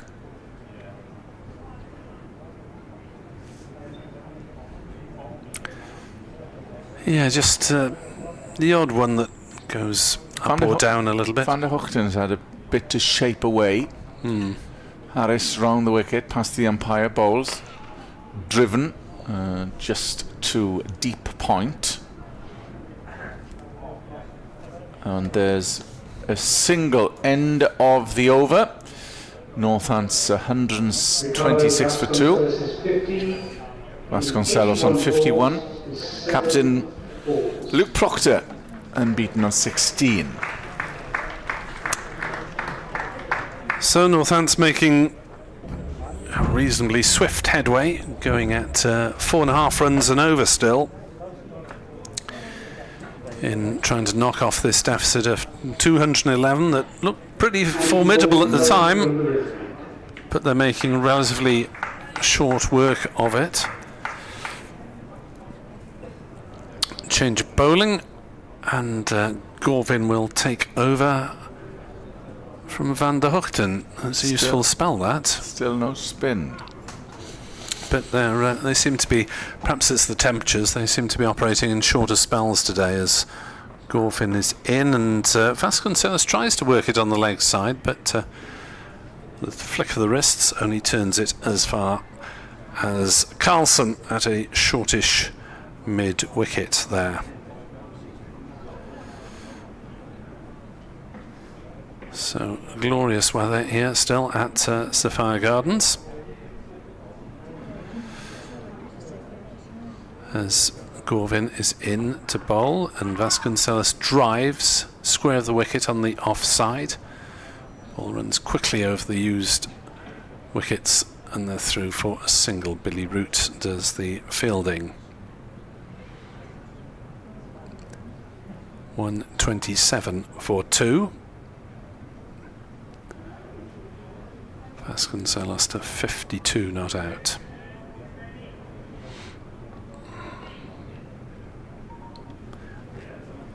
Yeah, apart from those 2 blows he took, he's looked largely untroubled. Yeah, Glamorgan need to be showing a bit more urgency, I think, about their over rate. Gorvin bowls, Proctor plays no shot as it goes through outside off stump. Taken by Chris Cook.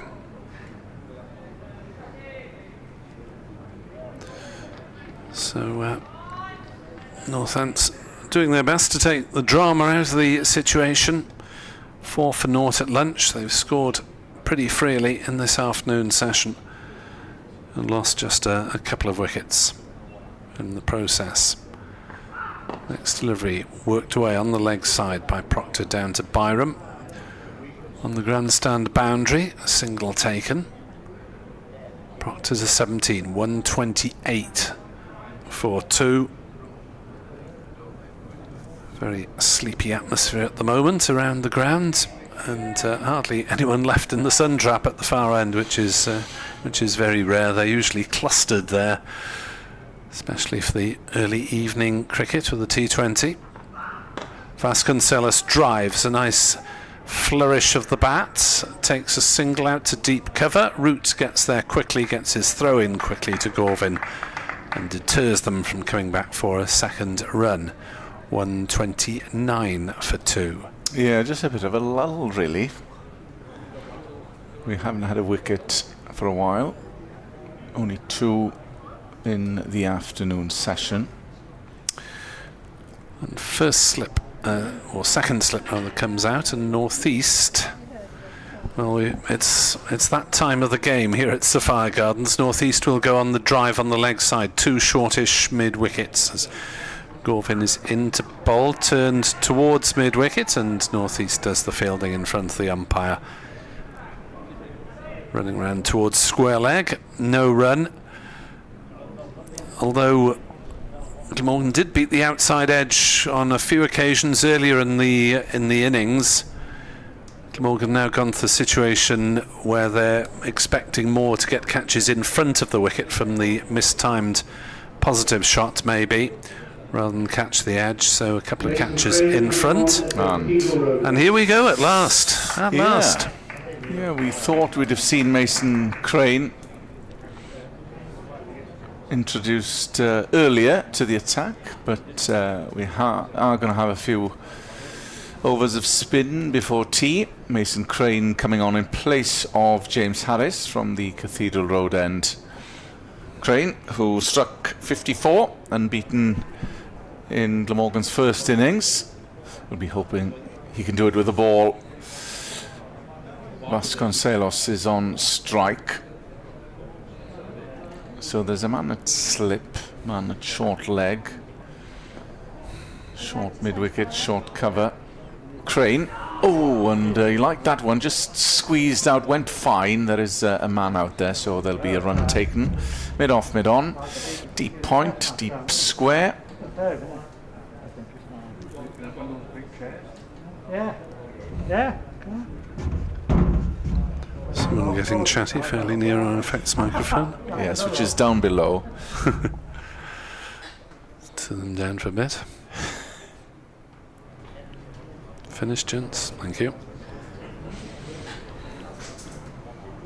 As Crane prepares to come in around the wicket to Proctor, just straying down leg, and that's clipped to the leg side. They look for 2 now, but they'll have to be content with a single.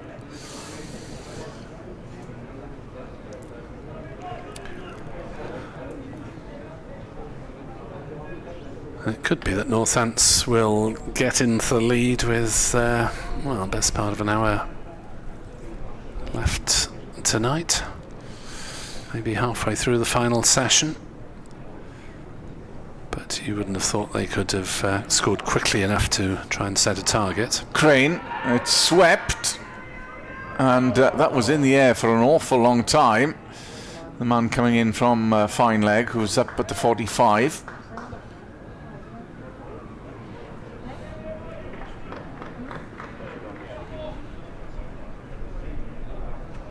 $132 for 2. Crane continues. And that's played to mid-wicket. There's no run. It was Tim van Huchten. The ball just plugged.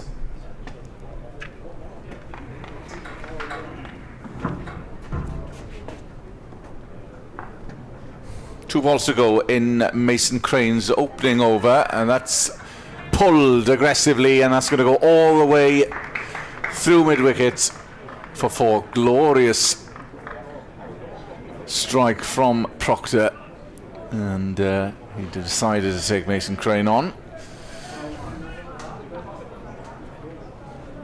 The man coming from square, he had no hope of cutting that one off.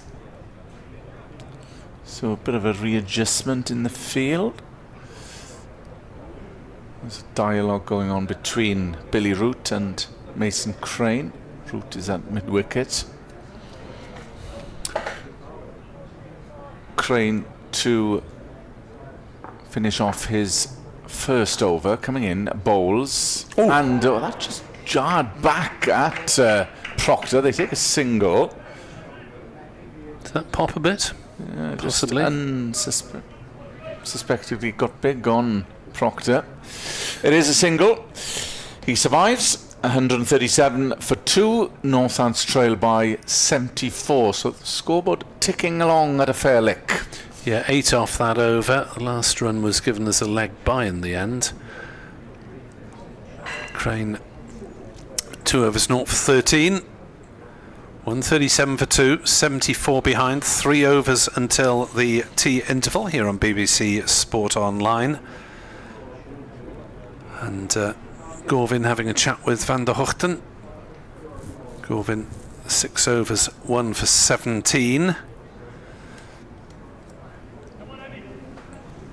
As Proctor surveys the field, sees that there's a man on the ropes at mid-wicket, and Gorvin is into bowl. Proctor runs it down on the offside. They go through for a quick single. There might have been close had that hit, but I think Vasconcelos had called it very early and would probably just about have been home even if the throw had hit.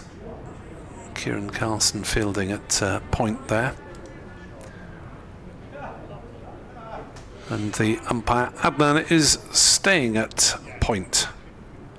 2 left-handers, but prefers the view from that side of the pitch for whatever reason. 138 for 2.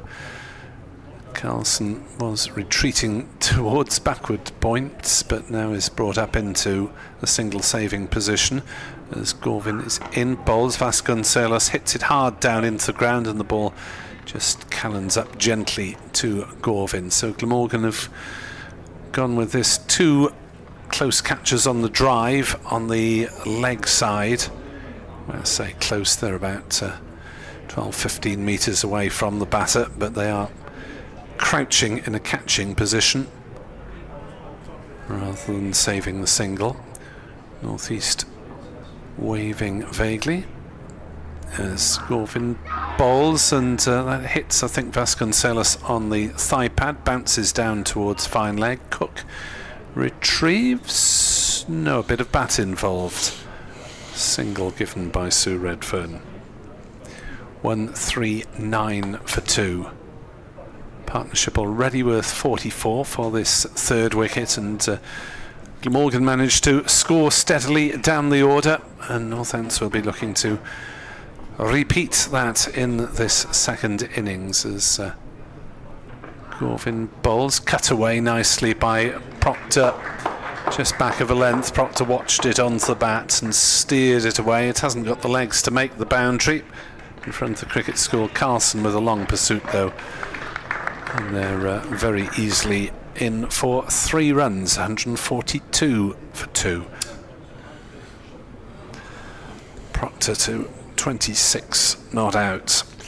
Yeah, not much going on out there. There needs to be some spark from somewhere at the moment. Very little on offer coming from the wicket itself. Yeah, and as this morning with Northants in the field, the heat seems to be sapping the fielders. Gorvin is into bowl, driven firmly by Vasconcelos to northeast, one of those 2 mid-wickets, and there's no run.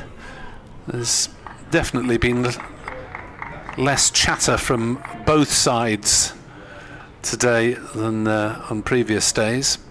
If you want to contact us via X, Twitter, NickWeb 2017, Kenneth Davis and Old Man Rat. Gorvin bowls. Vasconcelos works it off his legs down to fine leg, fielded by Harris. Single taken. 143 for 2. Vasconcelos will retain the strike because he's taken that single off the last ball of the over. So Northants batting well. Glamorgan not able to make much headway in this afternoon session, and Northants taking the Glamorgan momentum out of the game and just getting a little bit back themselves. continue here with Crane. It's difficult to see where the wicket's going to come from at the moment, because the danger man was Van der Hoogten, who seemed to be able to shape the ball away and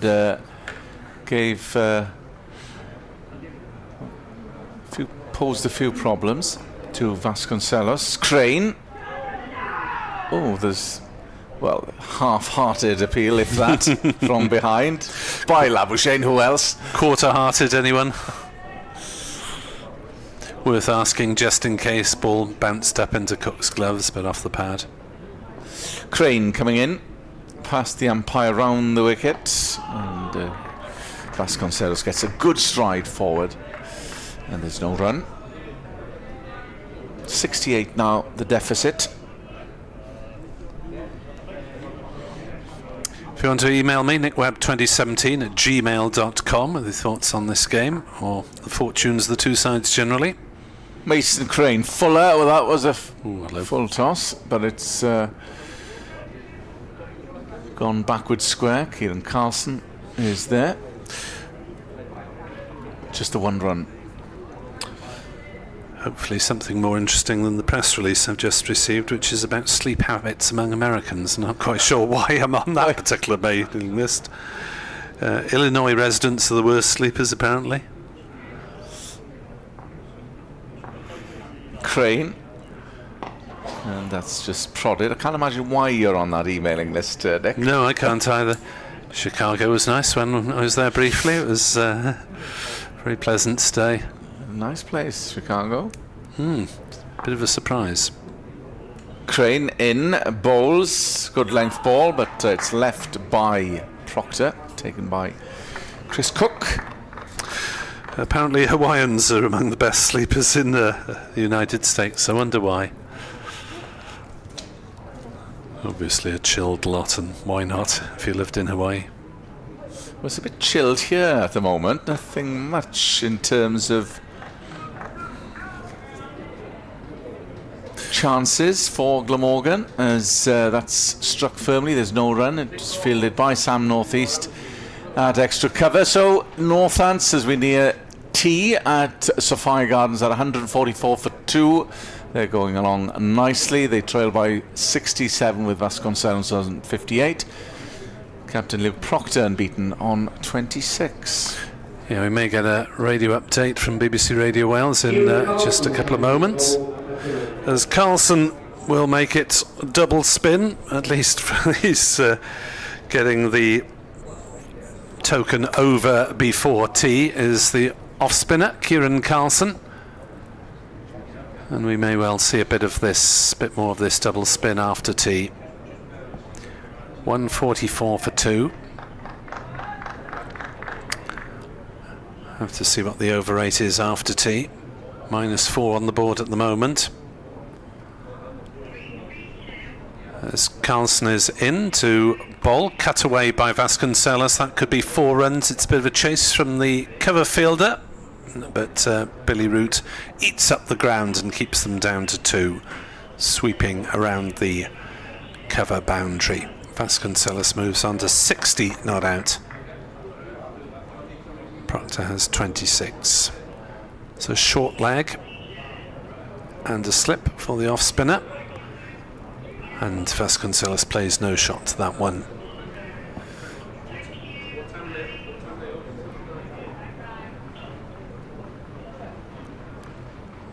Carlson in again, right arm round, bowls, forwards comes Vasconcelos, and it's defended back to the bowler.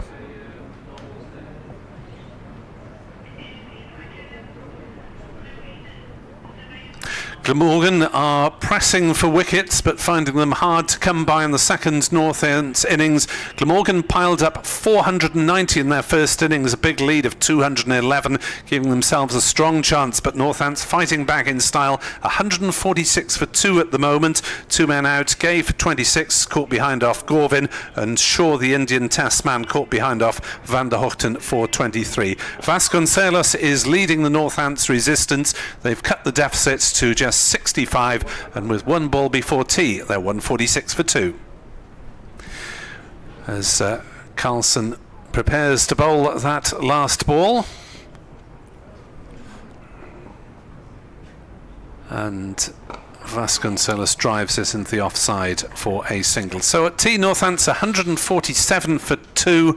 They are 64 behind, and they have gone a considerable way towards making the situation safe in this match for the visitors. But we have 32 overs, good couple of hours cricket to come this evening. Please rejoin us at just before 4:25. For now, Northants 147 for 2, trailing by 64.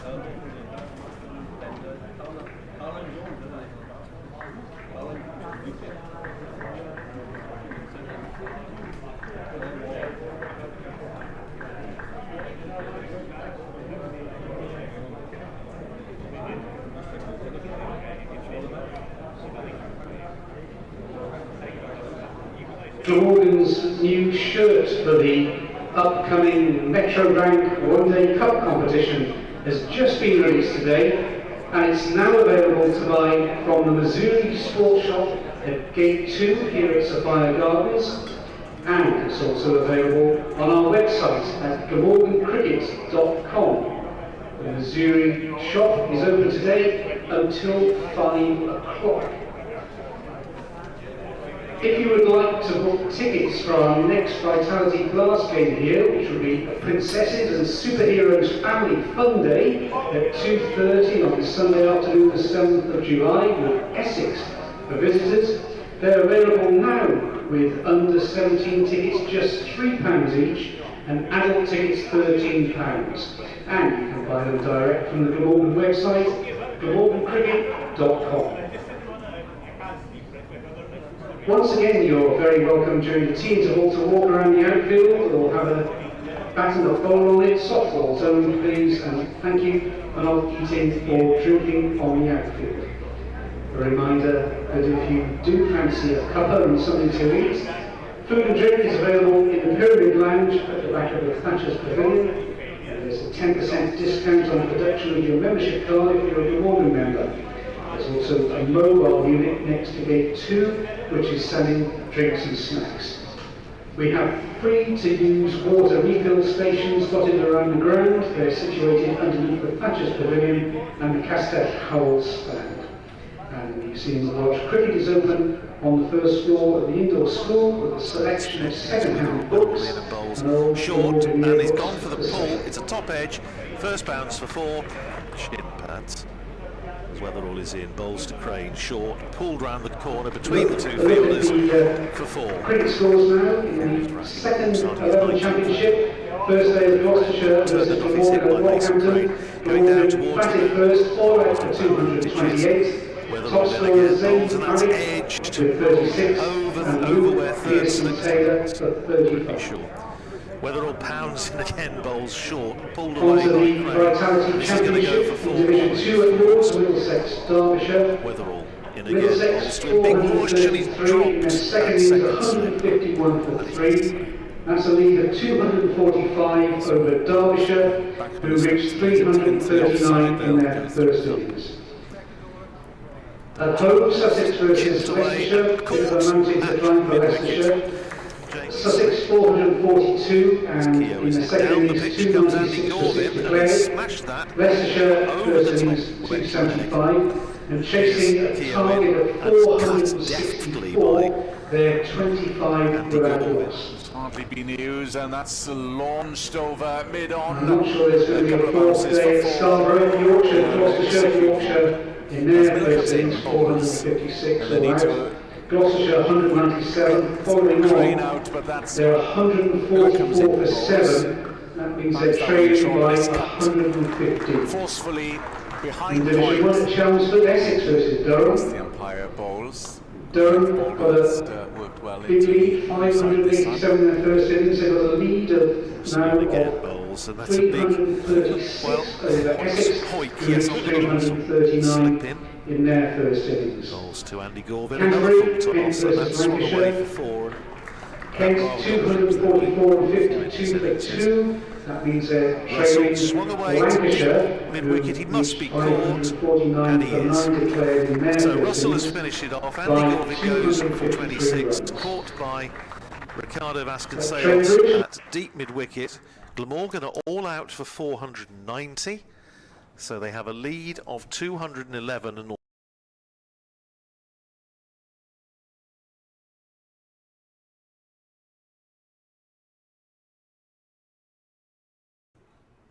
Harris is into ball. Oh, that's a poor ball down leg side. Helped away down towards.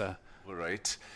Timmy van der Hoogten comes in, bowls, good length ball, and equally Timmy van der Hoogten coming in and bowls. That's a good line again, but an equally good shot through mid wicket for 4. And again, knock that day as Tim van der Hoogten comes in, and that's again placement through mid wicket. 34 for naught.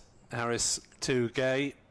Full length ball driven, and that one in 23. 1 wicket in the first innings. Ball's full length, driven nicely through the offside by Emilio Gay. 43 for naught. Podmore to Vasconcelos. Slapped away on the offside. That's beaten the dive of Byram. Coming in now and bowls, and that's cut ferociously above the man at point. literally. Here's Gorvin in, bowls on leg stump, and has he got a little feather? Yes, he has, and Gay has gone. Sunshine on his back. Can he do better this time? He's off the mark with 4. Just back of a length from Podmore. And again is Podmore from the Cathedral Road end. Bowls, and another one through square leg, and another one for 4 runs. Here's Gorvin in bowls to Shaw, who's paddled that little sort of pickup down behind. As Crane bowls, flights it, smashed through the offside though by Shaw, taking one. Harris in to round off the over. That's pulled aggressively, and that'll go all the way. They need After this, Shaw on strike. Van der Hoogten bowls to him, and he's caught behind. Van der Hoogten, well, I say he's caught behind. Yes, comes in past the umpire, full delivery, and they look for a quick single towards mid-off, and they will. Harris comes in, bowls short of a length that time, and that will beat everybody. It went fine. right age. Yes, Harris in, cut by 42. Takes guard, and he had to reach for that, but he didn't miss out. It's going to go all the way. It went. Vasconcelos on strike. Harris again cut ferociously, and they won't have to run at all. That's a peach of a shot from 2 balls to go in Mason Crane's opening over, and that's pulled aggressively, and that's going to go all the way. As Carlson is in to bowl, cut away by Vasconcelos. That could be 4 runs. It's a bit of a chase from the cover fielder, but Billy Root eats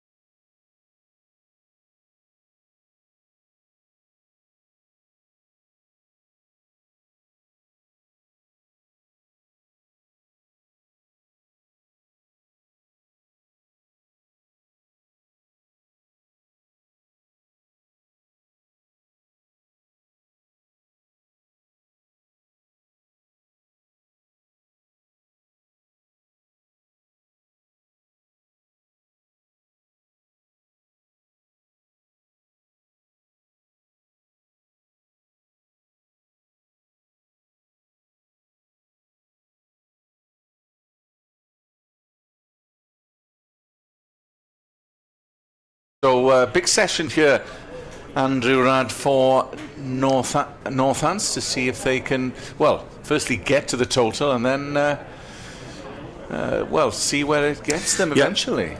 Absolutely right, Kenneth. I think if Northamptonshire can get through to the close, where are we? 32 overs left, 64 behind. They would want to be, what, 50 ahead tonight? If they've only lost, well, one more, two more possibly wickets tonight, they will think that they're in with a decent chance. But as we mentioned earlier, they do have a quite fairly inexperienced batting lineup to come. Obviously Rob Keogh to come next, but then Lewis McManus, who would normally bat 7, who's batting 6 here, Justin Broad, Liam Patterson, White and Gus Miller, you'd all sort of put as all-rounders rather than specialist batters, and then Rafi Weatherall and Alex Russell. So there's a lot depending on these two, and I think they'll be hoping that these two, well, if they could bat through the session, that would be absolutely dream time for Northamptonshire. You know, as I say, one more, two more at the most. If not, then it could be quite a tight effort to try and avoid defeat tomorrow as Mason Crane starts the first over of the evening session, bowling round the wicket from this Cathedral Road end, and turned away by Vasconcelos out on the leg side, fielded by Billy Root. 147 for 2. Vasconcelos on 61, and forward he goes.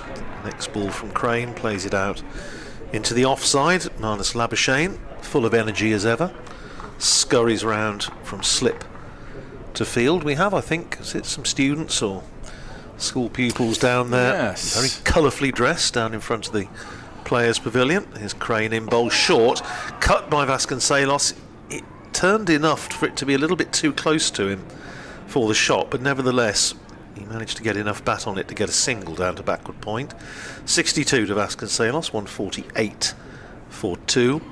As Nick was saying earlier, Vasconcelos has a serious record against Glamorgan. This is his 7th time past 50 in 8 games. 3 of those he's gone on to get biggish hundreds.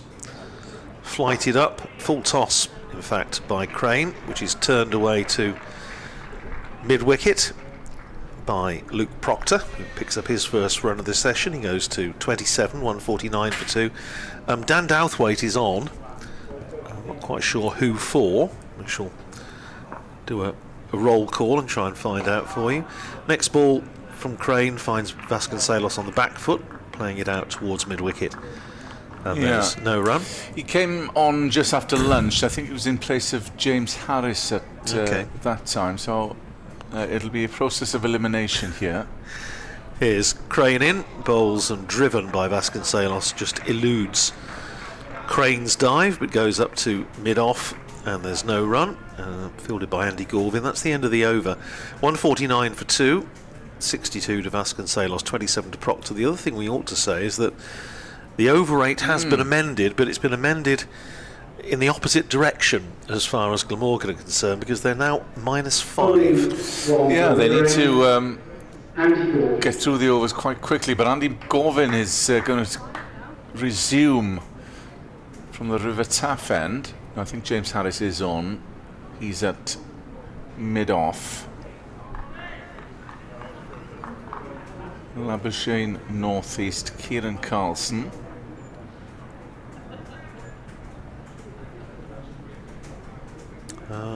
Yes, it's going down the... Is Tim van der Hoogten on? Could be Tim van der Hoogten, yes. As Gorvin comes in, round the wicket, towards Proctor, who works that, helps that round the corner. That was a loosener. Not a great delivery to start off from Gorvin. And it went backward off square and over the boundary. So Proctor moves to 31. So this is a more than decent partnership between Vasconcelos and Luke Proctor. Oh, here comes Edwards' helicopter. Foo Fighters are coming. Yeah, it's come up from Trebarnas. In is Gorvin. That's a decent ball that time, good length, but poor Proctor gets everything behind it.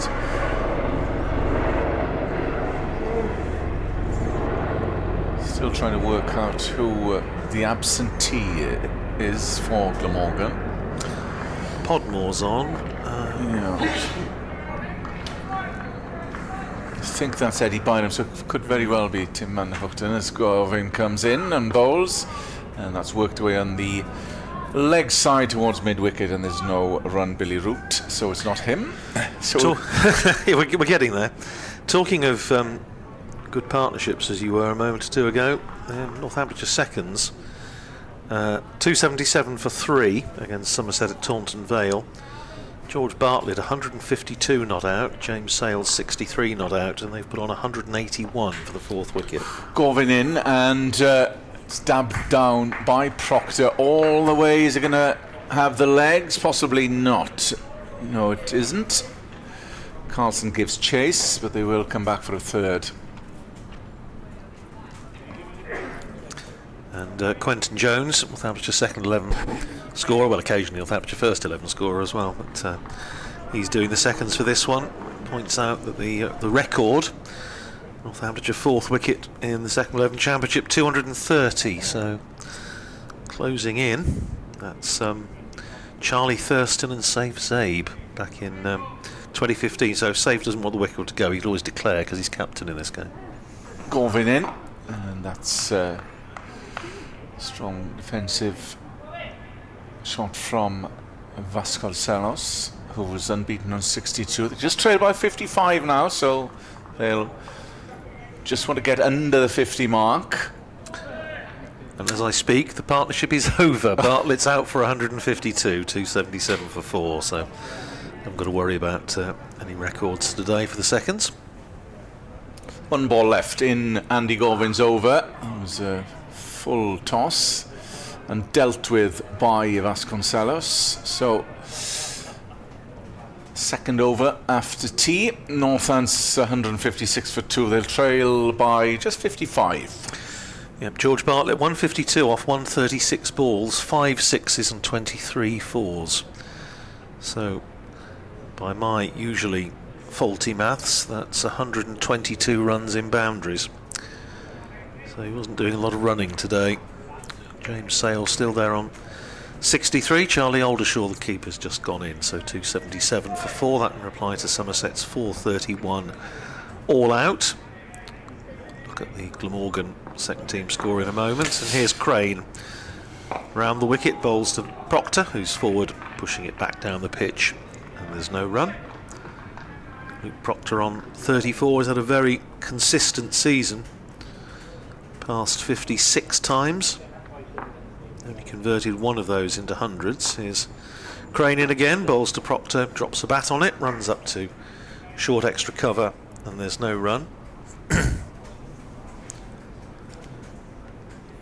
It is extraordinary that no Northamptonshire batter has made 1,000 championship runs for 8 years now. 2016 was the last time it happened. As Proctor's again playing that ball from Crane back down the pitch. That was when Ben Duckett had a very, very heavy season across all formats, but scored well over 1,000 championship runs. Here's Crane in, bowls, and Proctor, who's trying to cut, finds it very close to him because of the turn. It turns into him, hits him on the pad. There is an appeal, but umpire Hassan Adnan says not out. Well, it may have been going down. It may also have hit him outside the line, but enough doubt, I think, for Hassan Adnan to say not out. It was a misjudgment, though. That's turned. Is he going to be caught? He's caught at slip at the second attempt, but he's not going anywhere. He's sticking around. And it's given not out. Now, that was a ball from Crane that bounced, turned, it went off something, it was knocked up by slip. Yeah. Marnus Labuschagne, who caught the rebound. They all just waited for him to go. No, he didn't. He hasn't. That's a really, really good decision. Yeah, my initial thought was it missed everything. Well, it's come off. Might actually come off the keeper. Yeah. But it's just one of those because it's come off Chris Cook. Yeah. Well, there's a la Chris Stuart Broadish back in 2013. Well, not out is the decision, and by the look of that replay, well done to the umpire Hassan Adnan, because I think he's got that spot on. Cut away down to deep backward point for a single by Proctor off the last ball of the over. 35 to Proctor, 62 to Vasconcelos, 157 for 2. Makes me wonder, Kenneth, whether there may be one or two in the headmaster's study this evening. We've seen one or two little bits of chat out there, and the umpires coming together and having a word, and of course the Prithvi Shaw dismissal. So there may be a little, when we go up to do the interviews, there may be a little queue outside the door. People waiting to go into the match referee's study. Still -5 in terms of the over rate, but they're going to persevere with Andy Gorvin from the River Taff end of the ground. Vasconcelos, no, rather Luke Proctor takes guard, bit off, bit on, cover mid-wicket as Gorvin comes in. Proctor's behind it, one slip wide-ish is Kieran Carlson.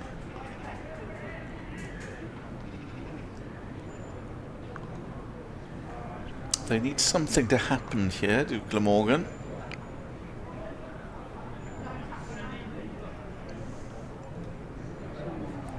But Northants looking unperturbed, so Gorvin comes in, passed round the wicket, bowls, and Proctor gets everything behind it once more, and there's no run.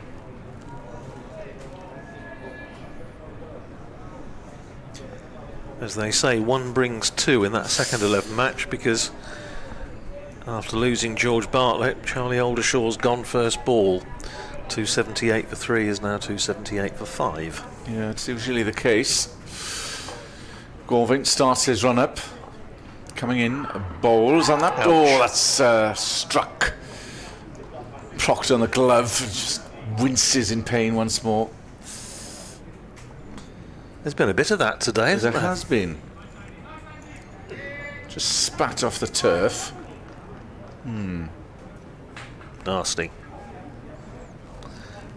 Yeah, I just wonder if we shall see another display of long distance running from Nick Allen, the Northamptonshire physio, running out from the dressing room. He's having a little look, I think, I can just see him in the doorway there, but I think at the moment Luke Proctor hasn't called him on, so he's just going to carry on.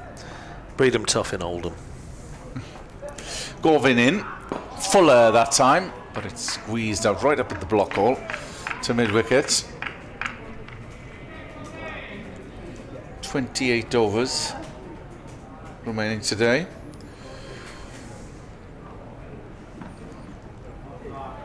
Glorious conditions here in the Welsh capital. But Glamorgan's turn to toil at the moment as Gorvin comes in and bowls, and forward offensive from Proctor, and makes the point as well. I mean, you're absolutely right, Ken. They are toiling, but there's just enough happening that, from a bowler's point of view, you think this isn't a hopeless cause. It's not just flat and doing absolutely nothing. The odd one is just doing a little bit, either bouncing or seaming away or turning. Gorvin in, firmly struck, but just up to mid-off for no run. Yeah, I wonder if they'll bring Tim van der Hoogten into the attack, who shaped the ball well in his previous spell.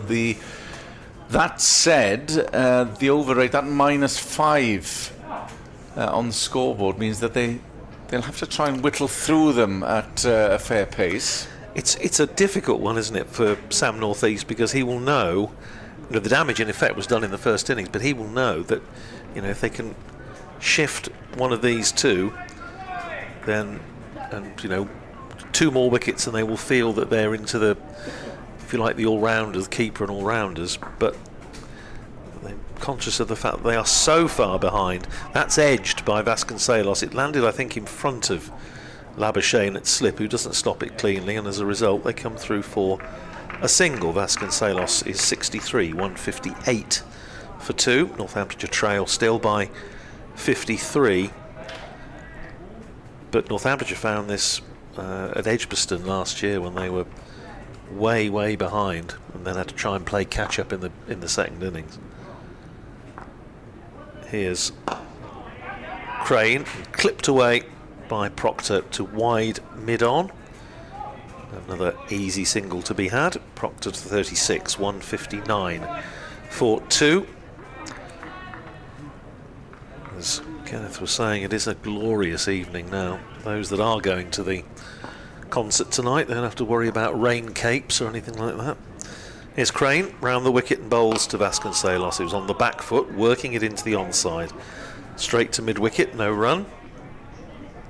And that's not the last of the summer gigs here at, at Cardiff. Billy Joel is here yes, in August. Nick did mention that. His Crane in again, swept away by Vasconcelos, and he's got all of that. And that's gone down to the long boundary on the pavilion side of the ground for 4. Vasconcelos to 67, Northamptonshire 163 for 2, and the deficit 48. And I'll be going to see the Manic Street Preachers at Cardiff Castle in a fortnight's time. Do they know? I'm sure they'll put on a special show for you, Kenneth. 163 for 2 it is. Well, I'm going to the proms in August, if that's any good. Here's Vasconcelos round the wicket, pushes forward. Vasconcelos just in front of square on the offside, and there's no run. Try and go at least once a season. We're going in the middle of August, I think, when we're at Canterbury the next morning, so it could be a bit of a hasty drive down the M2. Pushed out into the offside again by Vasconcelos. This time he misses the fielder. It goes just behind square, and they're able to come through for a single. So Vasconcelos pinches the bowling. 68 to him, 36 to Luke Proctor. And Northamptonshire at the end of the over, 164 for 2, trailing by 47. And we have 27 overs left in the day. Yes, and the Glamorgan faithful just looking for their team just looking at the body language out there at the moment. They just want something to happen as Gorvin continues from the River Taff end. Chris Cook standing up as Gorvin comes in past the umpire, bowls, and Vasconcelos is well behind it.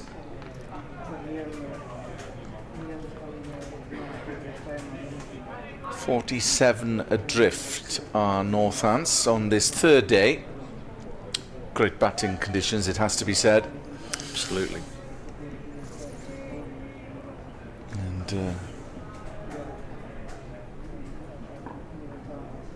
Gorvin trying to get the breakthrough, comes in, bowls, and Vasconcelos trying to work that off his hips into the onside. There was an appeal there for a run out. I think Vasconcelos fell trying to evade the throw back to Cook, and there's a shout for a run out. Kieran Carlton, I think, was getting very excited. All in good part, I think.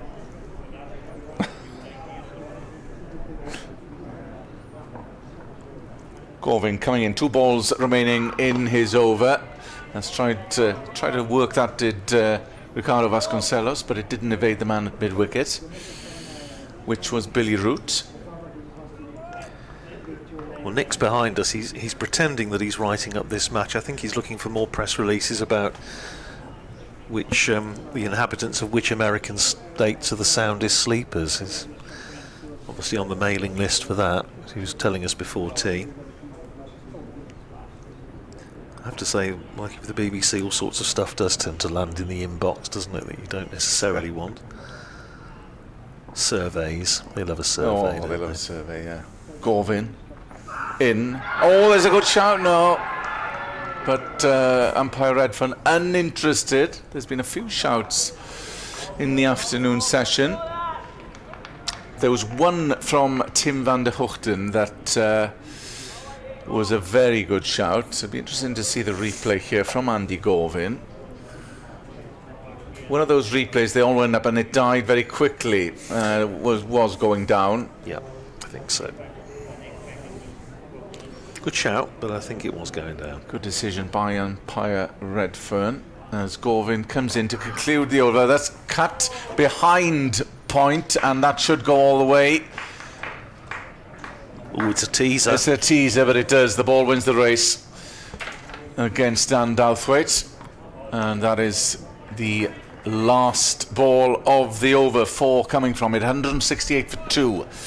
And they trail now Northants by just 43 runs, with Vasconcelos looking in prime form on 72. Proctor has been the supporting act on 36. Oh, many apologies, that was the penultimate ball of the over, so this is the last ball. Gorvin coming in, and that's worked. It's looking fine then, but it just died on it, on the toe end of the bat. Yeah, and it was, yes, Chris Cook came across and stopped it with his pads, I think, rather than with his gloves, but anyway, no harm done. Vasconcelos this season, Kenneth, has been pretty consistent. We started off with that 182, of course, against Glamorgan back at Wantage Road, which was his first game of the season. Since then, 30, 43, 15, 53, 41, 34, 129 not out, which was super innings in the second innings of the match against Yorkshire, and then 7 here. So he has been in decent nick since he came back into the side. But Northamptonshire need, well, preferably a 3-figure score from him here, which would be, as we mentioned earlier, his 4th 100 against Glamorgan. Here's Crane then, bowls to Proctor, who cuts down to deep backward point, and they jog through for a single. Proctor to 37, Northamptonshire to 169 for 2. Apologies for the sound of the crockery, which is an absolutely splendid piece of cake that nice. we had at tea. It was sort of move it. It was a sort of vanilla sponge, wasn't it? It was very nice. I enjoyed it. Crane in, bowling to Vasconcelos, who's forward. Bit of inside edge onto pad. There's nobody in bat pad on the offside rather. There is a forward short leg and a slip. Vasconcelos, also in the T20, sort of made a lot of starts this year without going on and getting an innings of real substance. Attempted sweep by Vasconcelos, but he's going to have to do something with it, bowling round the wicket to get an LBW against the left-hander. I think he's got well outside the line here. Yeah. So, yes, well outside the off stump, yeah. 169 for 2 it is. Solitary Gull wheels its way over towards the city centre. Turned away by Vasconcelos off the back foot. Good tumbling stop by Billy Root in there. Is it really Root? Yes, yep. It is. In there at mid-wicket. Sunbathing part of the ground at the moment. Far side of the ground as Crane round the wicket again. Bowles turns away from the left-hander. But the big party have disappeared. They've gone, yes. I think they might have had their photographs taken. May have, as you suggested, it may have been sort of end of exams. Well, A-levels are finished now, so yeah. They didn't stay here long. Photo call, photo opportunity. Here's Crane round the wicket again. Bowls to Vasconcelos, who's playing back to one that just hurried on to him a little bit. He just managed to get enough bat on it to send it out onto the offside, and there's no run. End of the over. 72 to Vasconcelos, 37 to Proctor, 169 for 2, and Northamptonshire still trailing by 42, and the over rate according to the board is still -5, but I know they don't always update it until, on the scoreboard at least, until sometimes later in the session or the end of the session, so I'm sure they'll be keeping the umpires up to date with what's happening. It may have gone to the nearest watering hole, which isn't far from Sophia Gardens.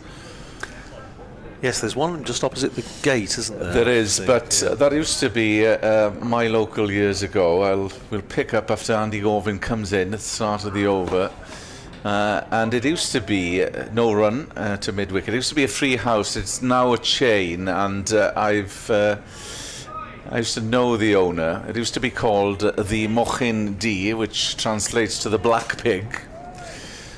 But there are a few in the Pontcanna area of Cardiff on Cathedral Road. Probably a lot watching the football as well. As Gorvin wheels round, comes in, and it's helped round the corner by Luke Proctor, and there'll be a run to Tim van der Hoogten. So if he was off, he's back on. And I wonder if we'll be seeing him in a few overs' time. Well, I was in Cardiff when England played Italy in the last Euro finals, and it kept me awake because being very close to the city centre, then there was a lot of parties and some supporting England, some not supporting England. Gorvin in. Yes, well, the Holiday Inn is right in the mix. Yes, shall we say? Well, it was very, very noisy indeed, and I was not watching it on the box, and just really wanted to get some sleep, and it didn't happen. It didn't happen for some time. No. Andy Gorvin spins round.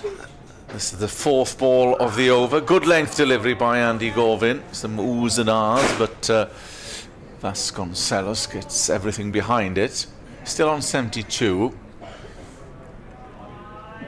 So they've not scored as freely in the last couple of overs.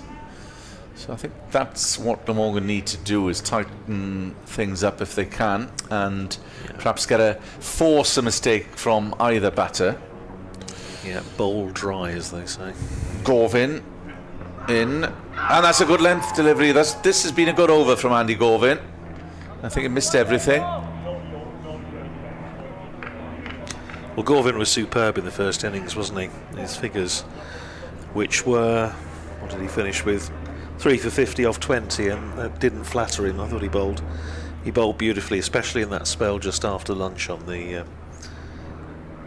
first day. Just the 1 wicket in the second innings for 35. That of Emilio Gay, as Gorvin comes in and bowls, and that's helped round the corner, but there is a man at deep backward square. So single taken, but tidy over for Andy Gorvin, but Northants have moved on to 171 for 2. These two still there. A lot depends on this partnership. As Andrew mentioned, if Glamorgan strike, they will feel that they're into that middle order-ish, and the all-rounders and the wicket-keeper. Yeah, this is a very, very important partnership, I say, and Rob Keogh to come next. But 171 for 2. Fears there's one or two of us were just slightly anxious about whether we might be heading home to Northampton this evening. I don't think that's going to happen, and hopefully we're going to get a really good day's cricket tomorrow with both sides in with a chance of winning. Here's Crane starting his 8th over. Appeal as Vasconcelos pushes forward.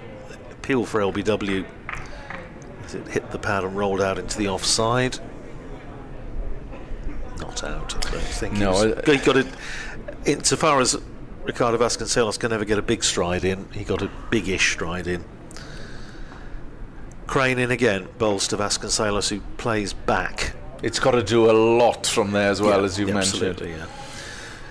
Plays back defensively and there's no run. It's fair to say Vasconcelos is happier with the ball coming on than facing spin. I think that's undoubtedly the case, but got a job to do here. And he goes aerial, and he just clears mid-wicket, and just sensed that Vasconcelos was just fretting a little bit at being bowled at, and he did feel the need there to come down the pitch and try something. It only just cleared mid-wicket. Fortunately for him it did, and he picks up a couple of runs. 75 to Vasconcelos, 173 for 2, but not the most convincing of strokes. No, a bit streakish. Still a slip and a forward short leg in as Crane is round the wicket, bowls to Vasconcelos and sweeps, and he's got plenty of that, and that's 4 runs. Fairly fine down towards the River Taff, and it's 4 more to Vasconcelos. He goes to 79, 177 for 2. Vasconcelos' sort of stock in trade against spin tends to be the sweep, which he plays with various degrees of success, but absolutely nothing wrong with that. Hit that beautifully. 177 for 2. Deficit now 34. Here is Crane. Round the wicket again, bowling to Vasconcelos, who goes on to the back foot, plays it up the pitch for Crane to field off his own bowling. 1 more ball to go in this over. Clock showing just before 5 o'clock. Here's Crane in, bowls, and again a sweep by Vasconcelos, this time square of the wicket. It goes down to deep square where Kieran Carlson fields, and 1 more onto the total, and again Vasconcelos has nicked the bowling. He goes to 80. Proctor is 38, and at the end of the over, 178 for 2 Northamptonshire, so they trail by 33. And Mason Crane's bowled 8 overs for 32. We have 23 overs left in the day. And Glamorgan still hunting for the 3rd wicket. Seems an age since that 2nd wicket fell. Pretty short. Off the bowling of Tim van der Hoogten, who is going to enter the attack from the River Taff end. So there's just a bit of dialogue trying to set the field to Vasconcelos. There are 2 slips in place. Mid off, mid on, mid wicket, point and cover with a man as well, deep backward square. That is Billy Root. There's cover as well as protection at fine leg.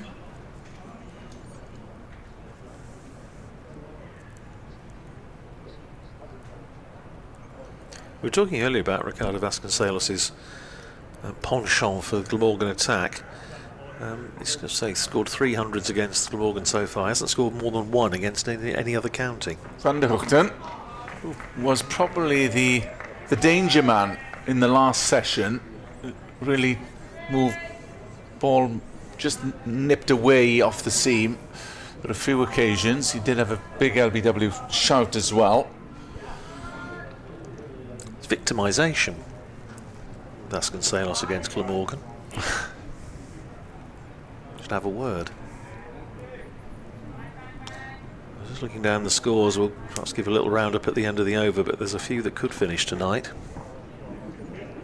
This is Tim van der Hoogten past the umpire, and just a forward defensive shot from Vasconcelos.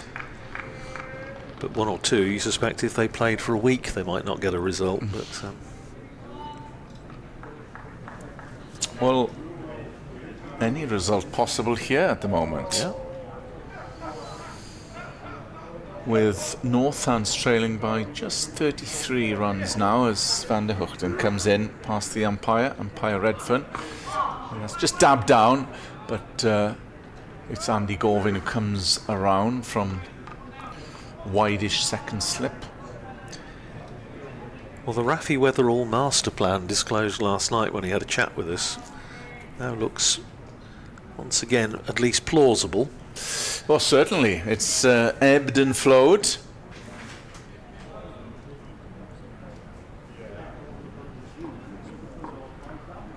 As Van der Hoogten starts his run up past the umpire, bowls. Again, quite comfortable is Ricardo Vasconcelos.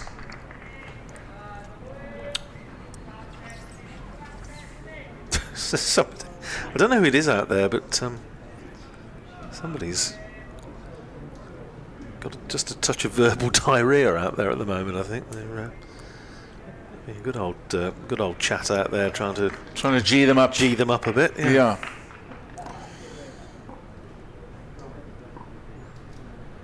Two balls left of Tim van der Hoogten's over. He's in, and again trying to run that down to third man, but he was cut off by Andy Gorvin, and there's no run. Just sense if they do break through here, it could be so psychologically crucial for Glamorgan, but they've been comfortable, these pair.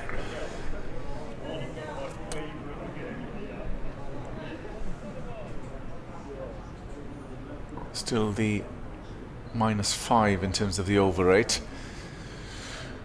Van der Hoogten then bowls, glorious shot, perhaps not for the meat of the bat, and there'll be a couple though.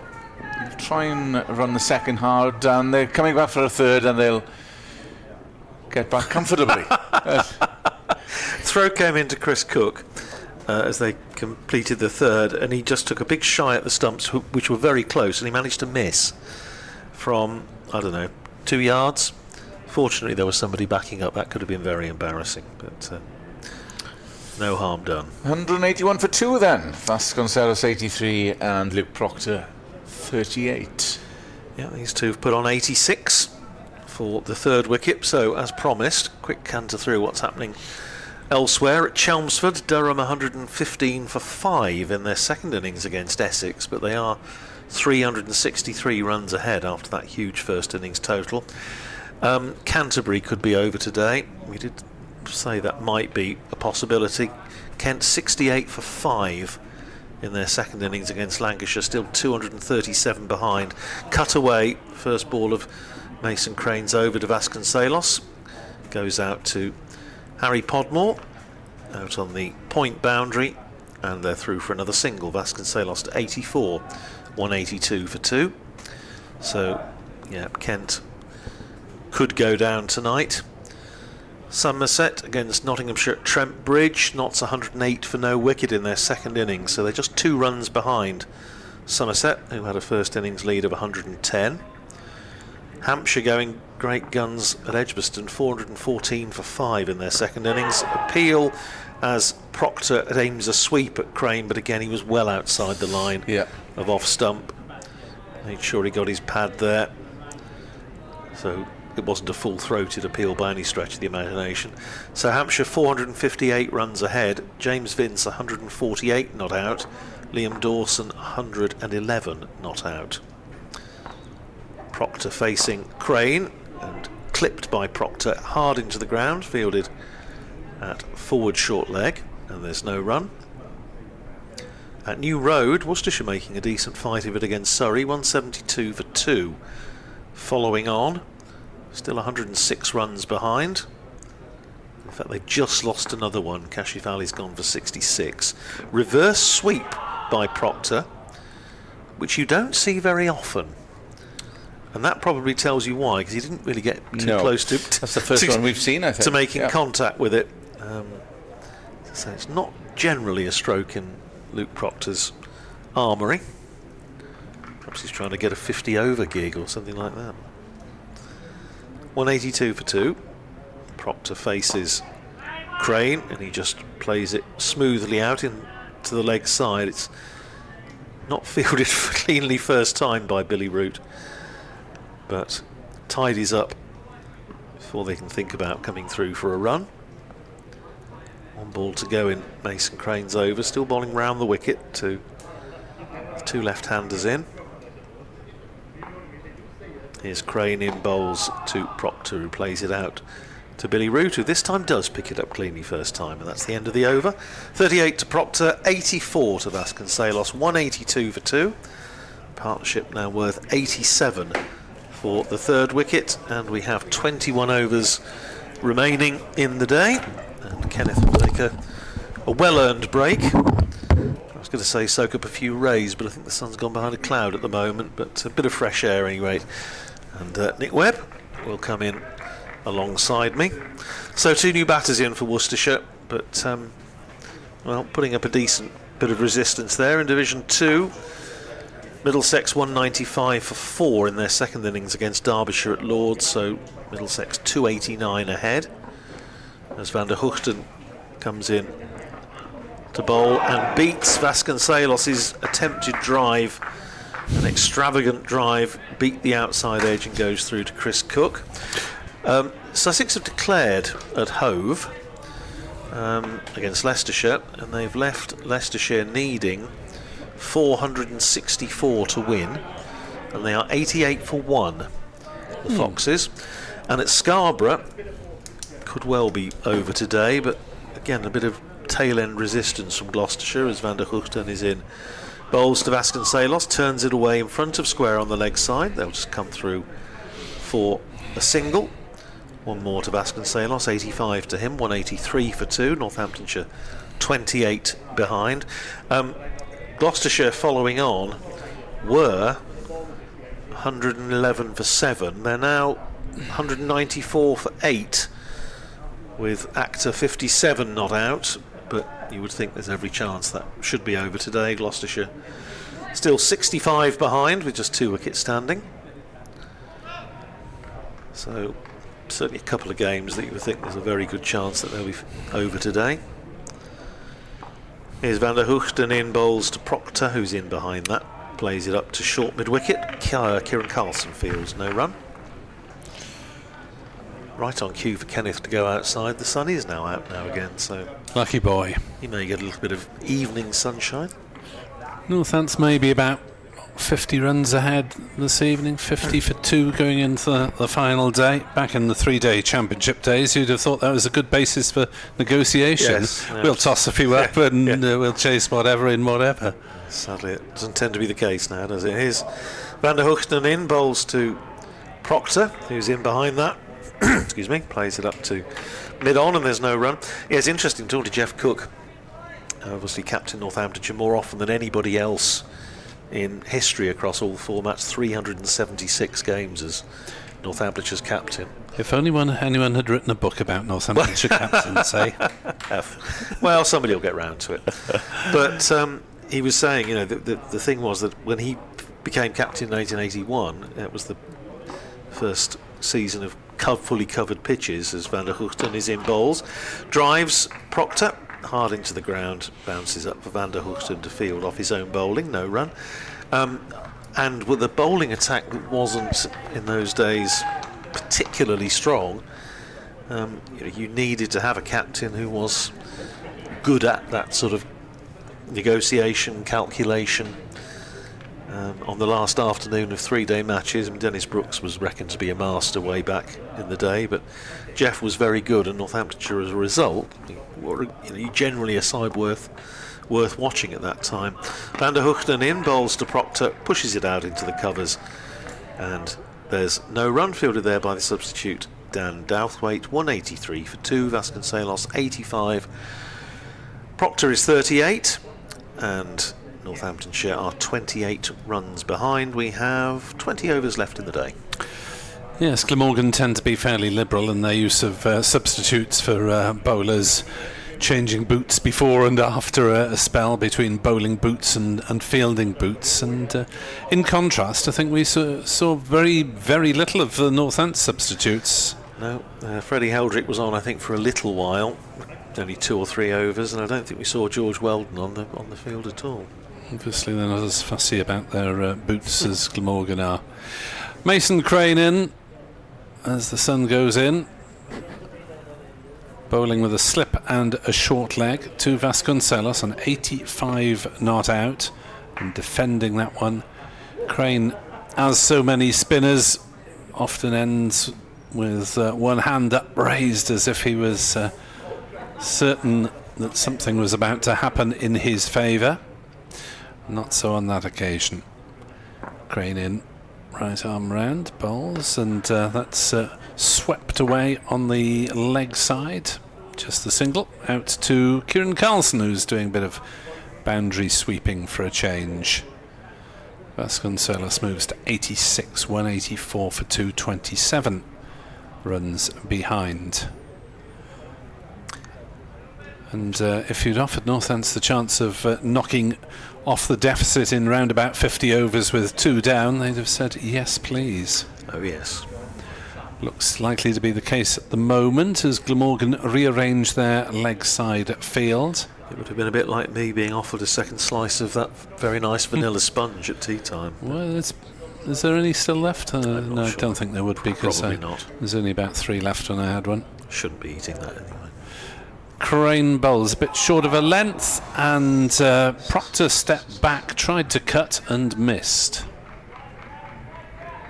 I think. Yes. Or did he just chop it down to the ground? No, I don't think he got The anything ball on ended it. up in Labuschagne's hands. Oh no, he did actually, bottom edge, and it bounced up to Labuschagne, but it did turn a long way and it kept a little bit low, and Mason Crane will be very encouraged by that as he pushes forward, slightly squared up by that. The ball rolls out on the offside and there's no run. I wonder whether Glamorgan might just well, they've pushed in a leg slip as well as the short leg, which makes sense with the natural turn of the leg spinner bowling to the left-hander. As Crane bowls, the appeal for LBW sounded a bit wooden from initial prospects, but umpire Adnan is not impressed by whatever reason. He's hit outside the line. May have gone on to strike, but he was playing a shot, so it doesn't matter. The Crane is starting to get a little bit of joy, I think, out of the pitch, as Proctor stepping back and forcing on the offside, which is less populated. Takes the single out to point.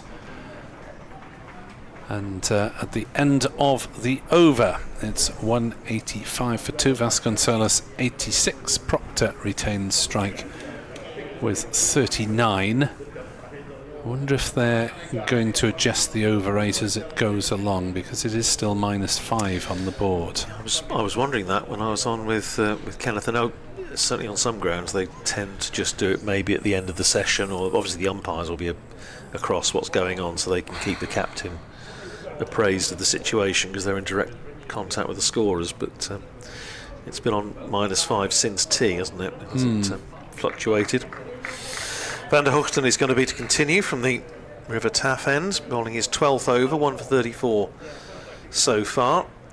James Sales out for 77 in the second 11 match down at Taunton Vale, so Northamptonshire now 301 for 6, replying to Somerset's 431 all out. Here's Van der Hoogten round the wicket, bowling to Proctor, who opens the face, trying to run it down past the slip cordon, but can't get it past Andy Gorvin. And there's no run. Earlier in the day for the seconds, George Bartlett making 152 with 5 sixes and 23 fours against his old county.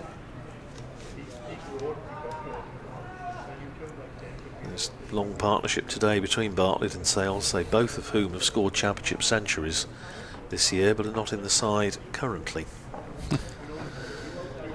Here's Van der Hoogten in bowling to Proctor, who drops a bat on it, rolls out into the offside. Fielded in there by Mason Crane. It is an absolutely gorgeous evening now. Very little cloud around. A few light fluffy clouds over in the direction of the city centre, but gentle breeze. A few barbies fired up tonight, won't there, in the vicinity. Here's Van der Hoogten in bowls to Proctor, who plays back to a ball that has a few have today, keeps a little bit low, and that's a slightly dangerous thing to do. I've seen a couple of tight shouts for LBW, one in particular when Nick and Kenneth were on a little bit earlier, that I had a little look and I thought that looks very, very tight, but going the way of the batter. Here's Van der Hoogten in again, bowling to Proctor, that ball bounced a little bit on him, and he just drops it down into the offside. Once again, Crane comes in from extra cover to field, and there's no run. You're right there, Nick. Yes, just a little frog in the throat. So 26 runs behind, Northamptonshire with 18 overs left in the day. There's one thing for sure, I don't think the light is going to be an issue tonight. Now, over the wicket comes Van der Hoogten. 2 balls remaining in this over, a slip and a gully. And that's on leg stump, and it's turned away by Proctor down towards long leg. And Eddie Byram comes in off the boundary and sends in his return. It's 1 more to Proctor, he goes to 40. And Northamptonshire to 186 for 2. The partnership ticks on to 91. Saying earlier, Nick, how consistent Luke Proctor has been this season. Until he was out for naught up at Derby, the only time he batted. Next ball from Van der Hoogten, last one of the over, hits Vasconcelos on the pad as he's aiming to play it away on the leg side. End of the over, 186 for 2, Vasconcelos 86, Proctor 40. Up to then, his lowest score in the championship this year was 32. So, yeah, 92, 41, 73, 65, 64, 32, 60, naught, 116 not out, 31 and 48 in the first innings here, and 40 not out in the second. So, although he's only gone on and made 100, he's generally contributed. Indeed. Mason Crane contributed with the bat and is trying to contribute with the ball, but for the moment he's 0 for 35, although there have been signs of turn in his favour. Various Wales age group matches being played, senior ages that is, rather than juniors. In the first 40 plus T20, England seniors smashed Wales by 130 runs in a T20 match. Crikey. 249 for 6, plays 119 for 6. As Crane bowls and Proctor defends, courtesy of a gentleman called Simon Guy, who hit 120 off 51 balls. Play for Yorkshire, name rings a bell. And then something of a closer second game between the two sides. As Crane bowls, reverse sweep comes out, hits Proctor on the pads, no run. Second T20, England over 40s made 152 for 5, Wales at 73 for 2 at the halfway mark. So in with a shout there. Yeah, he was on the Yorkshire books until 2009. Thought I recognised the name. He's obviously still got it. Aged 45 now.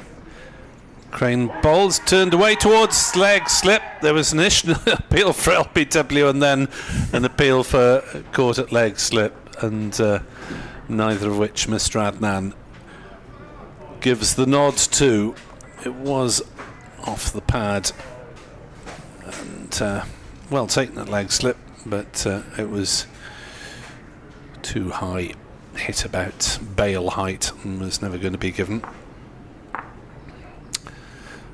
As Crane bowls and Proctor runs it down towards third man, will pick up a couple of runs. Labuschagne is off in furious pursuit and saves a second run, and possibly Marnus Labuschagne, with all due respect to the others, would be the only one who would have saved that through sheer determination. You'd think that was the final over of a one-day international or a vital moment in a test match, the way Marnus Labuschagne chased that one. Absolutely gave it his everything. 187 for 2. Vasconcelos on to strike. 3 crouch round the bat. Vasconcelos props forward, and there's no run. In the over 50s international, Wales made 256 for 6 off 45 overs against India in Newport. As Crane is in and bowls on the back foot. Vasconcelos defends. Captain Ewan Rees, a stalwart at that level, made 97, and Kevin Bartle 63 not out. And India in reply 70 for 3 after 15 overs. So Wales are well placed in that particular match. There's just so much over senior age group cricket going on at the moment. It's impossible to give it all. I don't know what the situation is in your neck of the woods, but Wales over 50s have got 4 teams now. Wales over 60s have got 4 teams. The over 70s have got 2 teams. The over 40s have just started. Well, Northamptonshire have got an over 50s and over 60s. They did briefly have an over 70s side, which played a few matches, but that's no longer operating. I only know this because, as I say, one of our studio guests recently in the cricket show was Steve Finch, who's captain of the over 50s. So we were talking about that and how easy it is to get players to play and how seriously it's taken and whether it is, extending careers. We have a ball issue. It won't go through the handcuffs. It won't go through the handcuffs, so it may be that we're going to have another little delay, and Luke Proctor just beckoned one of the Northamptonshire 12th men to come on, so George Weldon's making himself very useful by running out with the box of balls. When you hear the handcuffs, you think, what are they talking about? Well, it is the easiest way to describe the couple of metal circles welded together, and they try and pass the ball through it, and if it doesn't go through, then it's out of shape. It just looks like a conjuring trick, doesn't it? The sort of thing you see at Christmas parties. Maybe a Tommy Cooper conjuring trick that's gone slightly wrong. Not like that. Well, of course, yes, he's from this part of the world, wasn't he? Just over the mountain in Caerphilly he was born. The great man. So the umpires have a look at the box of balls and find something that's, well, it'd probably be marked 50 overs, I guess. They tend to be marked every 10, I think. 2 today, isn't it now? Northamptonshire had a change of ball earlier on, and now Glamorgan have had a change of ball, so whether it was a dodgy batch or something, I'm not absolutely sure, but the wrong kind of cow.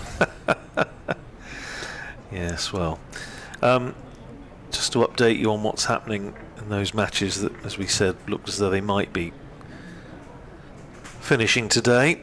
Kent 92 for 5 against Lancashire, so they're hanging on, still 213 behind. Gloucestershire likewise, really stubborn resistance from them, with Zaman Akhtar now 70 not out, 215 for 8, so they were 111 for 7. So there's still a bit of cricket left in that one. Dom Goodman's batted a long time for 22. So Gloucestershire still behind, still 44 behind, but just stopping the spectators from wandering off to Peasholm Park for the naval battle every afternoon up at Scarborough. Oh yes. Which, if you are, and I have been up to Scarborough as a spectator, if you don't give the result away. if you're just dozing on a nice afternoon and suddenly you're woken up with a start when you hear the guns of the naval battle on the lake in Peasholm Park, it startles you. Yes, it was in a car park in Scarborough that I proved that the BBC standard lit microphone will not stand up to a car driving over it. I was fiddling around with the equipment, loading it up, and obviously a mic unseen by me had fallen out as I did so, and then as I reversed out I heard a crunch. I thought, oh, what's that? And the average BBC lit mic doesn't stand up to the weight of the average hire car. Wonderful. We have information. Do we? On well, yes, absolutely. Good heavens! On the we'll never catch on. The identity of the little group we had earlier on, who are enjoying themselves, and this is courtesy of Dr. Hignell, who's just emailed me and said the students in the cricket shirts group are French students from Lyon. They're having a cricket initiation in the museum and indoor school, plus a chance of watching the steel bats. Well, what more could you want? Thank you, Andrew. You're saying we have around 11,000 international students per year visiting, mainly come over from France and Belgium. Of course, Cardiff twinned with Nantes, because we have the Boulevard de Nantes, which again I only know because my sat-nav keeps sending me that way. And Stuttgarter Strasse. Yeah. Yes, that's right. And there are 3 groups booked in tomorrow. And Sacré bleu. Zut alors. Enjoying the commentary in between reading your book. Thank you very much, Higgers. Well, stay awake if you can. La plume de ma tante est dans l'escritoire. My aunt's pen is in the writing desk. Yes. Famous phrase from rather out-of-date textbooks. Is it you or me? You. It's me. Here's Van der Hoogten running in again to bowl to Proctor, who drives up to mid-off, and there's no run. You can tell we're getting towards the end of the day. Can't you forget whose over it is? Well, it was a very long ball replacement yes, delay, so we have got an excuse. 16 overs to go after this one. So you about right there, Nick, in saying that if Northamptonshire bat out the day, these two, they're going to be probably 40-50 ahead. Forward goes Proctor, pushing it out into the covers, and there's no run. But that said, the last half an hour or so, 45 minutes maybe, it's just the ball seems to be doing a little bit more, whether it is the effect of the roller wearing off. It's just been enough to keep both Mason Crane and the seamers interested. And it's a fascinating tussle, this now. Northamptonshire looking to just bat themselves into contention, really. Driven out to extra cover by Proctor, and there's no run. Proctor, I think, winning the first of the Player of the Month awards for this year. I think Proctor-Vasconcelos got the second one. I still think we should bring back what we used to call the Ted Rogers Trophy, which was a sort of merit table decided by the media. Here's Van der Hoogten, bowls outside the off stump, left alone by Proctor, through to Chris Cook, where you awarded in each match in all formats. Oh yeah, 3-2-1. Yeah, and then add them all up, and you could have like monthly awards, and then obviously an award at the end of the season. And there was, if I remember rightly, there was a provision that if somebody had played an absolutely astonishing match-winning innings, you could give them more than 3. You give them 4 or 5, I think, was the limit. Here's Van der Hoogten, bowl short, pulled away by Proctor. It's running out towards deep mid-wicket. They're only going to get a single. Takes Proctor to 42 and Northamptonshire to 188 for 2, 23 runs behind. But it was ideal for the papers, because they could just keep, publish the days when there were daily papers rather than weekly ones. You could just keep publishing the table after every match, and also the days, of course, when there were 3 or 4 people regularly covering Northamptonshire. Here's Van der Hoogten in and bowls, and clipped beautifully by Vasconcelos away through mid-wicket, running out towards the boundary. They're going to jog through for a couple without any great sense of urgency, but it takes Vasconcelos to 88 and Northamptonshire to 190 for 2, 21 runs behind, and we have 16 overs left in the day, so it's probably going to be around about 6:15, something like that, 6:20 maybe, to finish.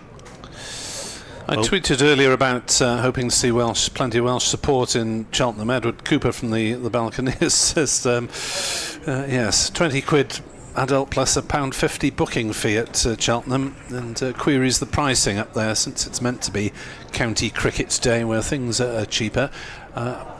If it is cheaper, then please accept my apologies. If you are heading there, perhaps let me know how much you've paid. 190 for 2. Mason Crane is in to bowl a very floaty delivery to Proctor, who looks at it with some suspicion and defends. I'm just having a quick look to see, because I think there was somewhere a list of what all the various counties were charging. I'm sure I got it here Sussex letting people in for free. They are, yes. On Hove, not Hove. Was it last week or was it? I can't remember. Anyway, I think it was Sussex announced a free day somewhere, but can't be next week because you're playing them, aren't you? That's right. Yes. Northants. Crane bowls. Proctor plays it on the offside, and there is no run. Yes, it is actually. Cheltenham is the joint most expensive of those days. On £20, same as Derbyshire, Yorkshire at Chesterfield. Shorter from Crane, but defended again by Proctor. Maybe things are just starting to happen. Might be a bit late for Glamorgan for today anyway.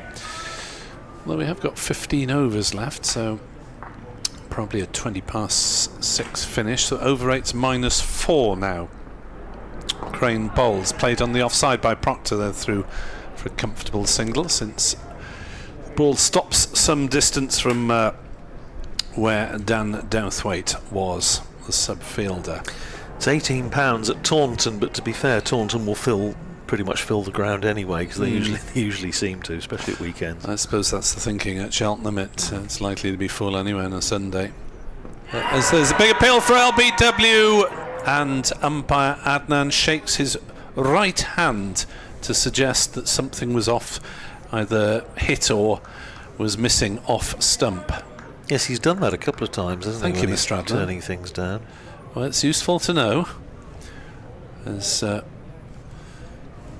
Crane turns, marches back sharply to his mark, and that's pushed forward by Vasconcelos. There is no run. 191 for 2. Northants just 20 behind.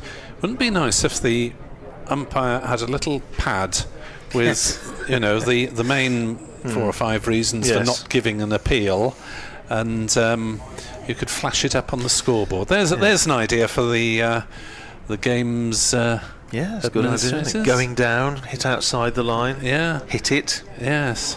And don't like him. In second in low-level league club cricket, it could be he's giving me a lift home tonight. He'll buy me a pint if I give him not out. His family are doing the teas this week. all sorts of possibilities. He's our only decent batsman, and he hasn't got any runs yet. Marvellous. And Hoogten, it will be to continue the cheapest, according to this, of the venues on Sunday was Chesterfield Street, where it's £14 for adults, 4 for juniors. Van der Hoogten in and bowls to Proctor, who's pushing forward, runs out into the covers where Mason Crane fields, and most of the others are £15. £15 at the Oval and at Southport, and at Grace Road and at Wantage Road and at Southampton. It's a supporters initiative, really, but you just wish some of the clubs had gone along with it a little more enthusiastically. Here comes Van der Hoogten, bowls to Proctor, who runs it down to backward point, and there's no run. We did see probably a few dozen youngsters let in for free here on the first day of this game, which was nice, and the crowd wasn't dramatically bigger on Sunday, but it was slightly bigger. There was some response. And the Hoogten turns with the River Taff behind him. Comes in and bowls to Proctor, who nudges it out to mid-wicket, where Carlson fields, and there's no run. Northamptonshire, of course, did fall foul of the umpires up at Grace Road, and they had 5 penalty runs imposed. And I saw the same thing happened in one of the games yesterday, the day before, when a fielder, and in the Northamptonshire case it was the bowler, Luke Proctor, shied at the stumps. The batter was hit, and there's Van der Hoogten in, bowls to Proctor, drives into the ground, bounces up for Van der Hoogten to field, and the umpires intervened, and I think it was deemed a level 2, and 5 penalty runs were imposed. Yeah, Glamorgan have had a couple of penalties that I've seen. One was for a couple of cases of alleged dissent, people being given out when they thought they weren't. Here's Proctor facing that ball from Van der Hoogten, which he lets go into the gloves of Chris Cook. And that was very bemusing when 5 runs suddenly appeared on the back of the previous Durham innings. And Graham Wagg was penalised 5 runs for fake fielding, I think. Yeah. Oh, right, yes. When that law just came in, that you're not allowed to pretend you've got the ball and shy at the wickets when you're not in possession. Here's Van der Hoogten to finish the over. In and bowls to Luke Proctor, who is rock solid, playing it up to mid-on, and that's the end of another over. Ticks past 14 overs, 1 for 38. Tim Van der Hoogten and Vasconcelos 88, Proctor 43. Northamptonshire 191 for 2, so they are 20 runs behind. These two closing in on 100 partnership, put on 96 so far, and we have 14 overs left in the day. Indeed, and sorry you're being worked tirelessly in this evening session, Andrew, but Kenneth has got Welsh language commitments in a minute, and I've got to be writing again after 6 o'clock to knock off the absolutely fine last few minutes of the report. If you'd like to advise your better half to tune into BBC Radio Cymru, she can give a verdict. Instant translation. As that's first ball of Crane's over is played through the offside, which is fairly unoccupied, and there's 4 runs for Vasconcelos to move him into the 90s. He didn't seem to hit that one that hard, but the ball ran away eventually to the boundary at cover point, as there is a big gap there between mid-off and point on the boundary. And now Glamorgan are filling that gap. There's that bolt of the stable again. The door's been bolted after the horse bolted. 195 for 2, 16 runs behind are the visitors.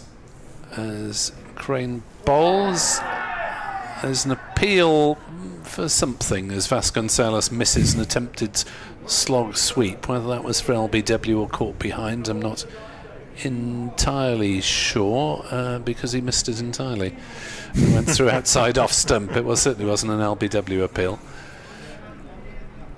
but it was a big shot played, and Glamorgan have got a man in the deep at mid-wicket.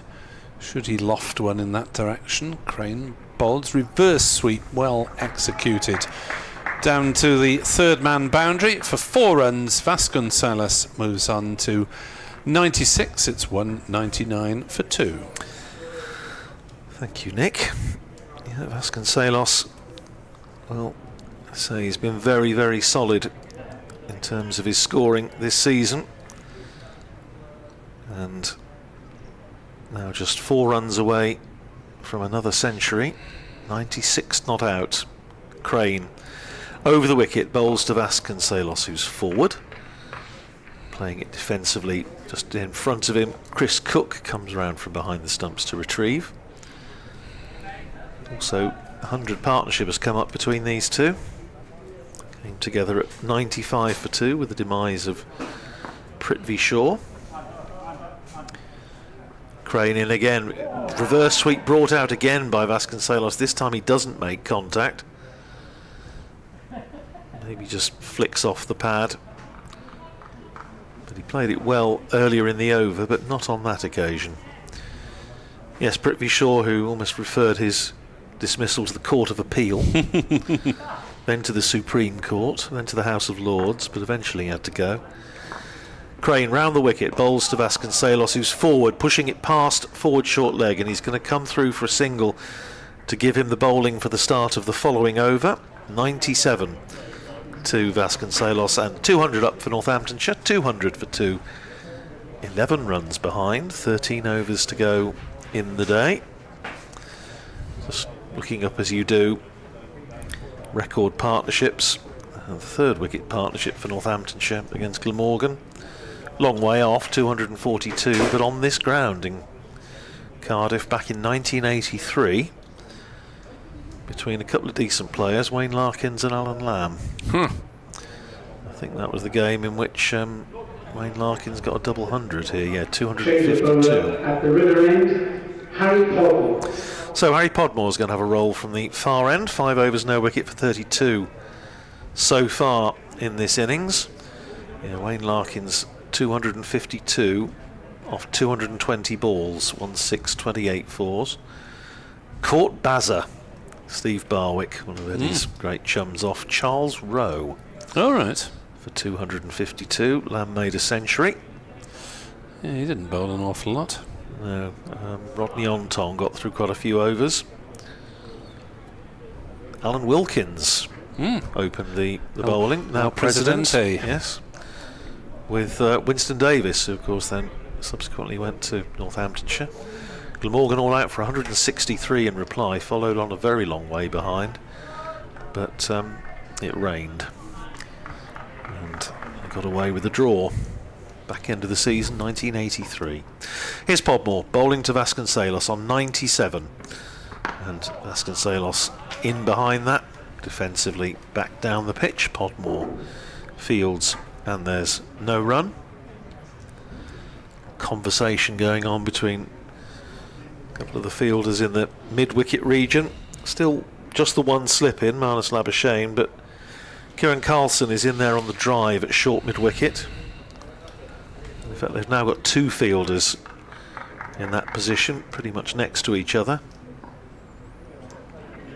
And here's Podmore. Bowls to Vasconcelos, who drives. Not going to get it past mid-on. Despite, well, took a couple of attempts. I think it's Tim van der Hoogten out there to pick it up, but he does. And there's no run to be had. Vasconcelos, great one for having a little wander out towards square leg. Kieran Carlson's sort of making lots of gestures that suggest maybe the field ought to be changed, and this isn't going to help the over rate, of course, because there's various consultations going on about the field. Carlson's now come much straighter. He's now basically a silly mid-on, and there is a mid-wicket on the drive as well. Bowls to Vasconcelos, clips it away out into the mid-wicket region. It's half stopped out there by van der Hoogten, but keeps it to a single, so Vasconcelos goes to 98, Northamptonshire to 201 for 2. So just 10 runs behind, and well, if these two could see the day out, maybe just one more wicket, we could be in for a very interesting day's cricket tomorrow. Yes, is there any chance of Northampton setting a victory target, some sort of chase in the final innings? We shall see. Here's Podmore. Bowls to Proctor and finds the outside edge of Proctor's bat. No ball called, so another one for Podmore. He bowled I think 3 or 4 earlier on. There's another one, and Proctor's going to benefit to the tune of 2. So 4 onto the total, 205 for 2. Proctor up to 45. Northamptonshire just 6 runs away from going into the black.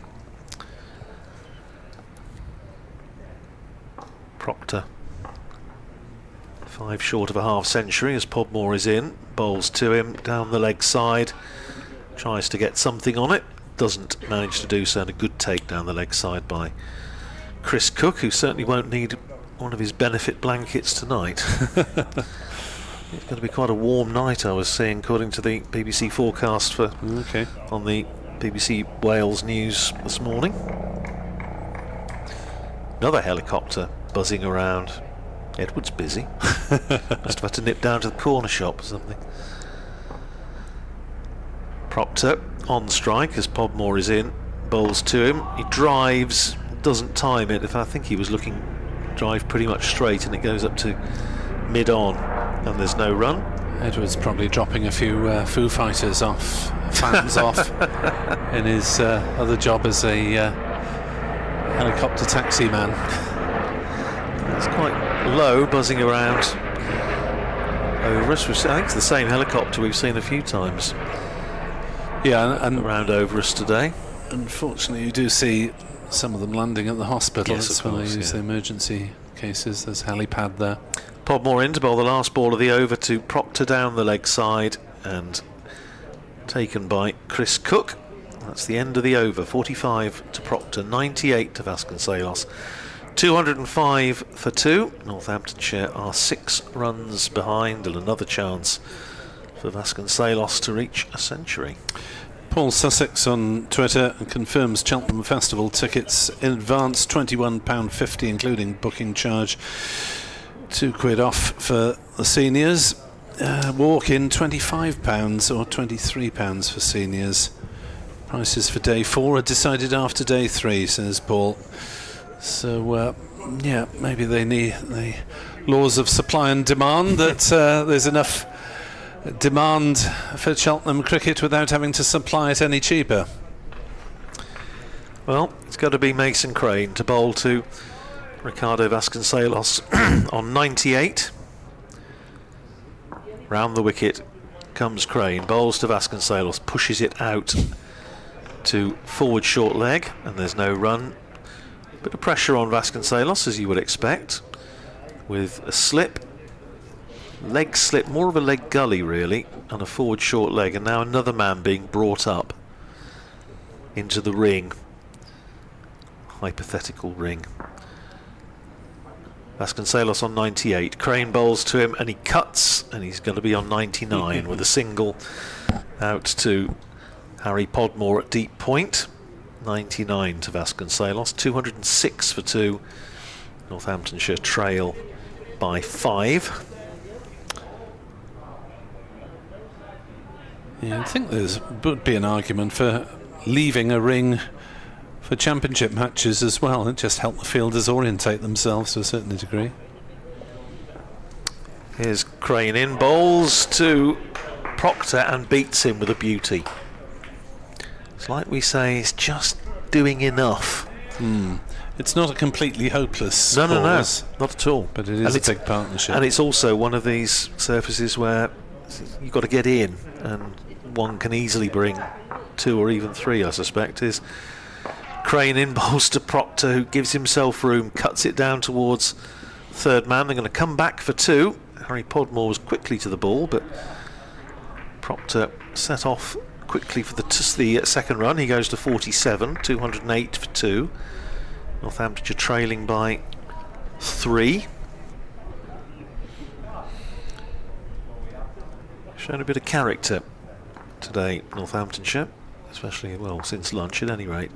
Tossed up by Proctor, who pushes it into the offside, down to Podmore at deep point.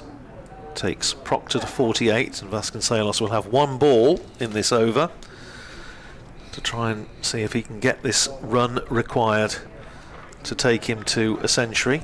209 for 2. Northamptonshire just 2 runs behind.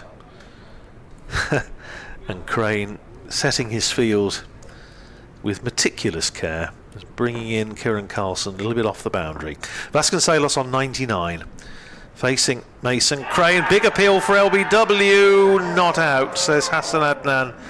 And Glamorgan, I think, reckon they got their man there, but Crane can't believe that hasn't been given.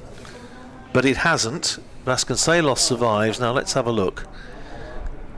That has straightened. Oh, I tell you what, if he didn't hit it, As he may be the umpire, I think, indicating that it, being googly, might have just struck outside off stump, but it seemed to strike his right pad first and then bounce onto the left. and it turned. Yeah, that looked tight. It was. That looked very tight. Benefit of the doubt goes to the batter. Them's Yep. the laws. Was that a wonderful line, isn't it, about the actual state of things shall continue? Marvellous. Discussing outgrounds earlier, Alan Metcalf said, being a North Walian, I'd love to see Glamorgan return to Rhos-on-Sea. Yes, I'm sure quite a few South Walian fans would enjoy a trip there, where crowds have generally been pretty good. Podmore to start a new over from the River Taff end, bowling to Proctor on 48 not out, and Proctor cuts and will get a single to take him on to 49 and the total to 210 for 2. And if Vasconcelos gets a single here, it will also level the scores. Yes, that's right enough. I think a lot of people, supporters and fans in many different parts of the country, would love to see cricket go back to that ground, which, well, I think was one of those that if that came up on your fixture list, you booked your annual leave to make sure you could go, because it was a most attractive venue. Now, Vasconcelos on 99. Slip in, short extra, short mid-wicket. Podmore bowls to Vasconcelos, who drives without timing, goes out to extra cover, where Andy Gorvin fields, and there's no run. With this over 8 situation, Glamorgan seriously need to get Carlson on as well, don't they, and bowl double spin for an hour or so. So they've got 10 overs to go after this, so they could make a dent in it, 10 to 6, so they're going to be, again, fairly comfortably over. Vasconcelos on 99, facing Podmore, drives, eludes Podmore, but doesn't elude Tim van der Hoogten at mid-on. Vasconcelos, well, that LBW looked very, very tight, but, well, you need a bit of good fortune. And Vasconcelos, 1 run away from another century. Podmore in bowls to Vasconcelos on 99, wide outside the off stump, and Vasconcelos drives but straight to extra cover, and there's no run. Goes off for another little prowl out towards square leg, rehearses the shot he should have played, which wasn't actually very much different to the shot he did play, but just didn't miss the fielder. Glamorgan understandably making it as difficult for him as possible. A ring of fielders looking to save the single. That's Podmore into bowl to Vasconcelos on 99, driven by Vasconcelos, beautifully fielded at mid-off, and looked for all the world as though that had to go past the fielder for 4, but it didn't. Great diving stop. And that was a lovely touch. Harry Podmore congratulating skipper, I think, isn't it? Yes, Sam North East. That was a super bit of fielding. Podmore saying thanks, Skip. 1 ball left in this over. Vasconcelos on 99, facing Harry Podmore, and it's cut away, and it's this time. I thought it had gone past backward point, but it hasn't. It's another super bit of fielding. And Vasconcelos being made to wait. 99 not out, Proctor on 49, Northamptonshire 1 behind. So all manner of landmarks and milestones in the offing, but none of them reached yet. 210 for 2 at the end of the over. Yeah, Vasconcelos did reach for that one a little bit, didn't he? He did. And it was slightly aerial before Dan Douthwaite made that scrambling stop at point.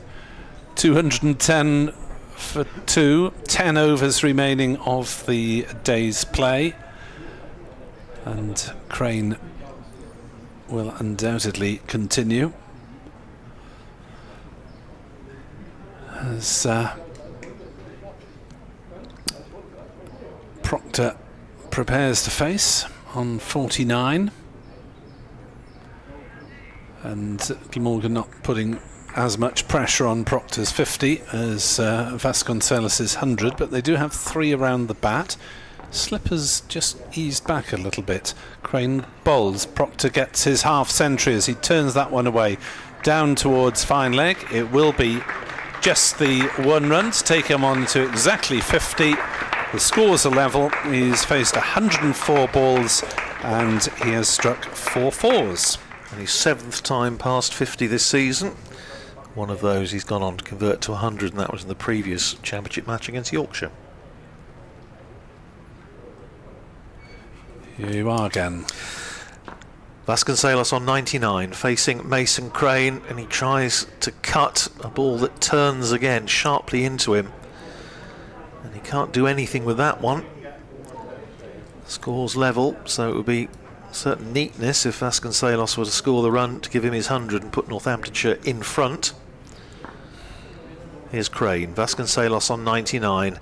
Gone for the sweep. Another appeal for LBW. Another not out from Hassan Adnan. Vasconcelos rehearsing the little paddle sweep. Slip. Leg gully. Forward short leg. Man in at short mid-wicket looking to save the single. Crane. Bowling to Vasconcelos on 99, defensively forward, pushes it up to Dan Douthwaite, coming in from mid-off, and there's no run. Vasconcelos has become somewhat becalmed. But here he is, Vasconcelos, 99, facing Crane. Another appeal for LBW, and this time he's out. Trying to turn that one away on the onside, and this time umpire Hassan Adnan answers the appeal in the affirmative, and Vasconcelos goes for 99, 1 run short of what would have been his 4th century against Glamorgan. But that's a big breakthrough for the home side. Coming up towards the close of play, 211 for 2, Vasconcelos for 3 rather, Vasconcelos, LBW to Mason Crane for 99. Yeah, not much height in that one. Crane starting to get a bit more turn. 3rd time lucky for Mason Crane, 3rd LBW appeal with Vasconcelos on 99. And you have to feel that Glamorgan have worked hard for that wicket, because they did try and put the squeeze on Vasconcelos. And although, you know, he's an experienced player, he's got hundreds and runs galore against Glamorgan in the past, he did look a little bit more tentative once he got to 99. Yeah, it all became a little bit fretful, didn't it? And Proctor's 50 came from 104 balls and included 4 fours. so that was the details there of Luke Proctor's half century. So, Northamptonshire in effect 0 for 3. And we're going to see The new batter, Rob Keogh Rob Keogh. coming out to bat, so no question of a night watchman at this stage. Probably just a little bit too far out from close of play, still 9 overs to go. Now, if Glamorgan can pick up another wicket tonight and remove one of these 2, I think they will feel that they are definitely on top going into tomorrow. If these 2 can see it through to the close, Northamptonshire, I don't know, 20-30 runs ahead, then it's all set up beautifully for tomorrow. But Mason Crane's persistence paying off. He's in his 15th over. It's taken him, well, until 5 balls into his 15th over to pick up his first wicket, but it's a very, very important one. That of Vasconcelos for 99. Well, Glamorgan were after him midsummer last year. There was the first talk of Crane being a Glamorgan target, and new coach, but Mark Wallace, the director of cricket, obviously fancied having a leg spinner here of Crane's calibre. He hadn't been playing much for Hampshire, but he's certainly been playing a lot for Glamorgan, that's for sure. Yeah, absolutely right. So, Rob Keogh to face his first ball. 1 ball to go in the over. Keogh taking guard from umpire Hassan Adnan.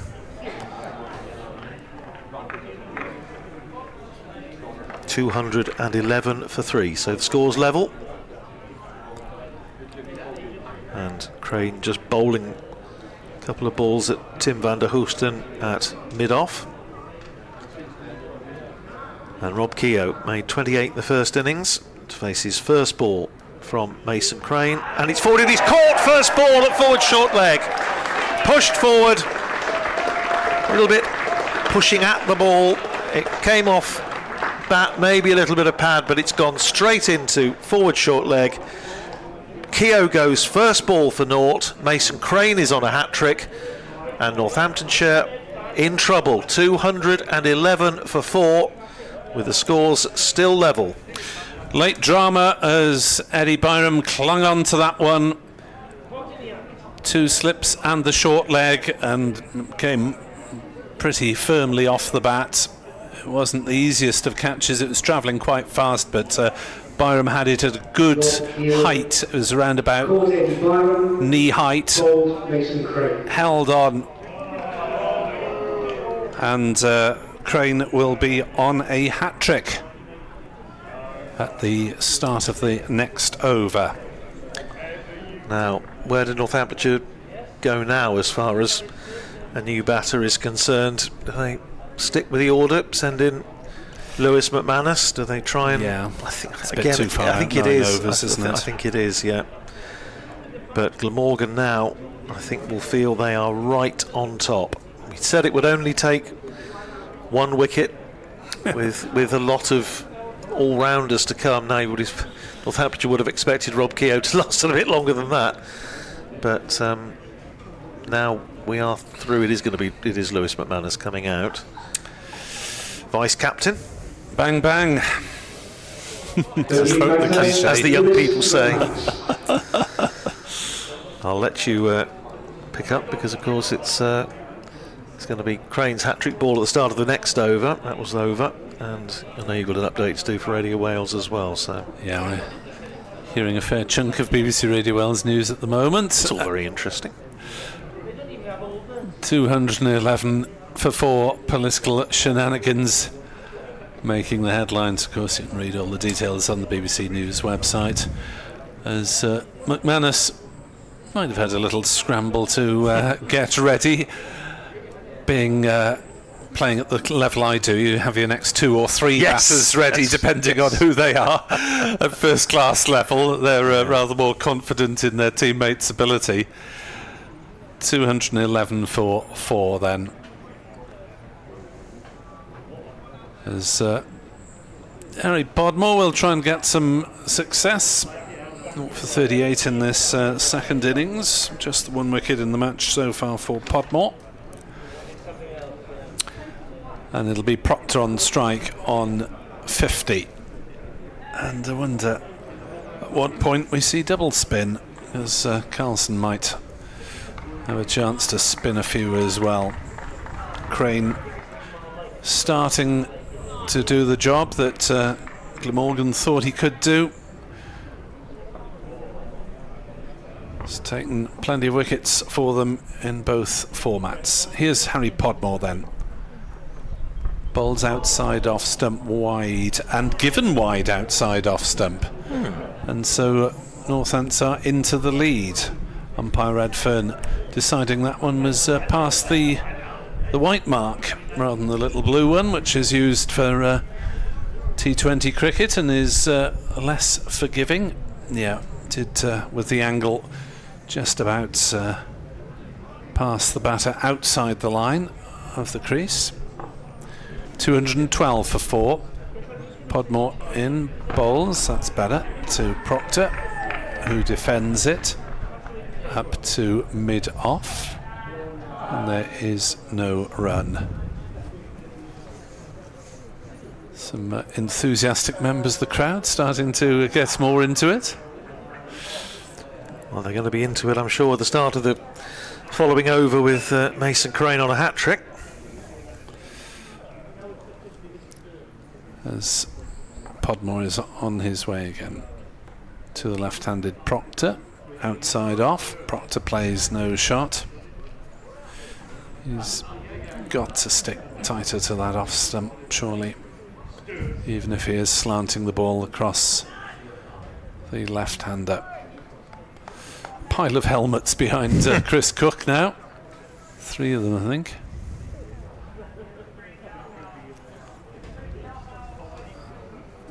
As Podmore on his way again. Bowls to Proctor, who leaves through outside off stump. Austria leading the Dutch 1-0 at half-time. Goalless between France and Poland. England in action later at 8 o'clock against Slovenia. England already qualified though. Radio update. Late drama here on day 3. Northants 212 for 4 in their second innings. They're just 1 run ahead. We did see a big partnership between Ricardo Vasconcelos, who made 99 before he fell leg before to Mason Crane, and Luke Proctor. Rob Keogh then went first ball. Crane is on a hat-trick in a moment or two. The game looked to be drifting out of Glamorgan's grasp, but they've got themselves back in it. 8 overs to go this evening. Northants 212 for 4, lead by 1 run. The last Glamorgan bowler to take a hat-trick against Northamptonshire, Don Shepherd. Wow.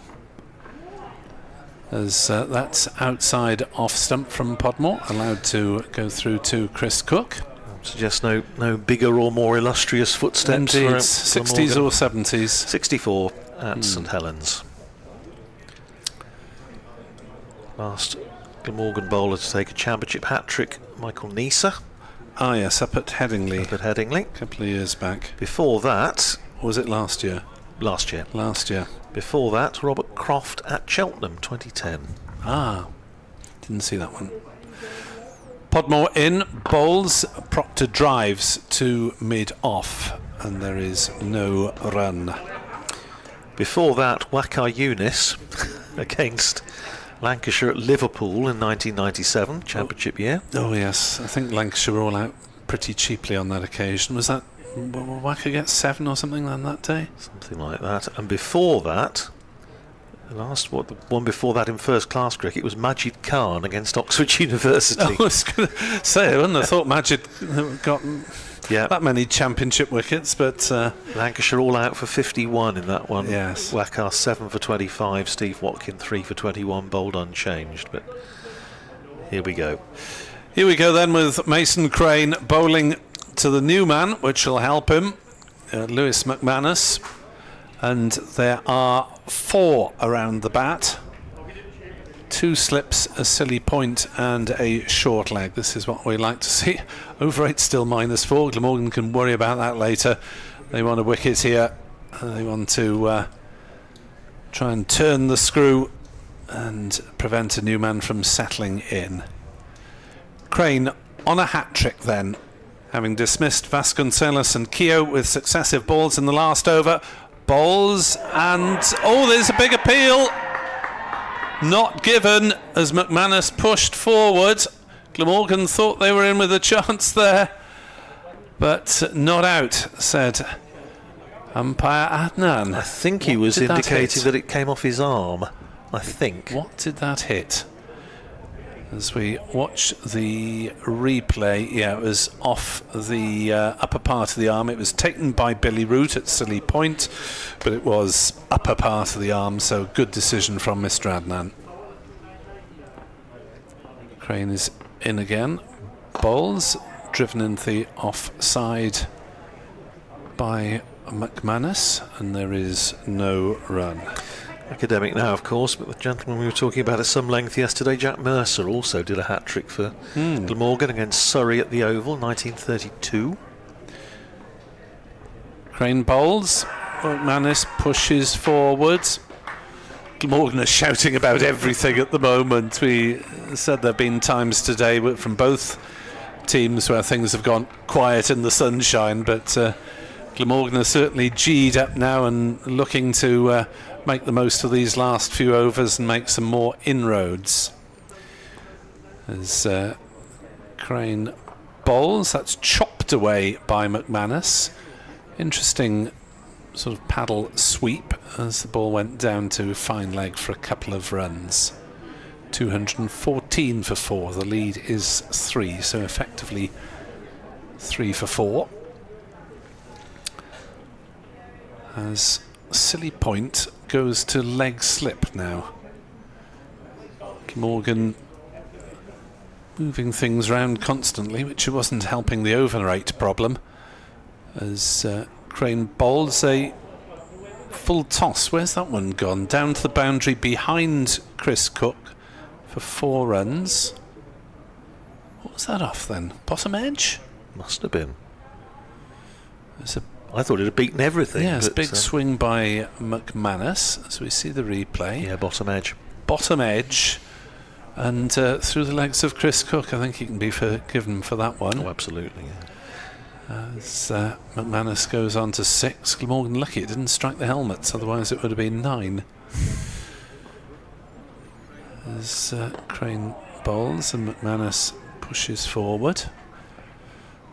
So I think it was the googly that went through off the bottom edge. As that is the end of the over. 7 remain of the day's play. I think a quick rewrite of some of my earlier thoughts is in order. Andrew Rad will be joined by Kenneth Davis. Thanks, Nick. Let's get the laptop fired up, I think, for a few little tweaks here and there. We have our first championship result of the day. It's in Division 2 and it's at Scarborough, where Yorkshire have beaten Gloucestershire by an innings and 22 runs. Gloucestershire putting up a bit of spirited defence at the end, but eventually all out for 237 in their second innings. So victory there for Yorkshire inside 3 days up at Scarborough. The other game that might still finish today at Canterbury, where Kent are 120 for 6 in their second innings against Lancashire in Division 1. So they're still 185 behind. Worcestershire 206 for 5 in their second innings against Surrey, so that will definitely go into tomorrow. It's going to be Tim van der Hoogsten to continue from the far end, the river end. He's going to be bowling to Luke Proctor with a slip and a gully, and Proctor's in behind that, playing it back down the pitch. Proctor, as so often, really now the main obstacle for the opposition, standing between Glamorgan and, you would think, an almost certain victory if he goes tonight. If he's still there tomorrow morning, well, who knows? Well, it's all changed since I was in this position last, but we did say a wicket could lead to 2, and that's exactly what's happened for Mason Crane. Here's Van der Hoogsten in, bowls to Proctor, who blocks. There's one thing you always say about Luke Proctor, he sells his wicket very, very dearly. He's faced 112 balls now, been in there about 2 3/4 hours for his 50.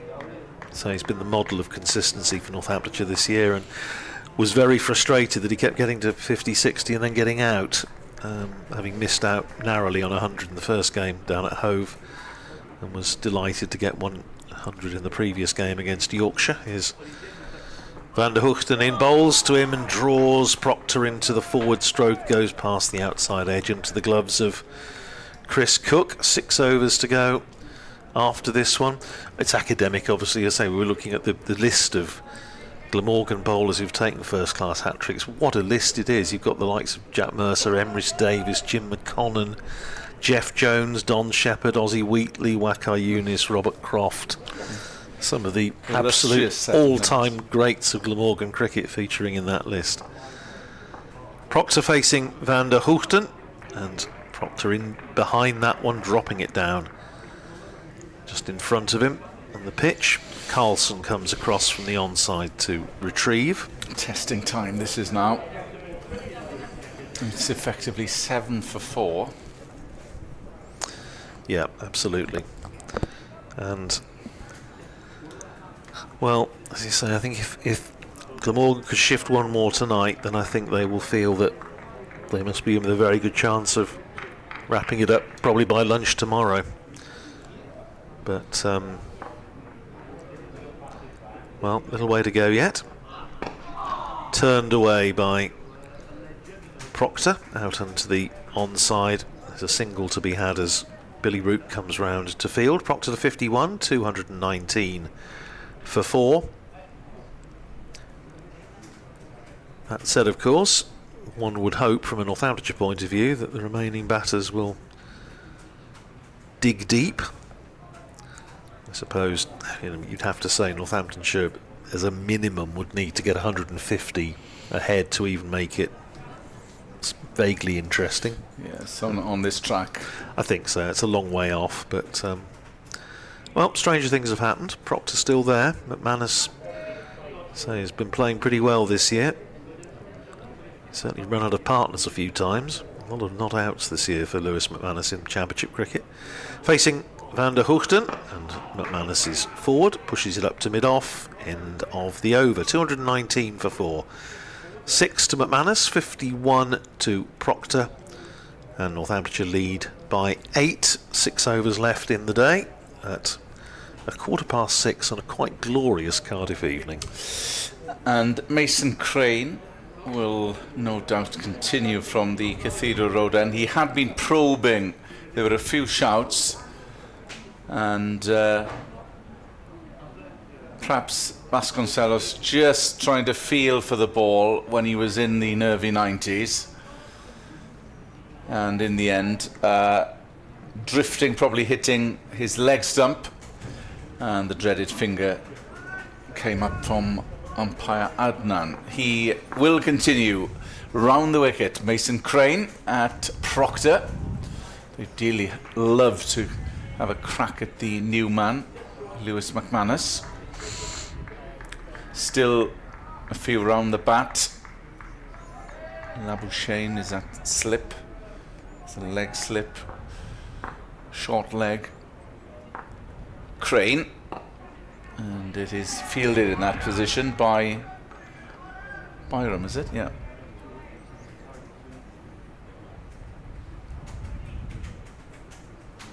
So good spell here from Crane. That swung the balance slightly in Glamorgan's favour once more. Here he comes, round the wicket, bowls. Plenty of flight that time, and it's just prodded into the offside, and there's no run. It's just all about survival now for Northants in the 5 overs. 3 balls remaining. The lead is 8.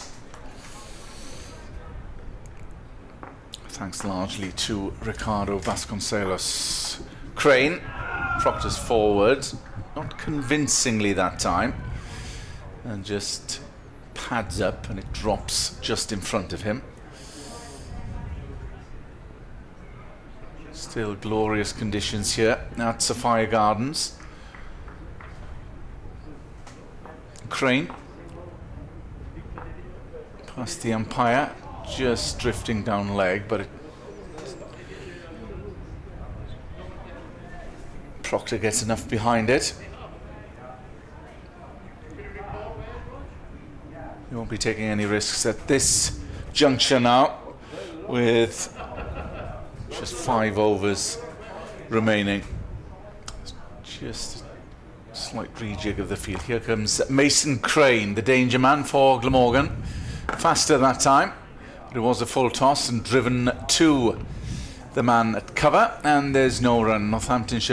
Northants 219 for 4, which is the lead of 8. Plenty of jocularity down below us in the ranks of the home faithful, and why not? In a very strong position here, but Northamptonshire still scrapping away. 5 overs to go. McManus joining his captain, so the Red Ball captain and vice captain out there at the moment, as the rest of us contemplate post-match interviews and then trying to find our way back to wherever we're going. Yes, that might prove a challenge this evening. Yes, well, I'm relying very much on my sat-nav, because having just worked out one route, I think I might have to take a different one. Van der Hoogten to run into bowl to McManus. 2 slips in place, and McManus running it down to backward point. Just opening the face down to Billy Root. And there's no run. Marnus Labuschagne at first slip. Sam Northeast at second. And And this pile of helmets immediately behind Chris Cook. Just wondering if it hits that. Well, there's what, 3 of them. But does that mean they get 15? Just a thought. The straw I'm choosing to clutch at the moment. McManus comes in. Van der Hoogten bowling to McManus, and McManus working it into the onside, where there's no run, and I know if it hits one of them, the ball is dead, and so they only get 5. Just a little levity as we come towards the end of the day's play. But so having waited a couple of days for the sunshine, it really has been quite glorious. This beautiful evening. Van der Hoogten turns. Shadows lengthening, of course, as he's in and bowls to McManus. Forces it out into the offside. Can't get it past Kieran Carlson. He's fairly tight in there at extra cover. And there's no run.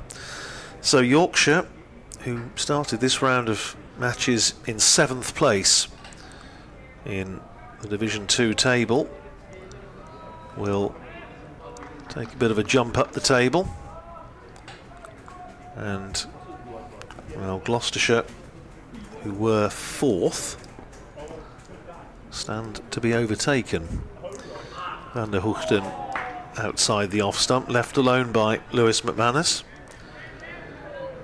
If Glamorgan win this one, then, depending on obviously what happens in other matches, could be up to 3rd in the table. But I say, it depends very much what happens in other matches. But that's the nature of Championship cricket. One win can put an entirely different complexion on things. Well, a win here for Glamorgan, I think we put them on 105 points. Here's Van der Hoogten, bowls cut away by McManus. He's going to get runs, may get 4. Is it quite going to go? No, it's not. Good bit of fielding out there in the deep by Billy Root. Keeps the ball in play, and they come through for 2. McManus to 8, 221 for 4. Northamptonshire lead by 10. From Northamptonshire's point of view, the best one would imagine they could hope for here is a draw, and that would put them on 94 points, so it's probably not going to make a lot of difference. Here's Van der Hoogten left alone by Lewis McManus, and that was a tight leave outside off stump. Perfectly executed. Perfectly executed, and a very good judge of where his off stump is. Let's go with the latter. Be charitable. 221 for 4. McManus is 8. Proctor is 51. 4 overs left. 4 left this evening then, with Northam still holding a precarious lead of 10. 4 back in the shed. Proctor still there, resolutely, and on 51. McManus has just joined him. He's on 8. So Glamorgan would dearly love to pinch another one before the close. And if one person is going to take a wicket, it's going to be Mason Crane, who will continue from the Cathedral Road end. Over the wicket towards Proctor. Bit of flight there, and Proctor is able to rock back and work it to the leg side through mid-wicket for 1.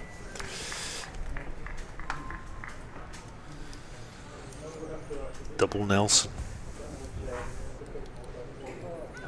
222. Yeah. A few changes in the field once more. Still that man obviously at short leg for Mason Crane. 2 slips. Here comes Crane past the umpire, bowls over the wicket, and McManus sweeps, but there's a man out on the boundary at backward square leg. That ever helpful cry of "watch the spin" down there. Yeah. It's always really helpful, isn't it?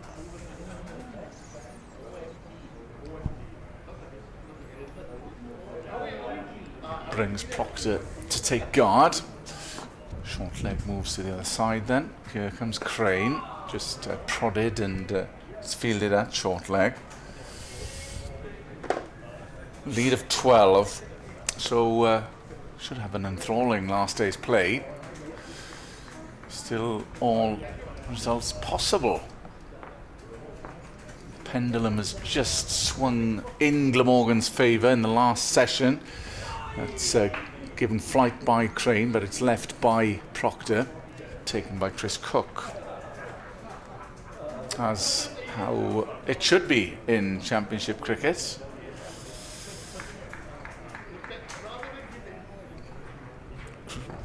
Two balls left then of Mason Crane's over. Here he comes. Flatter that time. And that, I'm sure if it was a catching chance, it just evaded Sam Northeast. Yeah, and went fine. Glove on it or bat. There's no signal as No. they come through for a single, so it was in the air a little while.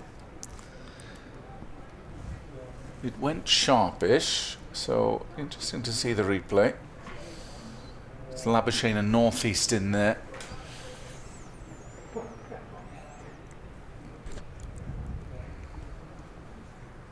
There's a long conversation now, trying to work out where they need to be. Last ball of Mason Crane's penultimate over, one would think. Still -4, the over 8 for Glamorgan. Was -5 at one stage. Here is Crane over the wickets to McManus. And the cry is it was uppish, but no one there through mid-wickets. And there's no run. So Northants 224 for 4 with 3 overs remaining. And it'll be probably Van der Hoogten, yes, Yep. to continue from the River Taff end. Just having a look on the balcony to see who's padded up and whether Northamptonshire might go down the route of the night watchman, but the only one I can see padded up on the balcony at the moment is Justin Broad, who would be due to go in next anyway, so maybe they're not going to go down that route. 224 for 4 it is, 13 for 4 in effect. 3 overs to go in the day. Shadow of the floodlight pylon immediately to our left, now stretching far across the playing area. Gorgeous summer evening sunlight as Proctor faces this ball from Van der Hoogten and turns it away out through mid-wicket for a single. Billy Root, who's back on the boundary, fields Proctor to 54, 225 for 4. Eddie Byram trots down below us with the shin pad still on. From fine leg to the left-hander to fine leg for the right-hander, McManus.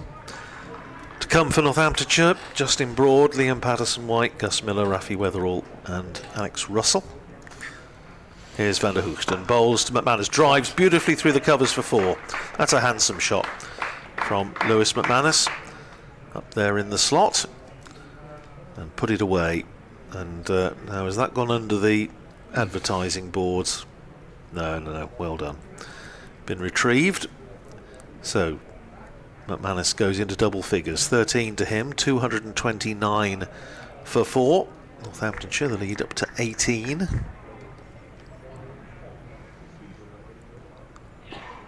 Van der Hoogten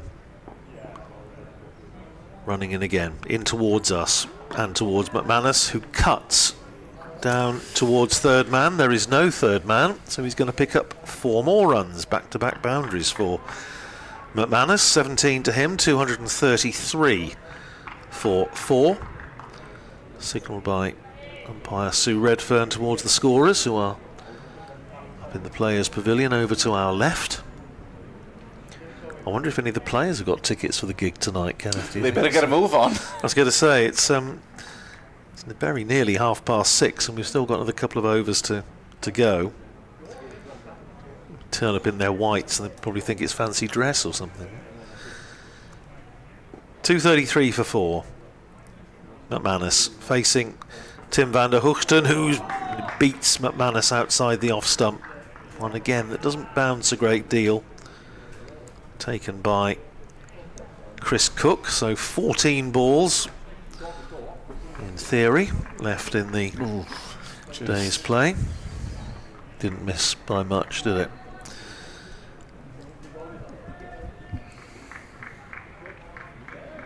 So I'm not sure what time Wet Leg are on, or Himalaya, or whoever they are, but anyway, Nick will know. Van der Hoogten in and bowls to Proctor, forces away nicely off the back foot, to McManus rather, and he's going to get a single out into the covers. Fielded there by Billy Root. Takes McManus up to 18 and Northamptonshire to 234 for 4, a lead of 23. 1 ball to go in this over, and then 2 more. Van der Hoogten in his 17th over, 1 for 51 so far. Picked up the wicket of Prithvi Shaw this afternoon, and he's running into bowl to Northamptonshire captain Luke Proctor, and Proctor is in behind that very solidly, plays it back down the pitch, and that is the end of the anti-penultimate over of the session and of the day. 234 for 4. McManus is 18, Proctor is 54, and Northamptonshire lead by 23. So a bit of a rearguard action by Lewis McManus after he joined Luke Proctor, given that they lost Vasconcelos and Keogh in quick succession. But they're by no means out of the woods yet. They lead by 23, 6 wickets remaining. So a nervy end, I'm sure, for both batters, as Mason Crane takes the reins again from the Cathedral Road end. His last over today, Crane over the wicket. And big stride forward from wicket-keeper McManus. Enthralling day's play, because Glamorgan well on top early on. Back came Northants, and then momentum as it's just prodded down to mid-on. Momentum went back Glamorgan's way with those 2 quick wickets. So we should have an exciting day's play tomorrow, Andrew. Could do.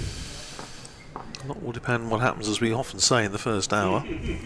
Crane, and there's no run, and they're just going to play now to the end with no risks taken.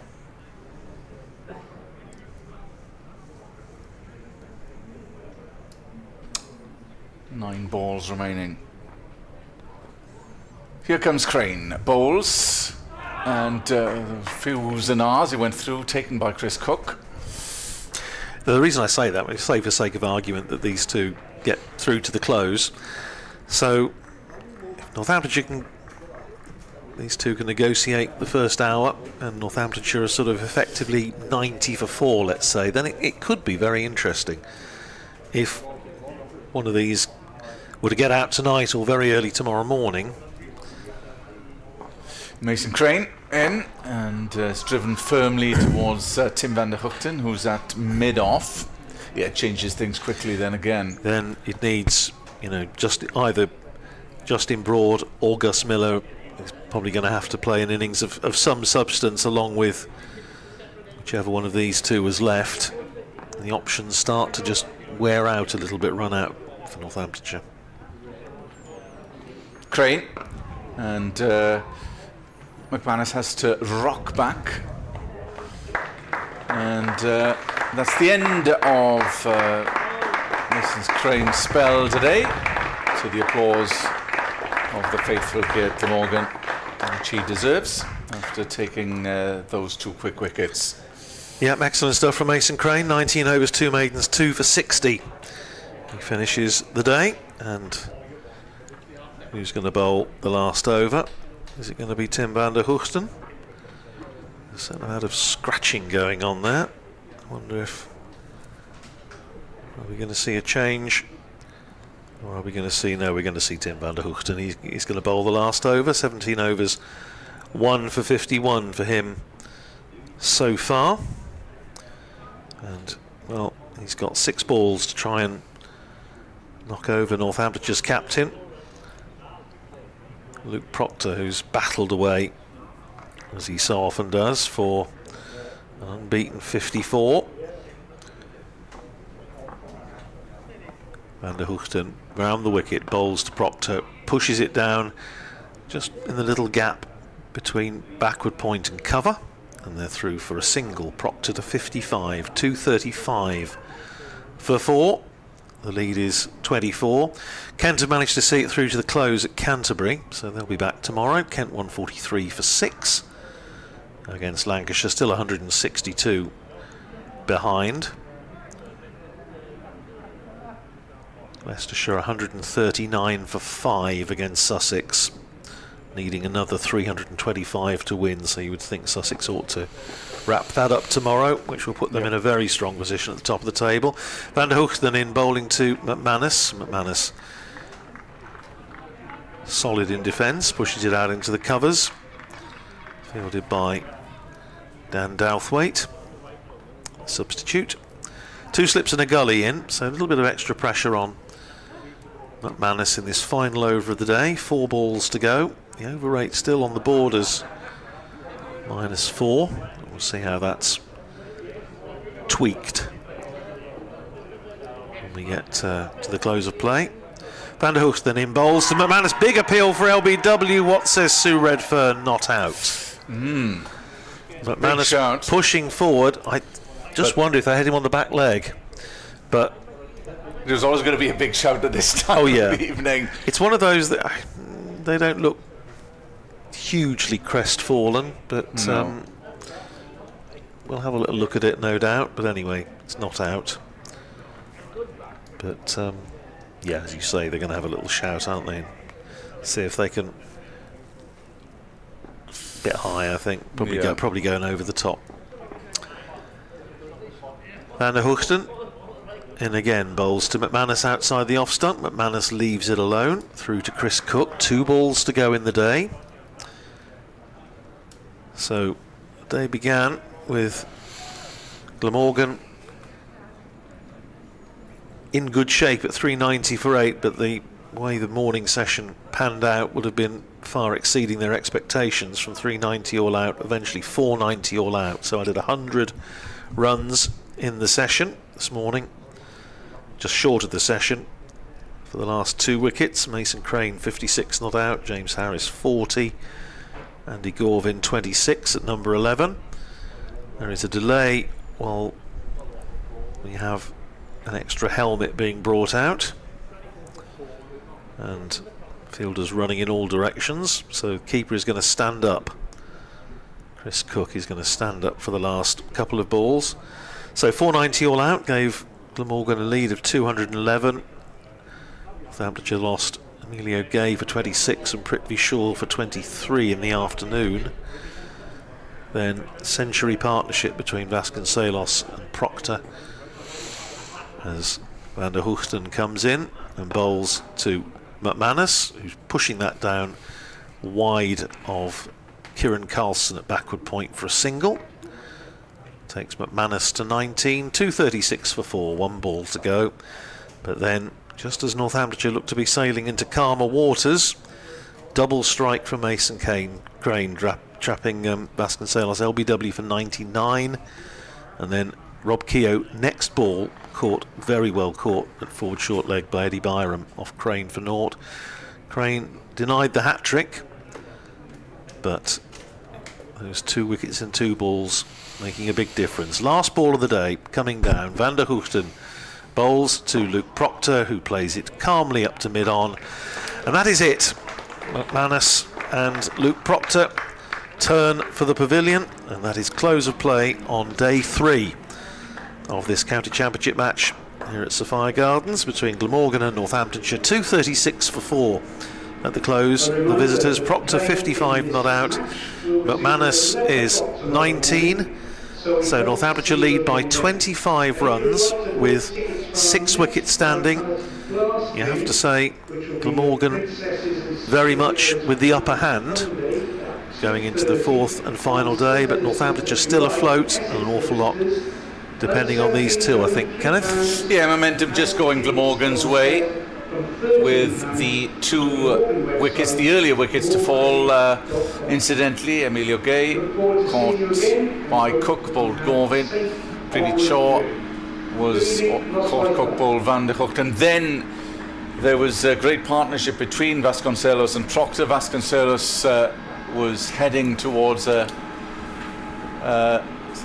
very, very deserving century, and was trapped LBW on 99 by Mason Crane, and then the next ball Rob Keogh caught at forward short leg by Eddie Byram off the bowling of Crane. So it's ebbed and flowed, and it's gone back Glamorgan's way, but North fans need a big first session in the morning.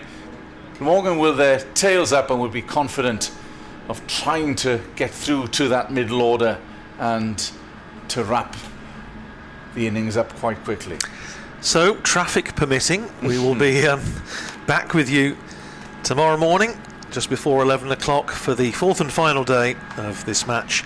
All things still possible, although, as Kenneth was saying, Glamorgan very much on top, but Northamptonshire still afloat. From Nick Webb, from Kenneth Davis and myself, Andrew Radd, thank you very much indeed for your company today. Thank you for your interaction as well, and please join us when we are back on parade again just before 11 o'clock tomorrow morning. From all of us here in the commentary box, a very good evening. That's that.